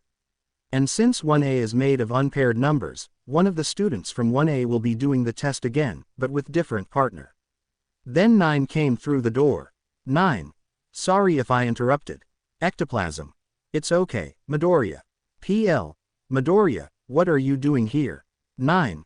Sorry for coming uninvited, but I came here to give Nito Monoma and Tetsu their new upgrades. Cementos. What kind of upgrades? Nito. Both me and Tetsu asked 9 to help us with upgrades for our suits. Tetsu. Are they ready, 9 bro? 9. Yes, let me quickly attach them. Come here. Nito and Tetsu came to 9. Itsuka smiled at 9 who blushed and looked away. Momo glared, sad, hurt at Itsuka. 9. Give some gloves to Nito, put this gloves on. For you I have the improved regulators from the sport festival. This improved version will allow you to regulate more energy. But be careful with the quirk you copy. Nito. Okay 9. You're the best. 9. No problem. And for you Tetsu, I have some thrusters elbows. Tetsu. What are they doing? 9. This bad boys will make your punches more powerful. Each elbow's thrusters have incorporated a canister of fuel that power the propulsion. When you want to throw a powerful punch, press the button and get ready to throw the punch. Unfortunately, it's still a prototype, which means you only have fuel for 1 punch, maximum 2. Tetsu. Okay. Thanks 9 bro. 9. No problem. Anyway, I will go. Look at 1B, good luck. 1B. Thanks 9. And 9 goes to leave, but Nezu stop him. Nezu. Midoriya, if you don't mind to attend to help us, we'll be honored. 9. What do you have in mind? Nezu. Well, since you won the sport festival, I thought you could fight as one of the teachers. 9. I don't know if. He didn't had to finish because Inko and All Might intervene. We'll accept it. Inko. Midoriya will be fighting all of 1A. 13. Wait, isn't that too much? 1 against 21. 9. I'll take the challenge. Look at Nezu principle, since I'm fighting 21 people, then that means I have no restrictions. Can I go full out?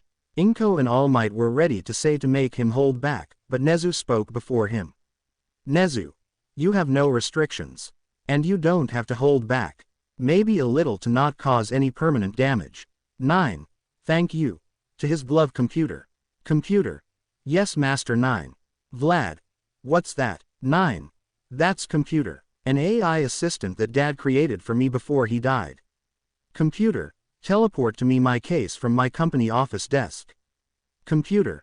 Affirmative Master 9. Then in front of 9, a case appeared.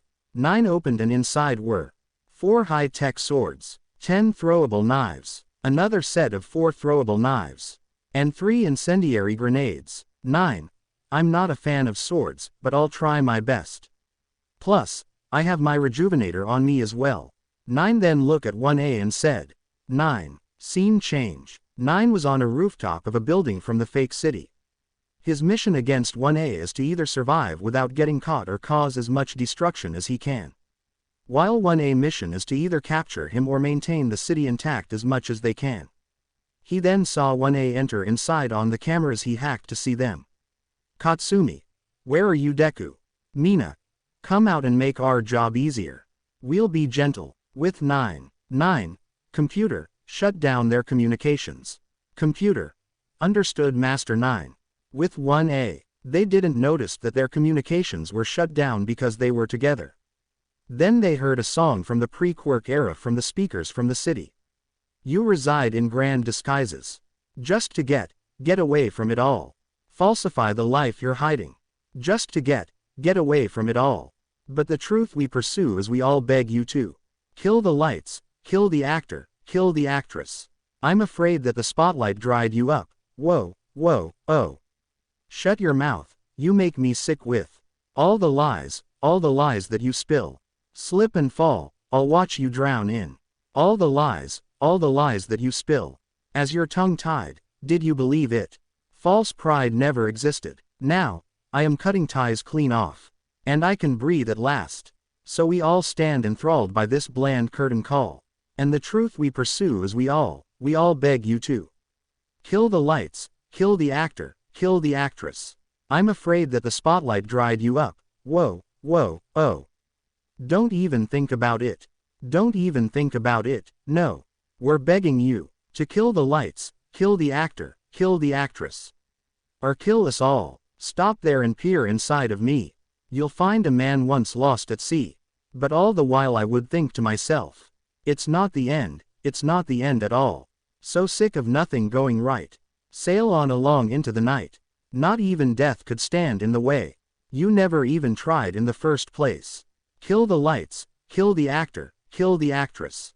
I'm afraid that the spotlight dried you up. Whoa, whoa, oh. Don't even think about it, don't even think about. Don't even think about it, no, don't even think about. We're begging you to kill the lights, kill the actor, kill the actress. Or kill us all, or kill us all, ooh ooh ooh. Or kill us all. Music end. 9 Then throw the incendiary grenades towards 1A who saw them. Toru. Grenades. Shoto and Shoka quickly put an ice wall between them and the grenades, but the grenades exploded and, releasing the fire that destroyed the ice wall. Kirishima. You freaking coward. Throwing grenades at us. Afraid to fight us head on. 9. Scared. No. Calculated. Yes. 9 Then throw the 4 knives at them, but they were able to dodge it in time. The knives impaled into the ground. 1A saw the knives on the ground and smirked, except for Izumi and Momo. Sato. You missed us Deku. 9. Did I? 9 pulled from his inside pocket of his jacket a detonator and pressed the button. The 4 knives opened up their handles and some kind of antenna-like appeared. Then it started to release a sonic which hurted Kyoka. Kyoka. Focus only on the part where Kyoka is hurt. Denki. Kyoka. Katsumi and Mina destroyed the knives, stopping the sound. Kyoka ears were bleeding. Katsumi. You fucking Deku. I'll kill you for that. But she saw that 9 wasn't there anymore, indicating that the moment he pressed the button, he leave. Shoto. Let's split up. We'll find Deku faster this way. If someone find him, tell the others through the communication. 1A nodded, except for Izumi and Momo. They all go solo thinking they can take 9 alone, except for Izumi and Momo who are going together. Denki remained with Kyoka since she was in no shape of fighting because the sonic attack hurt her and her quirk. With 9, he was hiding inside one of the rooms of an apartment from the fake city and watched the camera to see which one is the closer to him. And the closest to him was Ochako. 9. Let's get started. The homie Meech, you said that you're having a different skin color. Can you give me the N-word pass? 9 ambushed Ochako who tried to contact the others, but no avail. Her communication didn't work. She thought that Deku stopped her from telling the others. 9 grabbed Ochako by her collar and slammed her into the wall hard, making Ochako to scream in pain. 9 wasn't done either, as he landed a devastating knee to her stomach, causing her to cough up blood as she stumbled over 9 to backhand him with host fist, sending crashing to floor. 9 didn't stop there as he grabbed Ochako by the collar and began raining down punches over and over and over again. Blood spilling on the floor, Ochako looked on in horror as 9 was merciless. Ochako. Please Deku and no more, I'm as sorry. Coughs blood. 9 ignored her cry for mercy as they had done him in the past. 9 put her on a headlock while securing her hands to make sure she doesn't try something. He then began to knee her in the stomach repeatedly, making Ochako feel more pain. dropping Ochako on the ground as Nine began kicking her in the face, ribs, his legs, etc. Suddenly Nine slammed his shoe on her face, staring at him with those cold eyes. 9L. How does it feel, Ochako? Not so good when you're on the other side of the beating. 9 Then leave Ochako bloody and possibly some broken bones. Scene change. 9 was surrounded by the remaining 1A.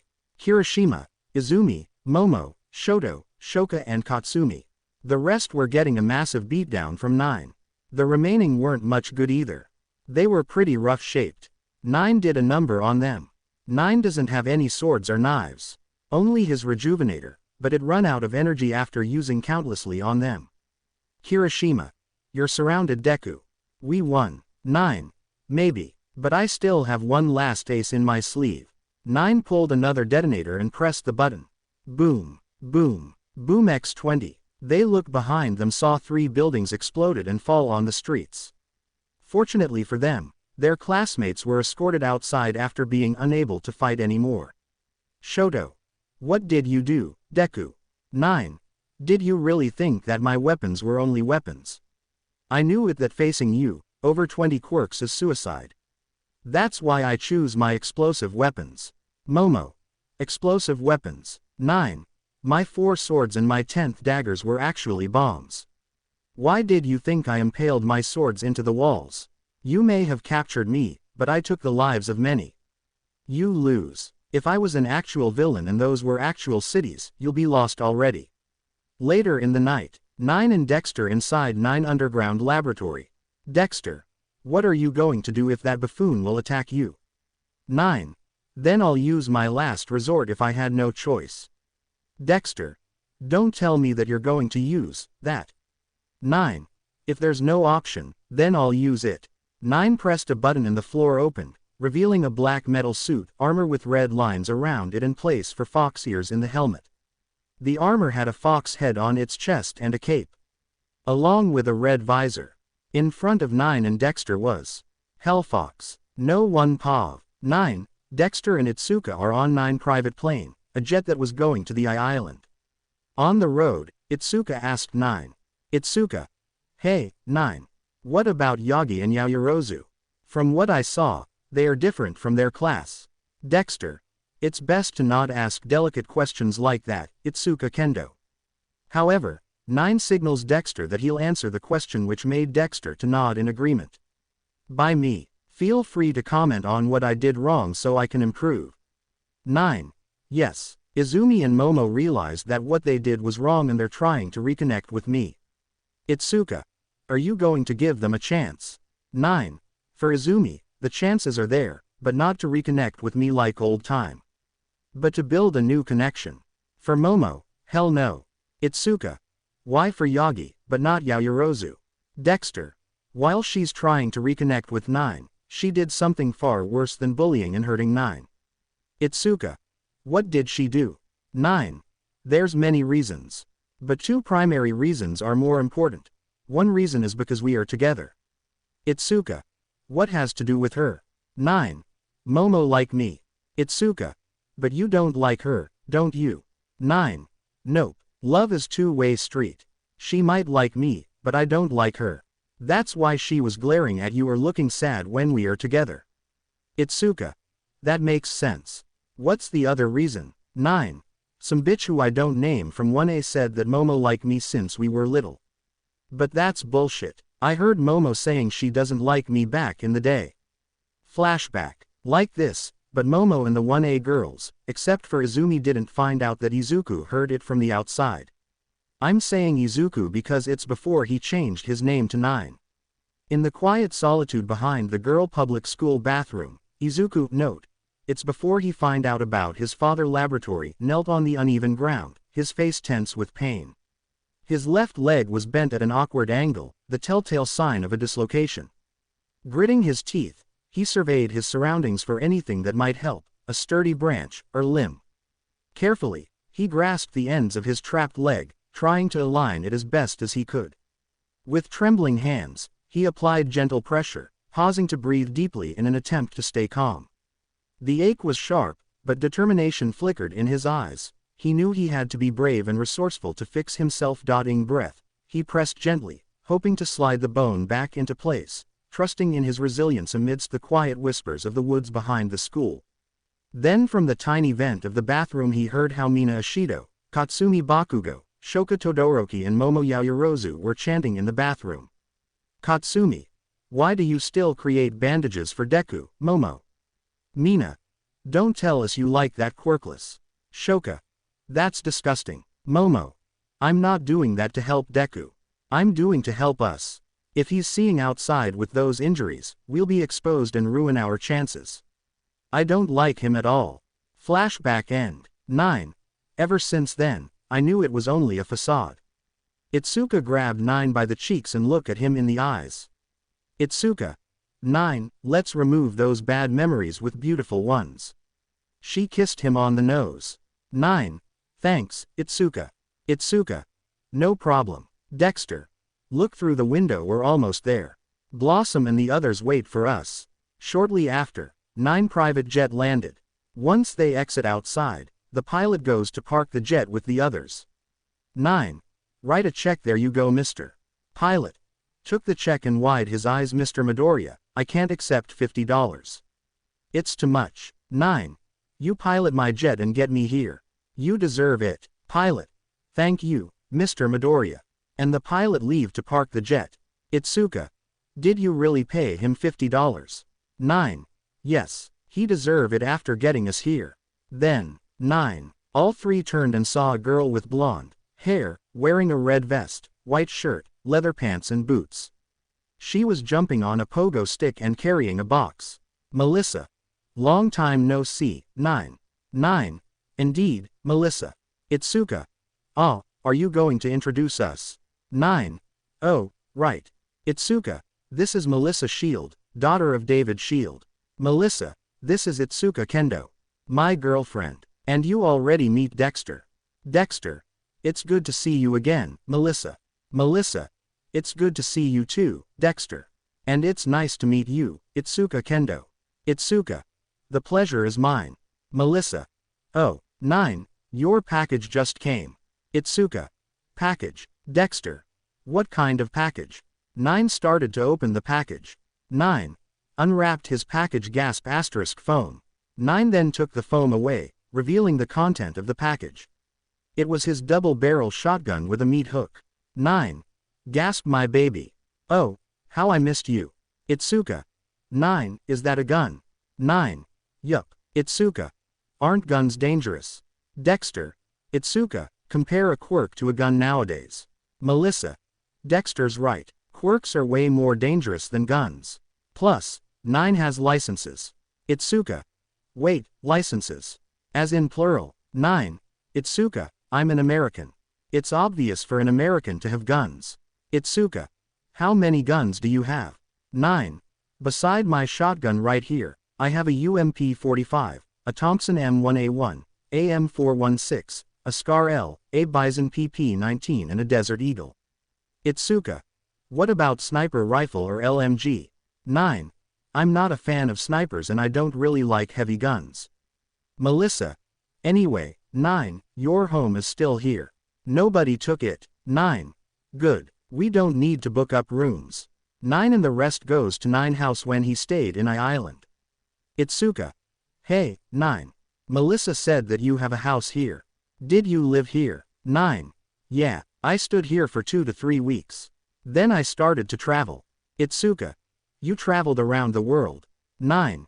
Yup. The longest I stayed in Tibet where I trained with some ancient Tibetan monks. I traveled to France, Africa, China. I basically visited so many places. I even have photos if you like. Itsuka. Of course. I would love to see. Melissa. We're here. They arrived at 9 house when he stayed here. It was a modest house. It had 3 bedrooms, 2 bathrooms, 1 living room and 1 kitchen. Dexter. Hey 9. Where's Eri? 9. She's with Tuya and his family. Fuyumi was very excited to spend time with Eri. Melissa. Now that you got your package, let me show you around. 9. You guys go on ahead. I'll meet you up in a second. Dexter. Okay. They leave. 9 then pulled from his pocket his ring. Not just any ring. His Legionnaire ring along with a digital photo of him and the other Legionnaires. Saturn Girl, Lightning Lad, all of the members of the Legion of Superheroes. Including Pharaoh Lad, I miss him too. 9. 9 turned and he saw Superman standing in his house. 9. Superman, what are you doing here? Superman, the Justice League was invited here, but only a few of us come. 9. Look at the picture. Pharaoh Lad was a good friend. He didn't deserve to die. Superman, I know. Flashback to the future. A golden statue was made in honor of Pharaoh Lad inside of Legion HQ. 9 and Superman were giving their speech to Pharaoh Lad. Superman, heroes have strength. Heroes have courage. 9.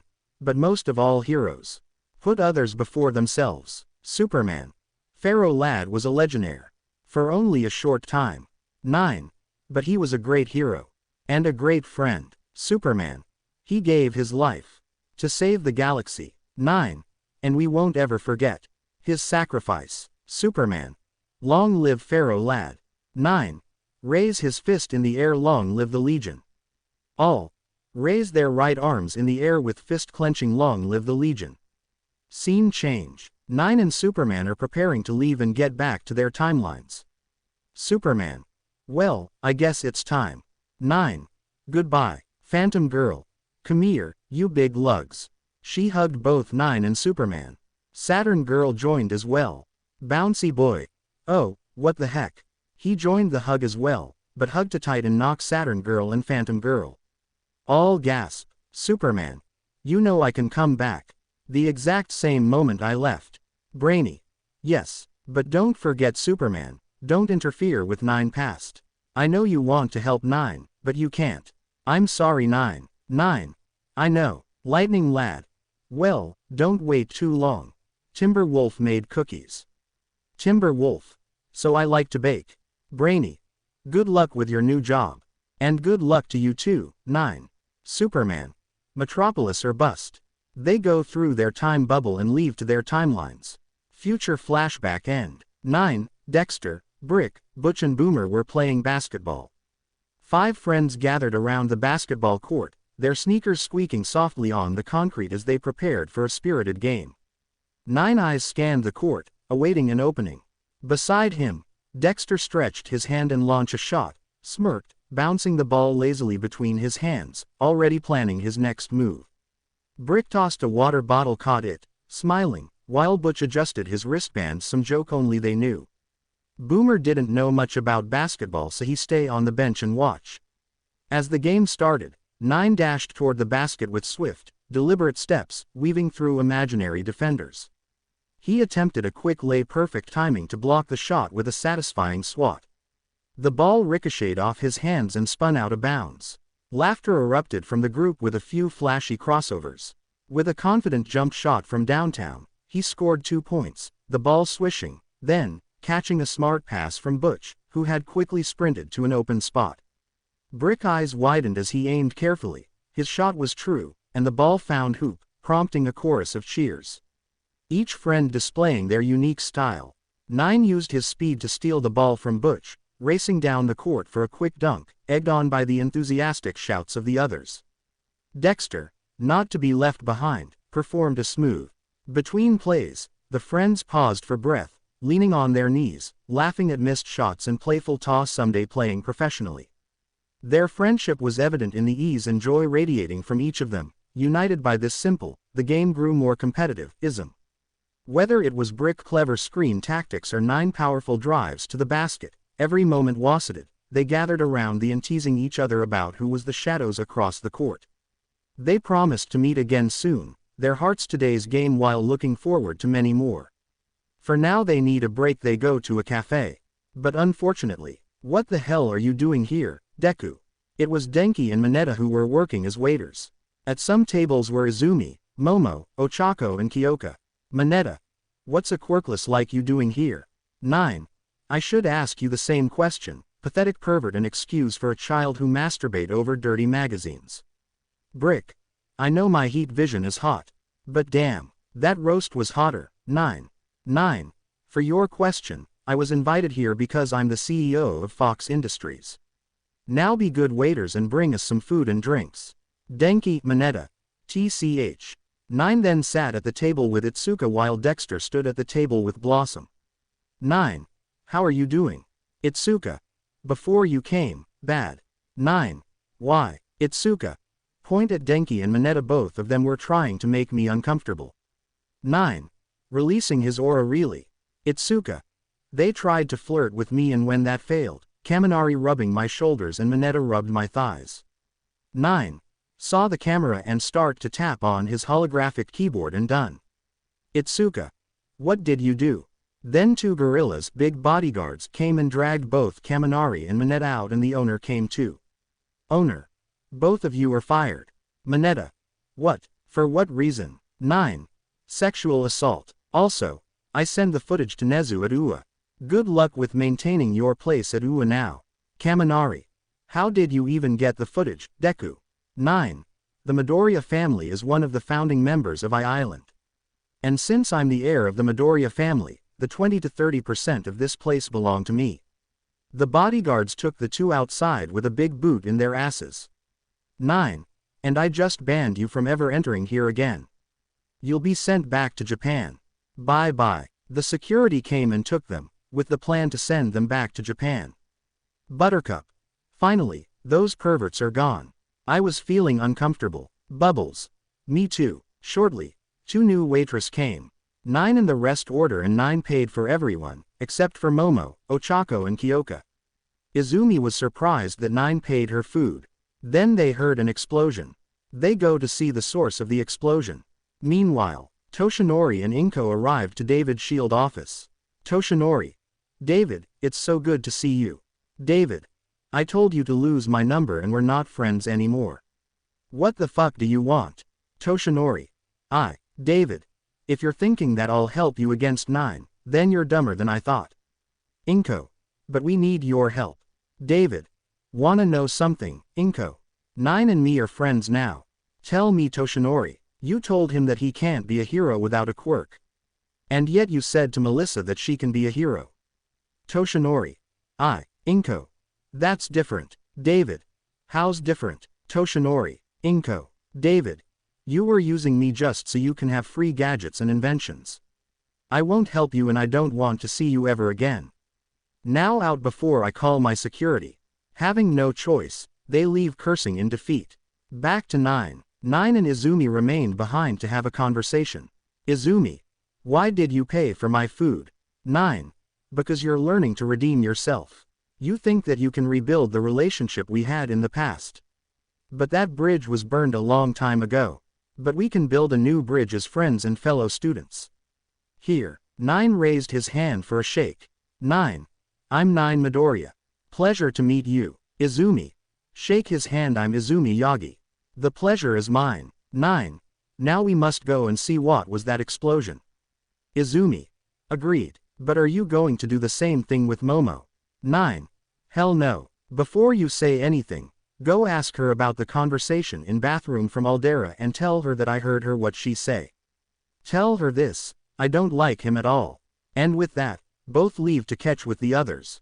Once arriving there, they saw the source. Katsumi was destroying robots after robots in an exercise. What are you doing here, Deku? 9 saw Kirishima along with Shoto. 9. 9. It's 9. The emphasis is on the 9. Kirishima. What's a freak like you doing here? 9. I should ask you the same question, Dick Ryder. And I suggest to sit down, both of you. You don't want to end up like the perverts from your class. Shoto. What's that supposed to mean, Deku? 9. Smile. I own 20 to 30 of this island because my family is one of the founders and I kicked Kaminari and Mineta out of this place for sexual harassment and sent the footage to Nezu. I bet they're going to be expelled and probably arrested. Kyoka. That's too far, Deku. 9. Nobody asked for your opinion, cutting board. Ochako. That was uncalled for, Deku. 9. Took $100 from the wallet here. Throw the money into Ochako face. Get those money and shut up. Time skip thanks to Kurumi. It was time for the party where many important people were gathered. 9 came with Dexter, Blossom, Bubbles, Buttercup, Brick, Boomer and Butch. Butch. Man, I hate those clothes. Why can't we wear our normal clothes? Brick. It's an important party. 9. I agree with Butch. I prefer my old clothes. Dexter. Me too. Then Itsuka. Itsuka. How do I look? 9 mouth remains wide open after he saw his girlfriend dress. He closed his mouth and said, 9. If I was a cop, I'll arrest you for being too beautiful. And your punishment will be to be my girlfriend. Itsuka. Wow, that was so smooth. Dexter. All right Casanova, lay it down. 9. I don't hear you complaining when Blossom came in. Dexter. Touché. Katsumi. Hey, don't act like we're not here. Brick. You're still here. I thought you left. Then, emergency alert. All the doors were closed with heavy, thick metal walls. Itsuka. What's happening? Melissa. The emergency alert has been activated. Izumi. Why? 9. Typing on his holographic keyboard computer. Can we have a visual? Computer. Affirmative, Master 9. Dexter. I should sue you. 9. But your computer was created before my computer and we both didn't know about each other before. Then from the vents, Batman, Red Hood, Nightwing, Beast Boy and Cyborg came. All 9. Batman. Batman. Batman. Midoriya, the situation is severe. Red Hood. We need Techno Fox. 9. But my identity. Cyborg. Don't worry, we'll figure something out. Beast Boy. We need our leader. Katsumi. What the hell are you talking with Deku? Beast Boy. Zip it, girl. We have bigger problems. 9. To his watch computer, send my suit. Along with Nova Quantum 2. Computer. Of course, Master 9. In front of 9 and Dexter appeared a mask and a gauntlet. But in front of Dexter also appeared a giant crescent wrench. Kirishima. What are those? 9. My hero costume. I'm. 9 put his gauntlet and mask like Sub-Zero and Scorpion and both emitted nanotechnology, creating a suit on 9. The same goes to Dexter. 9. Techno Fox. Dexter. And I'm Nova Quantum. Katsumi. Do you think it's time for dress up? Red Hood. This is no game, little girl. Nightwing. What's the plan, Batman? Batman. Techno Fox, we need a schematic. 9. Of course. 9 created a holographic screen using his gear for everyone to see. 9. The villains have take hostage the guests. There's 2 blockage in the system. I can hack it 1, but with the second one, I need to be on top. Melissa. I can do that. Dexter. Melissa, we don't want to put you in danger. Melissa. I know the whole building like my hand. I can go there. Blossom. But you can't take the elevator. If you do that, then the villains will know where you are. Melissa. There's the emergency stairs. Batman. We need to split up. 9. Correct. Batman, you and Nightwing, Red Hood, Beast Boy and Cyborg will try to take down as much villains downs as possible and distract them. Batman nodded. 9. Izumi. Izumi. Yes. 9. You and Melissa take your class and reach the top floor where Melissa will do her thing. Shoto. What are you going to do, Deku? 9. I'll stay here and do my thing. I'll try to get rid of the first block while Melissa will get rid of the second one. Nova Quantum. You, Blossom and Brick will stay with me. Blossom. Use. Brick. Why? 9. You're going to help me with coding. Now let's move. Katsumi. I'm not taking orders from you Deku. 9 then grabbed her by the collar and smashed his fist into her face. 9. Listen here and listen good. I'm not going to let innocents die because of your ego. Now do what I say or stay out of our way. Katsumi couldn't feel nothing but terror. She could swear that she saw behind Techno Fox a demonic shadow with a 9-tailed fox making her scared of her life. She nodded in fear and goes with Izumi and Melissa. Itsuka.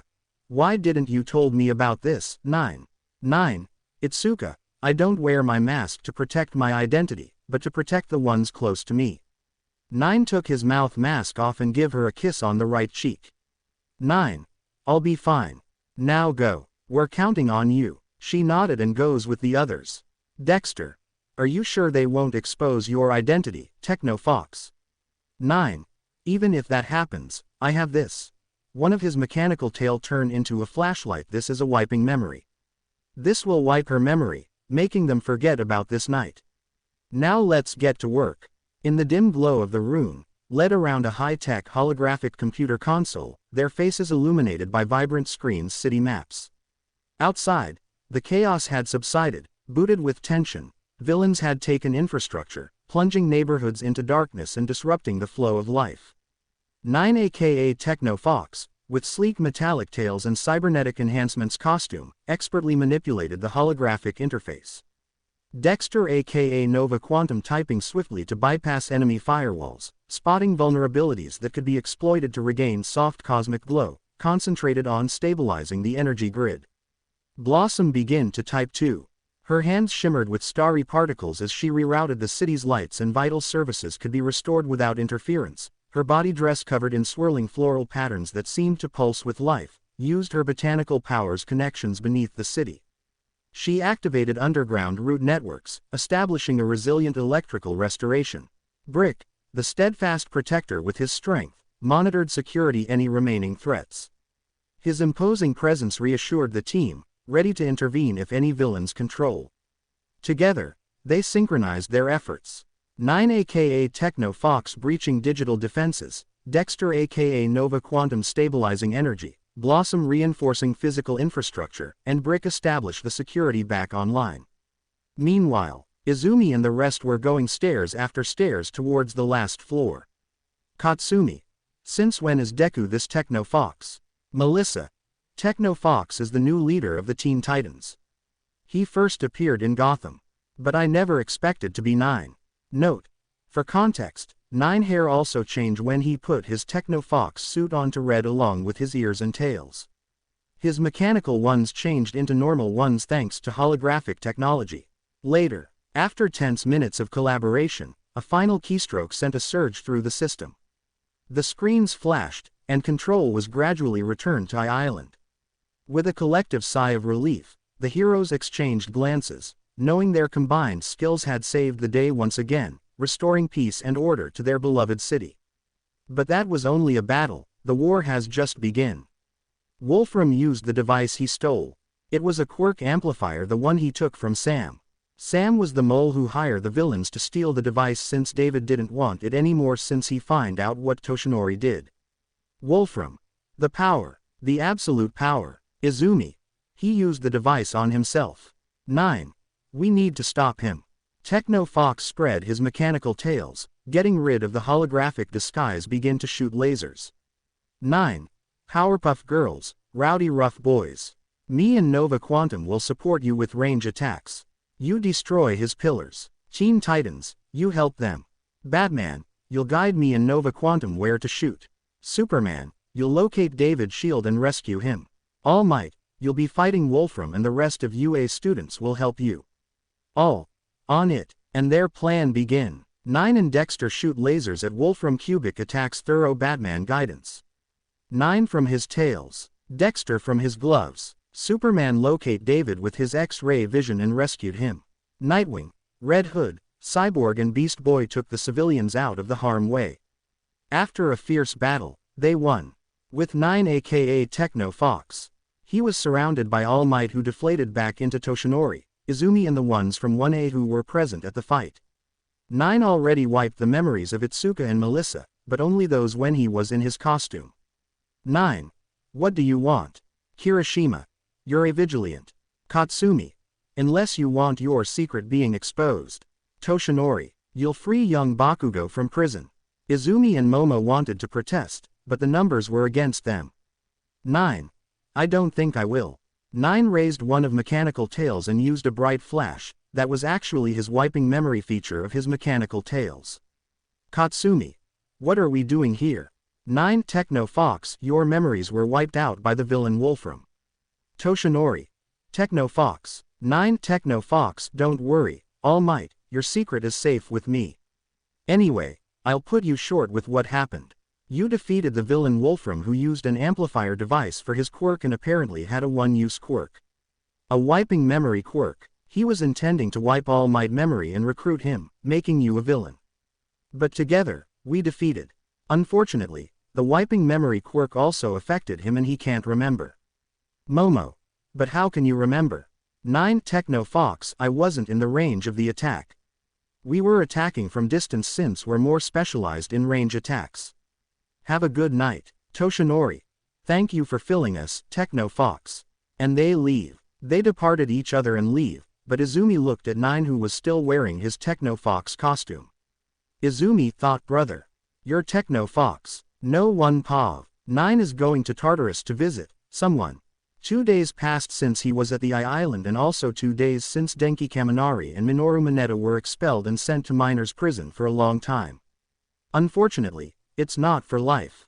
'Cause of that, multiple sexual harassment inside UA and at the island, sexual harassment of Itsuka Kendo. Now 9 is taking the elevator to the underground. 9 signed some documents to put Katsuki Bakugo, no, just Katsuki, 10 meters underground. Once 9 arrived at visitor's room, he saw Katsuki through the thick glass. A black eye, a busted lip, swollen right cheek, a cut on the right ear, bruises, cut-stitched wounds over his abdomen. 9. Ish, you looked better, old friend. Katsuki. What the hell are you doing here, Deku? Are you going to rub it on me that I'm in here? Just wait till I get out. 9. Smile. Oh, I don't think that's possible. You see, the bullet I used on you on that day destroyed your quirk, along with your quirk genes. Toshinori could give you his quirk, but it will be futile. Your body will reject it and now you're quirkless forever. How does it feel now, huh? Katsuki. You're lying. 9. Katsuki. I literally never lie. Oh, by the way, another 2 from your former class bites the dust. Katsuki. What, guard? Inmate. Quiet or you don't get food tonight. Katsuki bite his tongue in anger and shut up, then he glare at 9. Katsuki. What are you talking about? 9. Denki Kaminari and Minoru Mineta were expelled from UA and sent to miners' prison for sexual harassment and I pressed charges on them. UA had no other way but to expel them. Katsuki. You think you're smart using your stupid company to back you up. You're nothing. 9. You and some from 1A keep saying that and yet you had Toshinori to back you up for more than 10 years. Oh, don't even think that Toshinori would free you. Not even he can do it. Katsuki. What, guard? Inmate, what did I say? Katsuki angry. Shut up. 9. I make a conference press and said this, if Katsuki Bakugo will be released from Tartarus prison, then I'll cancel all of my facilities in Japan and leave back to America. When you'll set foot outside of Tartarus, my facilities will be closed in Japan. No more high-tech gadgets or house electronics, no more high-tech hospital equipment. And people will go into revolution and they'll blame you and the one who freed you. I also put a bounty on you. If you'll to escape, $10 will be to be put back here, but on bigger security. 9 then got up and go to the door to leave, but then he looked at Katsuki and smile, making Katsuki more angry. 9. Enjoy your stay. Maybe one day, others from your class will join you. And 9 leave, leaving Katsuki to roar in anger before he was electrocuted by the guard, knocking him down. Tomorrow, in the bustling kitchen of his house, 9 stood in front of the stove. The fragrant aroma of garlic and tomato sauce filled the air as he carefully prepared the ingredients for his latest culinary adventure. With a focused expression, 9 sliced onions, recalling the recipe he'd studied when he was in Italy. He had read that this spicy Italian dish was known for its fiery kick, perfect for testing his own mettle in the kitchen. Next, he heated olive oil in a pan, releasing a savory stomach rumble. He tossed in minced garlic and crushed red pepper flakes, listening, then put the spaghetti inside the pan, skill set. Carefully, he poured in rich crushed tomatoes, stirring vigorously to blend everything into a fiery sauce. His martial arts training had taught him to stay calm under pressure, so he with salt to give flavor. While the pasta finished cooking, 9 prepared the plates. He then tossing everything together with a practiced flick of his wrist. The heat just right, spicy yet flavorful. Standing proudly with his homemade spaghetti all'assassina in hand, 9 took a cautious bite, his eyes widening spread across his face. Despite the heat, a satisfied smile blossomed.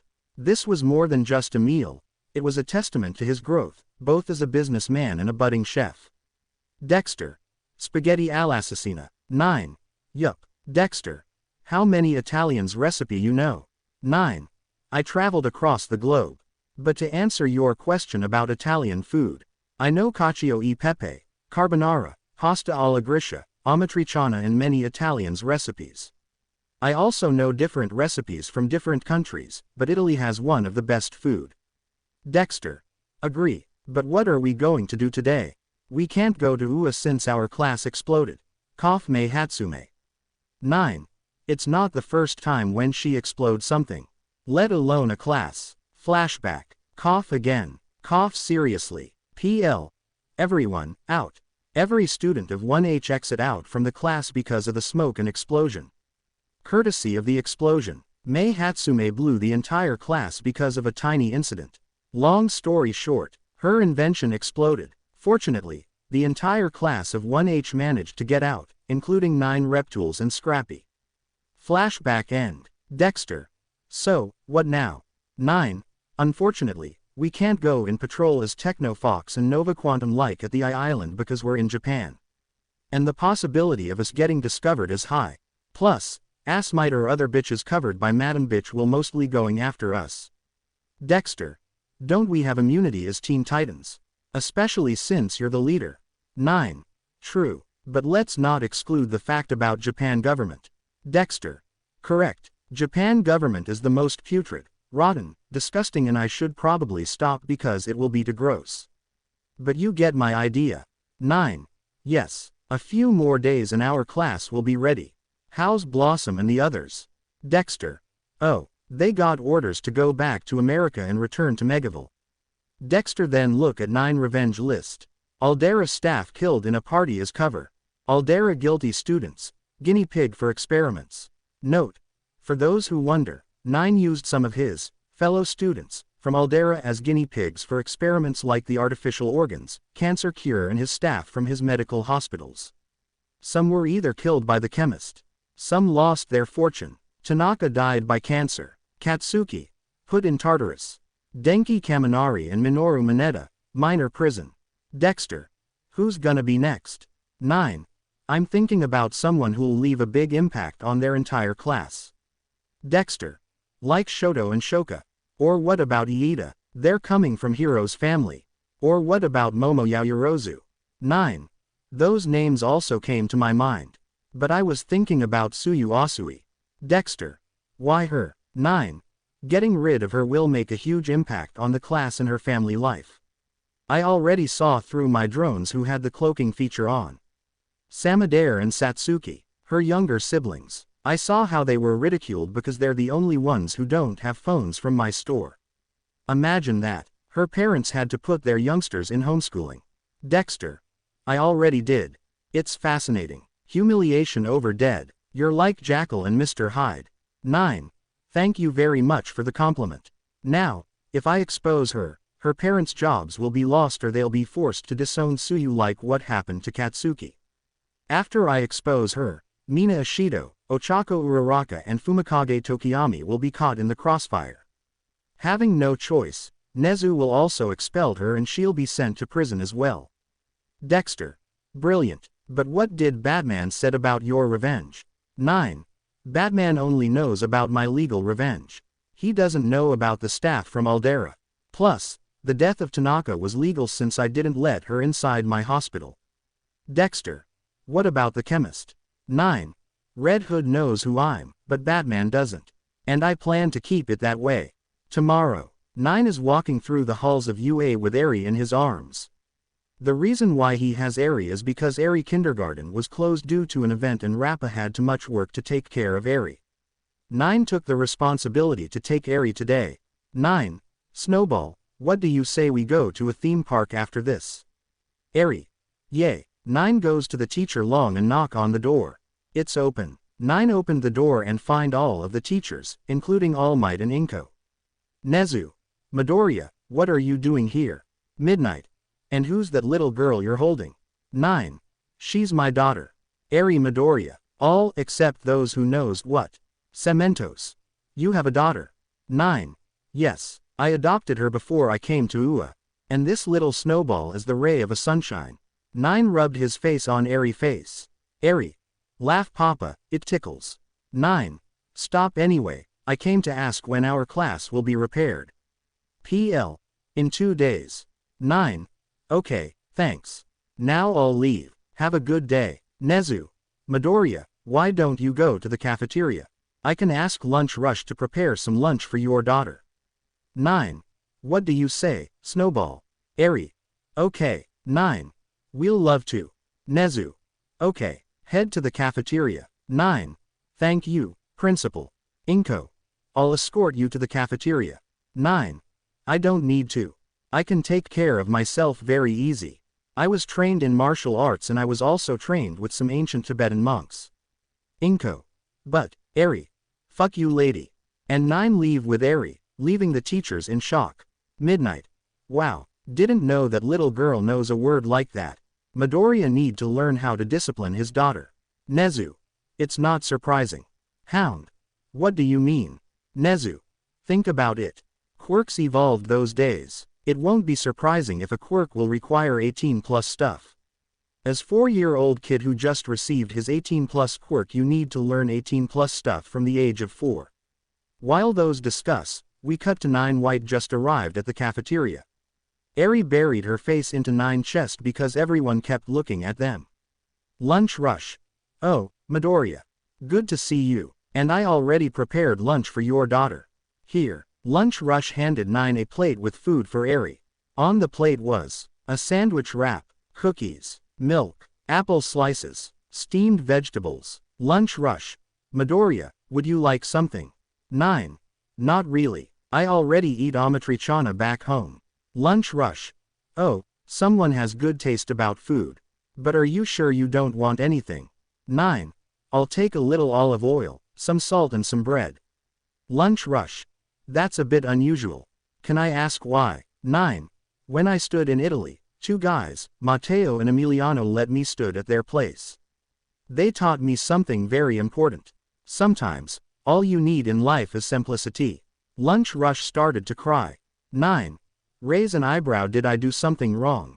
Lunch Rush wiped the tears from his eyes. Lunch Rush. No, it's just. I got emotional about your words. Because it's true. Sometimes all you need in life is simplicity. Here you go. He give 9 the things he asked. A plate with some olive oil, a little salt, and some bread. 9 thank Lunch Rush and leave with Eri to eat. Meanwhile, the 19 students of 1A saw 9 inside UA, which was odd since their class was in repairing. Katsumi was drinking her coffee loudly while glaring at 9. If she had heat vision, 9 would dead right now. Kyoka. Any news about Kaminari and Mineta? Shoka. Until now, no. They were expelled from UA and sent to minors' prison. All because of Deku. Izumi. I say those 2 deserve it. The 16 looked at Izumi. Momo was sitting alone. Ever since Izumi told her what 9 said to Izumi, she changed and not for the better. She's merely a husk of what she was before. Almost empty eyes and she was a mess. Deranged ponytail, bags under her eyes and the uniform was a mess. Back to Izumi and the rest of 1A. Mina. Izumi, you can't be serious to take Deku's side. Izumi. I'm not taking anyone's sides. I just stated facts. Look at Kyoka. What did you do to Mineta when he tried to look through the peeking hole inside the wall? Kyoka didn't respond to that. It's true that she stabbed Mineta in the eye when he tried to peek through the hole. Izumi. And don't get me started on you, Katsumi. Katsumi. What did I do? Izumi. What did you do when Denki stole your bra? Katsumi clicked her tongue in anger because she remembered that day, when Dun's face tried to steal her bra and chase him through the entire school. Luckily, she had her hero costume on. Izumi. Even if 9 didn't expose those 2, they'll be expelled anyways because of the reports about their harassment. Back to 9. Eri just finished her food and 9 returned the plates to Lunch Rush before he leave. Tomorrow. On a bright morning, 9 woke up. Today was special. He was taking Eri to a theme park. 9. Today we're going to have so much fun. The theme park just as the sun climbed higher, curling into his. Their first structure. As they reached the top, watched her with a carousel, Eri giggling as she chose her favorite horse. 9 had fun. Afterward, they tried out the bumper cars, laughing as they bumped and dodged each other playfully. For lunch, they sat on a bench, sharing cotton, and she looked content. 9 gently wiped her face with a napkin, feeling grateful for this moment. In the afternoon, they played games at the booths, earning a small stuffed animal for Eri, a new friend to cherish. As the day wound down, they watched a lively parade with dancers and casting a warm glow over the park. 9 carried Eri on his back, heading home with tired but happy hearts. Been a true adventure, a day where innocence snuggled into him. Eri, thank you, Papa. Fall asleep. 9 smiled, holding her close. 9. You're welcome, my dear Snowball. Time skipped thanks to Kurumi. 1A bus came to a stop. Eraserhead. We're taking a detour. Mina. Finally, we can stretch our legs. They exit outside where some go to the bathroom, some stretch their limbs. Then a black car came next to their bus. Kyoka. What's that? Toru. What's with the car? Then 2 womans, one wearing red, the other wearing blue, exit the car along with a boy with a red hat. Lock on with these sparkling gazes. Stingingly cute and cat-like. ... Wild, wild, pussycats. Meanwhile, 9 was with Dexter in his underground laboratory watching 1A using a cloaking drone. Dexter. What the hell did I just saw? 9. I don't have a fucking clue. Back to 1A. Izumi begin to turn into her fan mode. 9. Watching through the drone. I'm glad I stopped my fan weirdo thing. Dexter. You still do it sometimes. 9. But not like Izumi. With 1A. After they were sent down by the blue outfit woman, Pixie Bob by using her quirk. The other one, wearing red, Mandalay told them. Mandalay. You're allowed to use your quirks. They all fall inside the forest. 9. Watching through the drone on his big screen, estimating the time and the surrounding, along with their quirks. The best one is Izumi. She can just levitate herself above the forest. Dexter. What about the others? 9. Katsumi can't use her quirk properly inside a forest. One wrong move and the entire forest will become ashes. The same goes with Shoto and Shoka flames, Yuga Aoyama laser or Iida engines. Toru quirk is useless like always. Ochako can just float things, she can't move correctly. Mina acid quirk might not be good when she's surrounded by others. Tsuyu has the advantage since she's in a forest. Shoji too has advantage. He can stretch one of his arms above the forest and use an eye to see where to go. Ojiro also have an advantage thanks to his tail. Dexter. What about the others? 9. Kyoka Jiro is kinda useless. She can use her quirk to pinpoint her location and to know where to go. Hiroshima is an idiot rock. He'll probably follow Katsumi and get lost. Kota can use his quirk to call birds or insects for help. Sato quirk is pretty much useless right now since they were rushed. I bet he didn't have time to take a pack of sugar or honey. Fumikage might lose control inside a forest. Siro can use his tape to swing from tree to tree. Momo need to stay calm so she can create what she need. But after what Izumi told her, she barely focus now. Dexter. That's correct. Back to 1A. They managed to get to the camp before sunset. Izumi was holding her head in pain from overusing her telekinesis. Katsumi had her hands bandaged from overusing her quirk. Iida was dragging his right leg. Ochako and Aoyama were on the verge of puking. Kyoka was holding her earphones in pain. Mina was dehydrated and was supporting herself on the tree. Others were in worse conditions. 9. And yet they think that they're hot stuff. Scene change. 1A and 1B started training. Training canon. Dexter. Hey, 9. Which training do you think it's harder? Their training or your training with Wildcat? 9. Definitely mine. Wildcat broke my jaw. Good thing he didn't stood with me when I was recovering. Especially with his protein shake. Shake in fear. Flashback. 9 was boxing training with Wildcat. Wildcat. Come on Fox boy. Show this old cat some punches. 9 was known for his strength clenched and eyes filled with focus. 9 thought must train myself harder. Loud I won't give up. Hand-to-hand combat skills. Suddenly, Wildcat steps into the ring, intending to demonstrate a teaching point. Wildcat. Alright, Fox boy. Let's see how you handle this. Wildcat moves swiftly. 9 braces himself, raising his arms to block, but the force is unexpectedly overwhelming.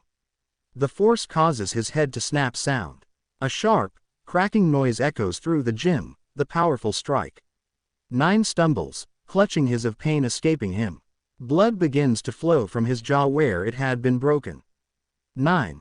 It hurts. I didn't expect. Batman who watched the sparring came to 9 aid. Batman urgent hold still. We need to get you medical attention. Batman helped 9 to get to 9 laboratory where he received medical aid from his robots. Wildcat feels a deep sense of meant to be a demonstration turned into an accident that could have. Unfortunately, 9 couldn't use his jaw to eat for 2 whole weeks, so he'll rely only on liquid food. Flashback end. Another time skip, thanks to Kurumi. The training camp was attacked. Several students and teachers along with the heroes were injured. One hero was kidnapped, Ragdoll. Katsumi Bakugo, student at UA, 1A was kidnapped. Izumi, Ochako, Tsuyu, Momo, Shoji, Kyoka and Toru were injured. The rest were too, but not severe. 1B also had some students injured, but not because of the villains, but because of Katsumi. One of the villains mocked that her brother deserved to rot in prison and she was seeing nothing but red. With Izumi, she was inside Fox Hospital. 9 then enter inside her room. 9. How are you feeling? Izumi. Been better. Both of her arms were in caskets and her forehead was bandaged. 9 then pulled what appeared to be a large pistol. Izumi. Whoa, what are you doing with that? Are you going to shoot me? 9. Shoot you, ha. If it was one from your class, then yes. But this isn't a gun. 9 then used his gun, aka scanner, to scan Izumi and then project a hologram of her anatomy. 9. Broken bones and damaged tissues. Along with blood loss. You're lucky to live. Seriously, joking, did Toshinori give you too much DNA? Izumi. Joking maybe. Both shared a laugh. It was a moment of peace. 9 then order a drone to come with the serum he used at the sport festival. 9. This is the serum that I used against the mutt. Be careful from now. This can be used only once in a month. Izumi. Why's that? 9. This serum heal any injury almost immediately and give you energy like you slept 10 hours straight. Injecting too much might cause a heart failure due to much overdose. The drone injected Izumi with the serum. Izumi started to feel better, however, her scars still remains. Izumi. Thanks 9. 9. Don't thank me yet. Wait until Toshinori see the bill. Then the door opened, revealing 1A. At least some of them. Mainly Ejiro Kirishima, Iida, Mina, Ochako, Tsuyu, Shoto and Shoka. Izumi. I thought they were banned from entering your facilities. 9. They are. I didn't said anything about visiting. They're allowed to visit patients who are in my hospital. Raise his mechanical tails and get the lasers ready, and if they try something, I'll blast them to smithereens. Iida. We didn't come here to fight, Deku. 9.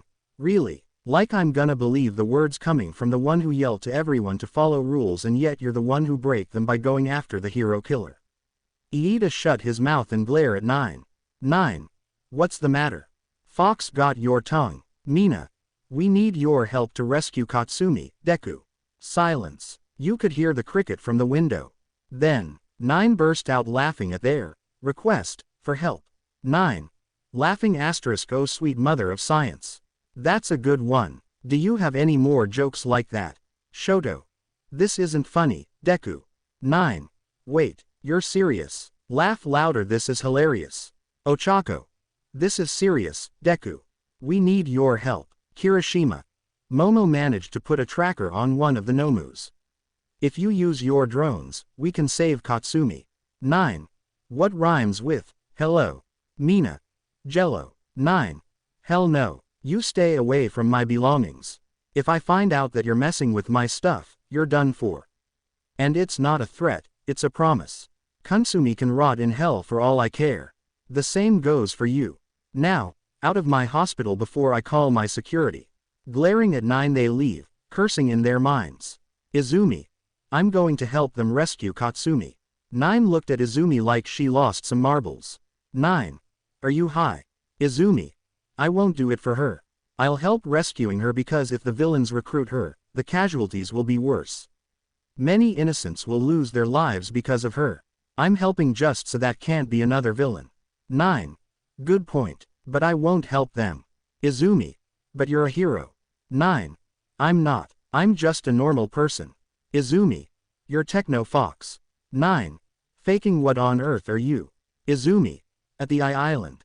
You put your suit on in front of us. 9. Dropping the facade. How did you remember? I wiped your memories. Izumi.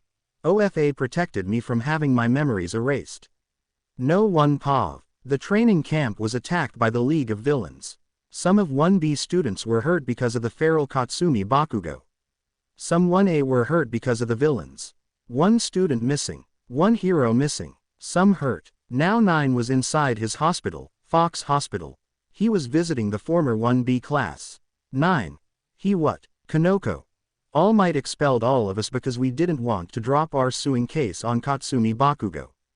Flashback. All Might was inside the room where the injured 1B student were resting because of Katsumi Bakugo. He wanted to convince 1B to drop the case of Katsumi Bakugo. Itsuka. We told you, All Might, that we won't drop our case on Katsumi Bakugo. AM. It was only an accident. Are you going to ruin her future because of a misunderstanding? Tetsu. Like how 1A did to 9. AM. Trying to lie. What on earth are you trying to say? Kanoko. We know everything about 1A. 9 told us everything. How his old school in Japan. Note. I specifically say in Japan because the last school 9 attended was Megaville in America, of his treatment and how 1A were his tormentors and bullies. Reiko. If we can't get it on the whole class, at least on 1. AM.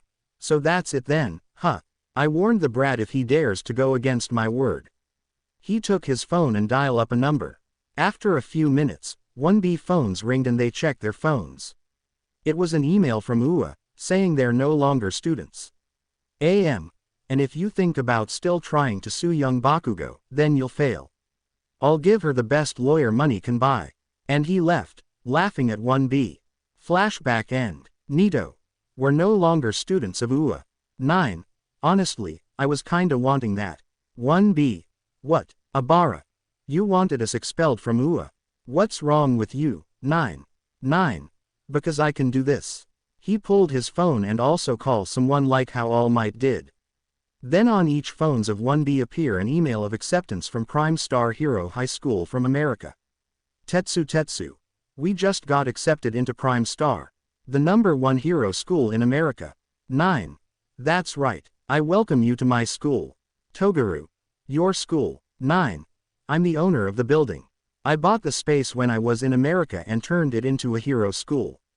And unlike Japan, America also accept quirkless, villain quirk or weak quirk.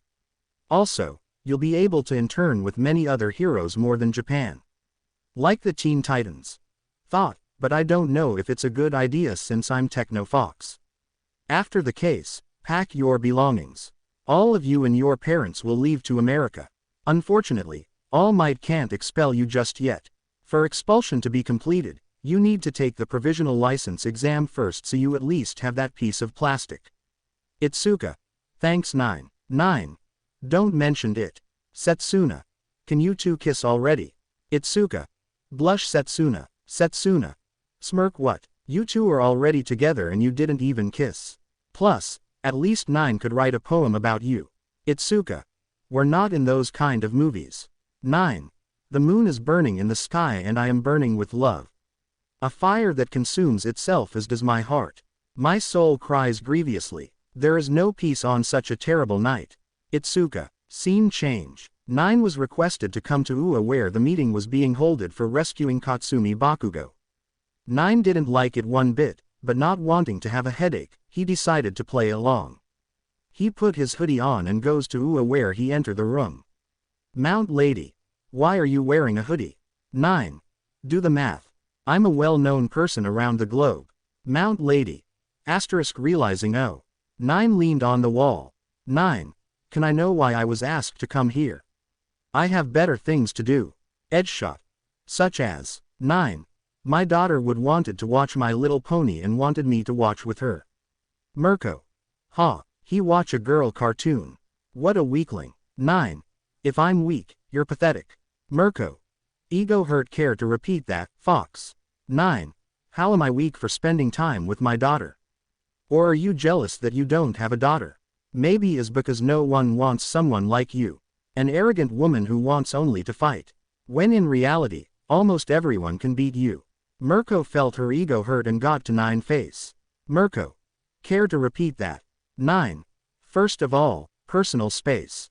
Second of all, almost everyone can beat you if they had something called common sense. Third of all, I despise people in my personal space. So, get a distance before I'll make you collect your teeth from the floor. Everyone wide their eyes when they heard 9 said this to Mirko. Mirko. Can you even act? She didn't had to finish because 9 kicked her in the stomach and then punched her in the face. 9. Can't do what, huh? Mirko got up and spit a teeth. Mirko. At last, I have someone with some guts. Get ready for a fight. I hope you have some good fighting in you, Fox. 9. The name's 9. 9 also took a fighting position. 9. Bring it on, Rabbit. I'll turn you into rabbit stew. They got ready for a battle, but the heroes got between them. Mirko. You got lucky, Fox. 9. On the contrary. It's you who got lucky. You're only specialized in using your quirk to fight. While I'm a martial artist, I know many forms of martial arts and I was trained by some ancient Tibetan monks. Tsukauchi. Now, before we escalate this, we must focus on our job. Look at 9 Midoriya, we asked you to come here so we can request your help. 9. Raise an eyebrow. Come again. SWAT Captain. With your technology, we'll be able to rescue the student that got kidnapped. 9. Yes, my tech could help you. But that only if I allowed it. Mount Lady. Are you saying you won't help us? 9. Exactly. Kamui. Why wouldn't you help us, Midoriya? 9 then pulled his phone and read an article. 9. Quirkless community in Japan. I'm pretty sure most of you know how quirkless people are treated. No one said a word. 9. Back to the article. Quirkless treatment in Japan. Abused, tormented, sold as guinea pigs, scapegoats, bullied, beaten, treated like a plague and other horrible things that lead to innocent people to commit suicide. Look at the heroes. You're asking me to help the same people that treat people like me when you never lifted a finger to help unless it benefits you. And it's not just quirkless people. Villainous, and weak, quirks as well. And when they become villains, you pointed out that they're evil. You are afraid of villains and yet you have not problem creating them. And for the final answer. Is no, neen, nyet, never, da. We know that we didn't really help them, but you need to show the world that you're better than us. 9. I know I'm better than you. But the answer is still no. Tsukauchi. Why don't you want to help us? Am. Because he's working with the villains. I'll arrest him right now. 9. If you wanna see a villain, All Might, just look in the mirror. All Might got ready to throw hands. 9 activated his rejuvenator, but the heroes and SWAT force came between them. Tsukauchi. Enough. We'll end this once and for all. Look at 9 Midoriya. Are you work with the League of Villains? 9. Number. Never interacted with them. Tsukauchi. True. Did you got involved with villains before? 9. Only thugs, and one time when I stood in America I was kidnapped by black masked goons for ransom. But Red Hood killed the goons and saved me. Tsukauchi. True. This confirm it. 9 Midoriya isn't working with villains. And everyone can confirm it. Everyone, except All Might confirm it. Note. Inko wasn't here. Tsukauchi. I'm sorry for the trouble, Midoriya. 9. It's okay, detective. You're just doing your job. I have nothing against you, but Ua on the other hand. Eraserhead. What are you talking about? 9. Ever since I came to Ua, I was constantly accused of being a villain. And many times I proved I'm innocent. This is the last drop. Once this rescue mission is done, I'm suing Ua. 9. I hope you have a good lawyer, Principal Nezu. And 9 exit outside. Time skip thanks to Kurumi. It's night. 9 was with Eri at his house. They were both watching My Little Pony. Dexter was in the kitchen, getting something to eat. Then, Dexter. Who could be at this hour? 9. Computer, who's at the door? Computer. It's some students of Ua. From 1A. 9. Sigh Dexter, can you watch Eri, please? Dexter. Sure. Dexter watched Eri while 9 goes outside to open the door, but not before to grab his double-barrel shotgun and loaded it. 9 opened the door and saw Shoto, Shoka, Ejiro Kirishima, Mina Ishido, Ochako Uraraka. 9. What are you doing at my house? Kirishima. Deku, you fucking bastard. 9. Oh my god, dude. Turns towards him, bitches. Can I not have a peaceful day in peace without any of y'all in my face right now? What the fuck do you want? Shoto. Oh, I don't know. Considering the fact that Katsumi has been kidnapped and you don't want to help, you asshole. 9. Oh no. Not Katsumi being kidnapped. Somebody send a prayer out for her. Anywho, why y'all pissed at me? Aren't y'all the same group that bullied my whole life because y'all wanna discriminate against quirkless people? Now that I declined their request to help them rescue her, y'all bitch and complain about how I went too far. Yeah, go ahead and suck my dick, stupid assholes. Mina. Crying, how could you be so heartless? There's a slim chance of Katsumi being killed by villains and you don't care, Deku. You useless Deku. 9. Xenomorph audition character reject. And if I remember correctly, weren't you and the little group of cheerleaders also tormenting me for years on end? What's stopping me from doing the same to you? Pull up the shotgun. 9 pointed his shotgun at them as he walks towards the group without a care in the world. 9. Please give me a real reason as to why I should care if he lives or not. Don't even say we are friends, cause that's a damn lie. I'll get sturdy on that bitch grave right now, bitch. Also, y'all not gonna do shit. I can see the fear in y'all eyes. Y'all don't want this smoke. You're afraid because you can't do shit. Scene change. 9 is in his laboratory with Dexter after putting Eri to sleep and activating maximum security on his house. It was clear that those idiots from 1A will try to save Katsumi. They're parts of him that want different things. A part want Katsumi to be killed by the villains. A part want Katsumi to join the villains so he can take her down and possibly killing her. And there's the part that wants Katsumi to be saved so his friends who were once the Class 1B to sue her for what she did at the training camp. Dexter. After the raid is over, in a few days you'll have the court with that mutt from prison. What do you think will happen? Dexter. Can't you shut him up? He's giving me a headache. 9 walked towards the source of the scream. It was his former classmate from Aldera. Tsubasa, the one with red wings. 9 created a clone body and faked Tsubasa death so he can kidnap him and experiment on him. Note. For those who wonder. 9 kidnapped some of his former school, Aldera, faked their death and experimented on them. That's how 9 created so many good stuffs at his company.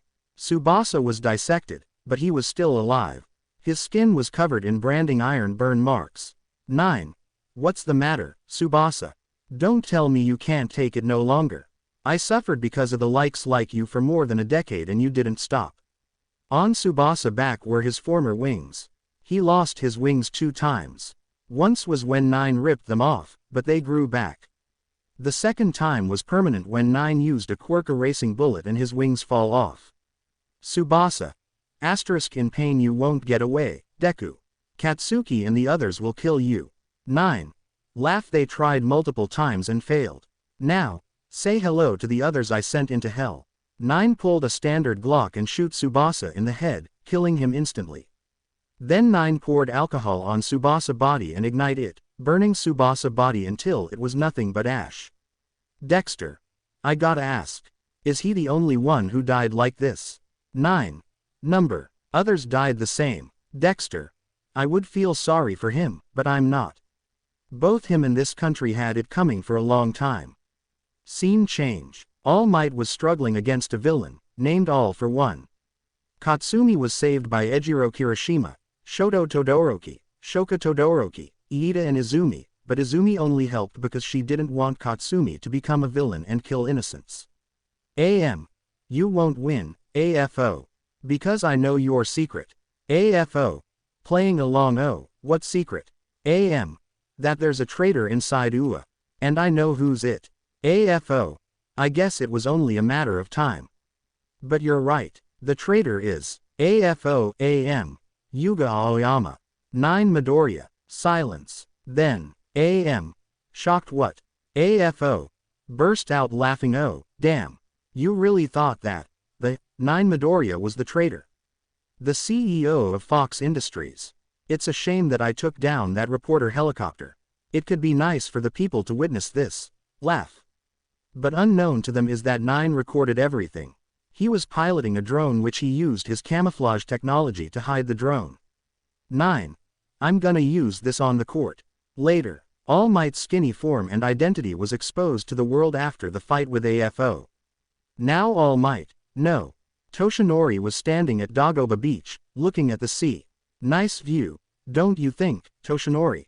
Toshinori knew that voice and turned, seeing 9 smiling at him. 9. Do you enjoy retirement, old man? Toshinori. Angry, what do you want, brat? 9. Point his mechanical tails at Toshinori and charge the lasers. I'll watch that mouth, Toshinori. OFA is no longer with you and you're in no shape of fighting. I could easily wipe the floor with you. Toshinori grunts in anger, but it was true. He was in no shape to fight and he was no longer in possession of any OFA remains. 9. And what are you going to do, Toshinori? Walk towards Toshinori. You no longer possess OFA. You're just a quirkless. All of your life you hated quirkless and yet you're one of us. What are you going to do now? Crawl into a dumpster and be a cowardly rat for the rest of your life. And look at this. Snap fingers. The drone that 9 used to record the fight came and showed Toshinori the footage, making Toshinori to lose his colors. Toshinori. Pale, how did you get this? 9. I used one of my drones to record the whole thing. Image it. If I publish it, 1A will be in troubles, along with you. Toshinori. You wouldn't dare. Because I'll destroy your life. 9. You did that already by starting with killing my father. Toshinori. Denial. I wouldn't do such a thing. You're accusing me without evidence. 9. Remember the Red Devil. The Vigilant that kicked your ass. Toshinori. Gulp. Note. After 9 joined the Legion in the 31th century, he used the time bubble to go to the past and saw how Toshinori killed Hisashi by paying Hisashi mechanic to place a C4 under the car. 9. The Red Devil retired and live in America where give the recording of that night. How you paid that mechanic to place a C4 under my father car. Toshinori. What do you want? 9. Me, nothing. I want nothing from you because you can't give me anything I already have. Money. I'm a multi-millionaire. Immunity. I already have more than you. I'm going to use those footages to sue you in Night Eye for that day when Night Eye tried to shoot me. And the footage of the fight I'll be using against Ua. Kinda funny. I have 3 court cases to handle. Toshinori. 3. But you said only about 2. 9. The 3rd court case will be against that mutt from Tartarus. I'm going to give him 3 options. 50 years along with paying me compensation for every injuries he inflicted on me along the years and property damaged where he destroyed my things. Life in prison. Or I could give him the death penalty. Toshinori glare at 9 after hearing Katsuki options. The first option isn't too bad. But Katsuki will spend 50 years in prison, meaning when he'll be out he'll be 60, almost 70 and Toshinori can't get him the monies because of the secret might comes out. The death penalty is also a no-no, he couldn't let a great hero like Katsuki to die. The 3rd option is the best they could do for now. While Toshinori was thinking the options, 9 didn't wait for the answer and leave home. No one pav. A few days passed since the raid and Katsumi was saved. Now Nezu implemented the new program of dorms for the students. The ones who knew about the plan of the illegally rescue Katsumi should be punished, but since there were no cameras, they just got a light punishment from Eraserhead. Unfortunately for them, 9 did record the scene where they jumped in to save Katsumi. Unfortunately, since 1B was expelled from UA, they couldn't get a dorm. However, they'll only stay until they get their temporarily license. And neither 9 nor Dexter. With the 2 geniuses, they just bought each a can to drink. Dexter bought a Pepsi. 9 bought a Monster energy drink. Note. I could use my favorite energy drink, Firebird. But I'm not sure if you know about it. That's why I'm sticking with Monster energy drink for now. Dexter. How long are we going to stay at UA? I'm tired of it. UA always limit my potential. 9. I get the feeling. I want to do science into a high-tech facility with lasted generation of technology. Me. Cough Swift Dragoon, Neo Genesis. 9. And after Itsuka and her friends get their license, we can leave as well. They resumed their walk while enjoying their drinks. Dexter. What are you doing with what your father left you? Dexter knew that talking about a secret high-tech laboratory in public is suicidal, that's why they talked coded. 9. I already prepare for moving it to America. I got the plan ready for the departure. Note. 9 has a house in America and right now, digging robots are digging a hole under his house so he can teleport all of his underground laboratory from Japan to America. After some walking, they arrived at UA. They threw the cans into a dumpster. Note. Something annoying to me are those recyclable bottles and cans. I can't throw them away because I can get a little amount of money from it. Inside UA, Inko was waiting, wearing her hero suit. Inko. Can we talk, Midoriya? 9. You can go ahead, Dexter. Telepathy. Good thing that the ancient Tibetan monks teach me telepathy so we can communicate. Be careful, Dexter. Don't forget, you also have something to neutralize quirks. Dexter's sad face. Telepathy. Thanks, 9. I'll activate my necklace and hide it underneath my coat. I'll see you in class. And Dexter leave. 9 Follow Inko to a blind spot where cameras don't reach, nor students come or teachers. 9. What do you want, chopped rat? 9 Stare at the one called her mother as his expression was as emotionless as always as his eyes stared holes into her emerald ones. Inko. Izuku, how are you? Inko asked, trying to communicate with her estranged son as 9 scoffed as he pointed his mechanical tails at her, less than an inch from stabbing her face. 9. The name's 9. And far better without you, Inko Yagi. He said offhandedly as she didn't flinch at his cold response, though she felt a pang of guilt. The day news rotated that Izuku beat Katsuki's until he was put in the hospital had left her shocked. She knew that Izuku didn't hang out with them as often, anyone believing that Izuku got a different friend group. However, when she heard from the school and so they called Mitsuki and her husband so Izuku could apologize, but as the hours ticked by with Izuku leaving their house, the simmering hate turned into concern. Mitsuki believed Izuku went to stay at a friend's house, and when they asked Izumi and her friends, they seemed to pale slightly, saying that they don't really know who his friends were, which was definitely suspicious, but as days passed she became more and more concerned as she went in her hero persona to search for him. Then, when a whole month went by, she had reached the peak of concern, and if it wasn't for her husband Toshinori convincing her otherwise, she would have reported it to the police and issued a nationwide search.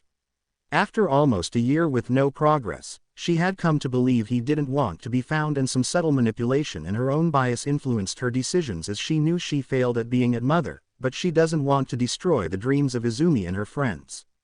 Inko. I know I wasn't the best mother in the world. Noel Hernandez 161,228. Noel hold Ganyu who's in rage mode. Noel. Honey, calm down. It's not worth it. But his pleading fell on deaf ears.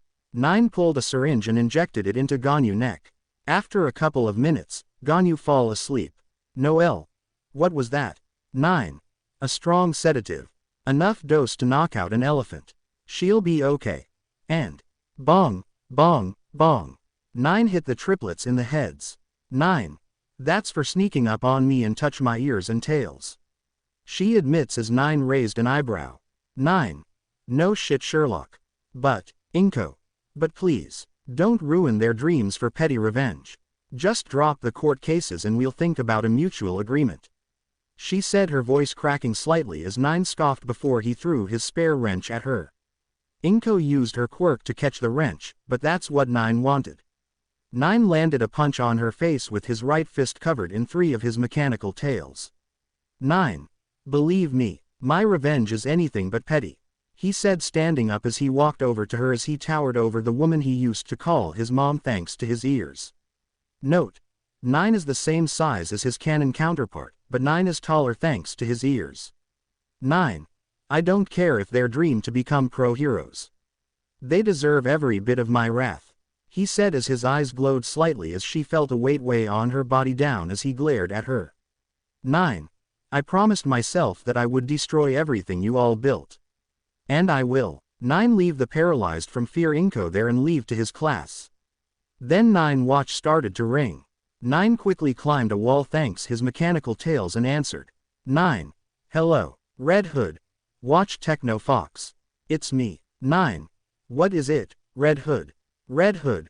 Watch, I got some information. Harvey Dent escaped the asylum and Black Mask is in Japan. 9. Why would Harvey escape? He was doing so well in rehab. But Black Mask is not good. I'll see when I can patrol as Techno Fox, along with Nova Quantum and Acoustic. Red Hood. Watch, we'll meet tonight. I already send you the location. And don't tell Batman or anyone from the Justice League. This is something we'll do. 9. Understood. 9. End the call and get off the wall, getting ready to get to class. On the way, he saw the dorm of 1A and saw that he still has time to get to class, so he decided to pay a visit, but not before to activate his bracelet in case of anything. At 1A dorm, the girls, except for Izumi who was in her room and Momo who was in the kitchen, were hugging Katsumi like it was the last day on Earth. She distanced herself from the rest of her classmates, something she should have done long ago. Momo was in the kitchen and prepared some tea for herself. Mina. Hugging Katsumi tightly. I'm so happy for you, Katsumi. You got rescued. Katsumi. I'm happy too, Mina. But cut it out. I can't breathe. Then they heard clapping. Clap, clap, clap. They look at the source and saw 9 at the open door and clapping his hands. 9. Congratulations for rescuing your classmate. Katsumi, along with the rest, except for Momo, changed from happy to angry once they saw 9. Katsumi. What the hell are you doing here, Deku? 9. I just came here to see if you're okay. After all, you didn't join the villains. Becoming a villain like your brother. Excuse me, ex-brother, since he was disowned, got his quirk destroyed by me and put in prison by me.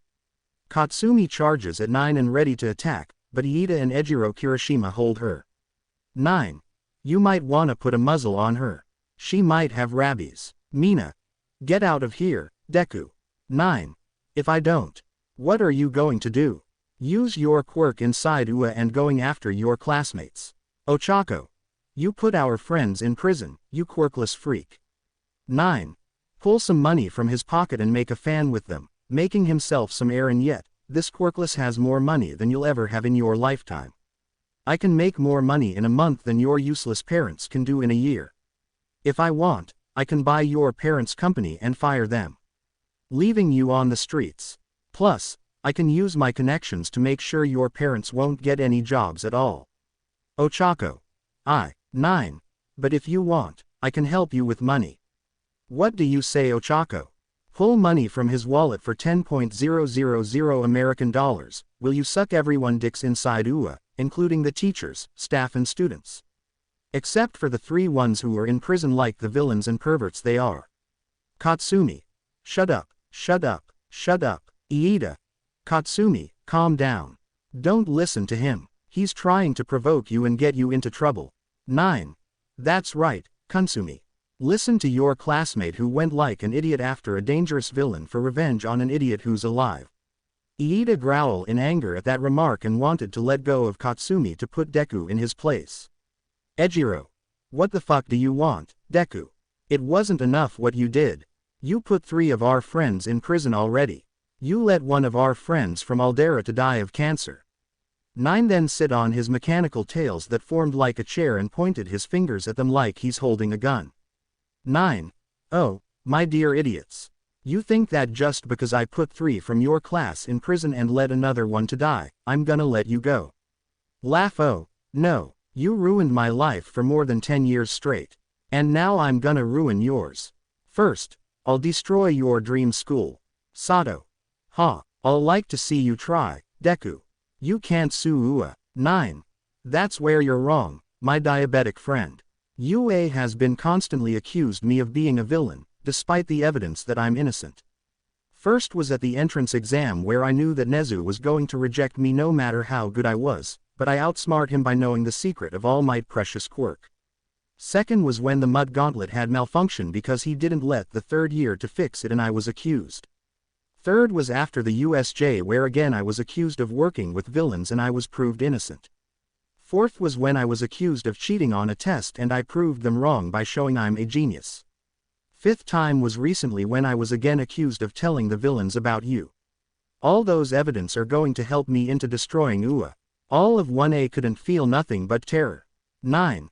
And not only that, But I will also going to suing Toshinori and Night Eye for trying to force me to give my belongings to them and Night Eye trying to shoot me, only to fail. And I'll also suing your brother, Katsumi, and give him the final punishment. I'm thinking between 50 years in prison if he can't pay me compensation of 50,000 American dollars for all the damage he inflicted on for the past 10 years along with property damage. 9. Don't forget bitch. At the sport festival of how I detonated a mine your face like it was New Year fireworks, how I humiliated Endeavor Jr. in front of his father, how I beat the crap out of you in the first round like you owe me money. Look at Iida how I turned your career into a meme. Look at Shoto how I give you PTSD with my rejuvenator. Look at Katsumi how I exposed your sorry excuse of a sibling on a live around the world and then beat him up, then destroying his quirk along with sending him to prison like the villainese. All of this are part of my plan and my contingency plans. Toru. Contingency plans. 9. What did you think I did in America? That I only did business? Oh, no, I also worked on a secret project of mine. It's called Agamemno Contingency, where I created plans to neutralize you and many heroes who are working with Toshinori. No matter what you do, I'll always have a plan. If you try to destroy my evidence, even though it's impossible, I can call my psychologist, Riku Sakamoto. Whose quirk allow him to project memory? My memory. And with that, 9 leave 1A in defeat. Time skip thanks to Kurumi. Note. I didn't know what photo to use, so I choose all 4. And yes, I like Kurumi. And don't say anything about me when you point at the readers or simps for S-Death, Mirko, Midnight, Akame, Huki, 2B etc. 9 and Dexter are in the cafeteria and they enjoy their meal. 9 has a traditional sushi made by him and Dexter has a burger. They both watching the video from last year when they dressed up for Halloween.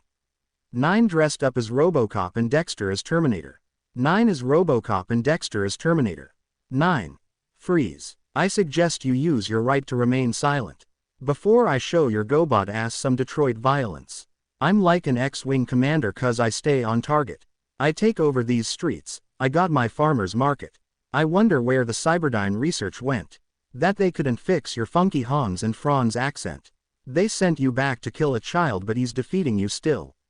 They should have made a time-traveling morning after pill. And I didn't think I had any feeling left inside me.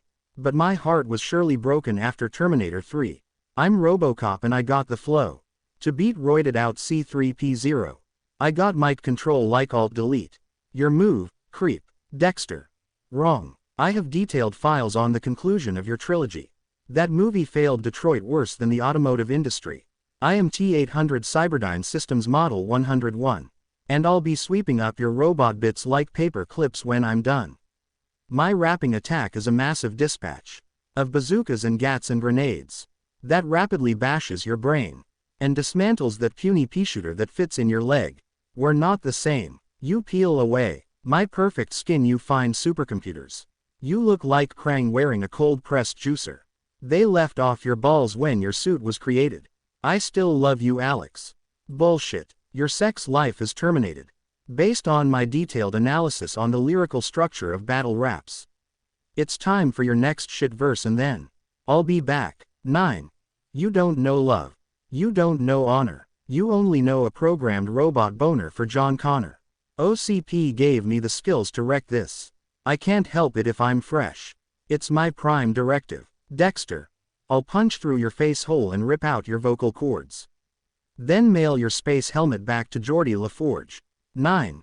Nice try. But I'm too quick on the draw. What can go wrong for you will, creep. Murphy's Law. Dexter. Chill out, dickwad. Your emotions are wrecking your flow.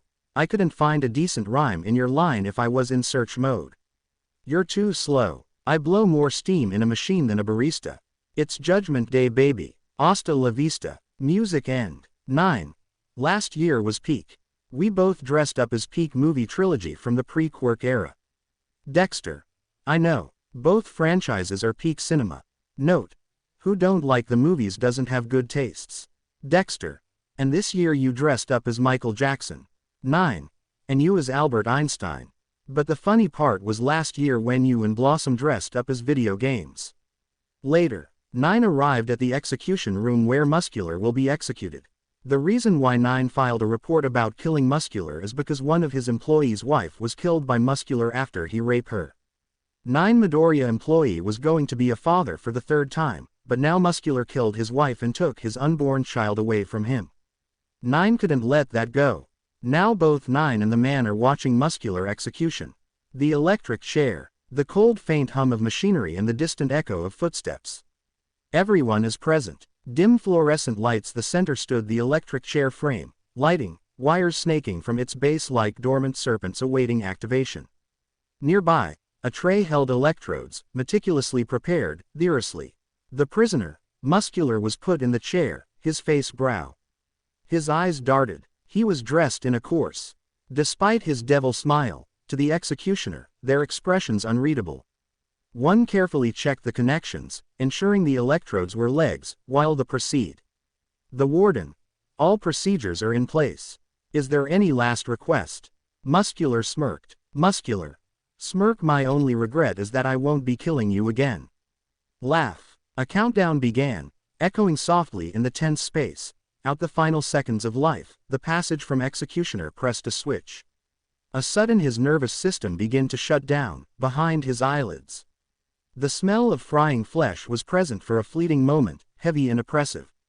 The confirming death with a stethoscope and checking for signs of life. The guards gently slid a stretcher, where it would await proper handling and disposition. The of what had transfer atmosphere lingered the act, outside on, indifferent to into that moment of darkness and resolve. I hope you guys enjoyed this video and make sure to like and subscribe to the channel. Now we will see you in the next video.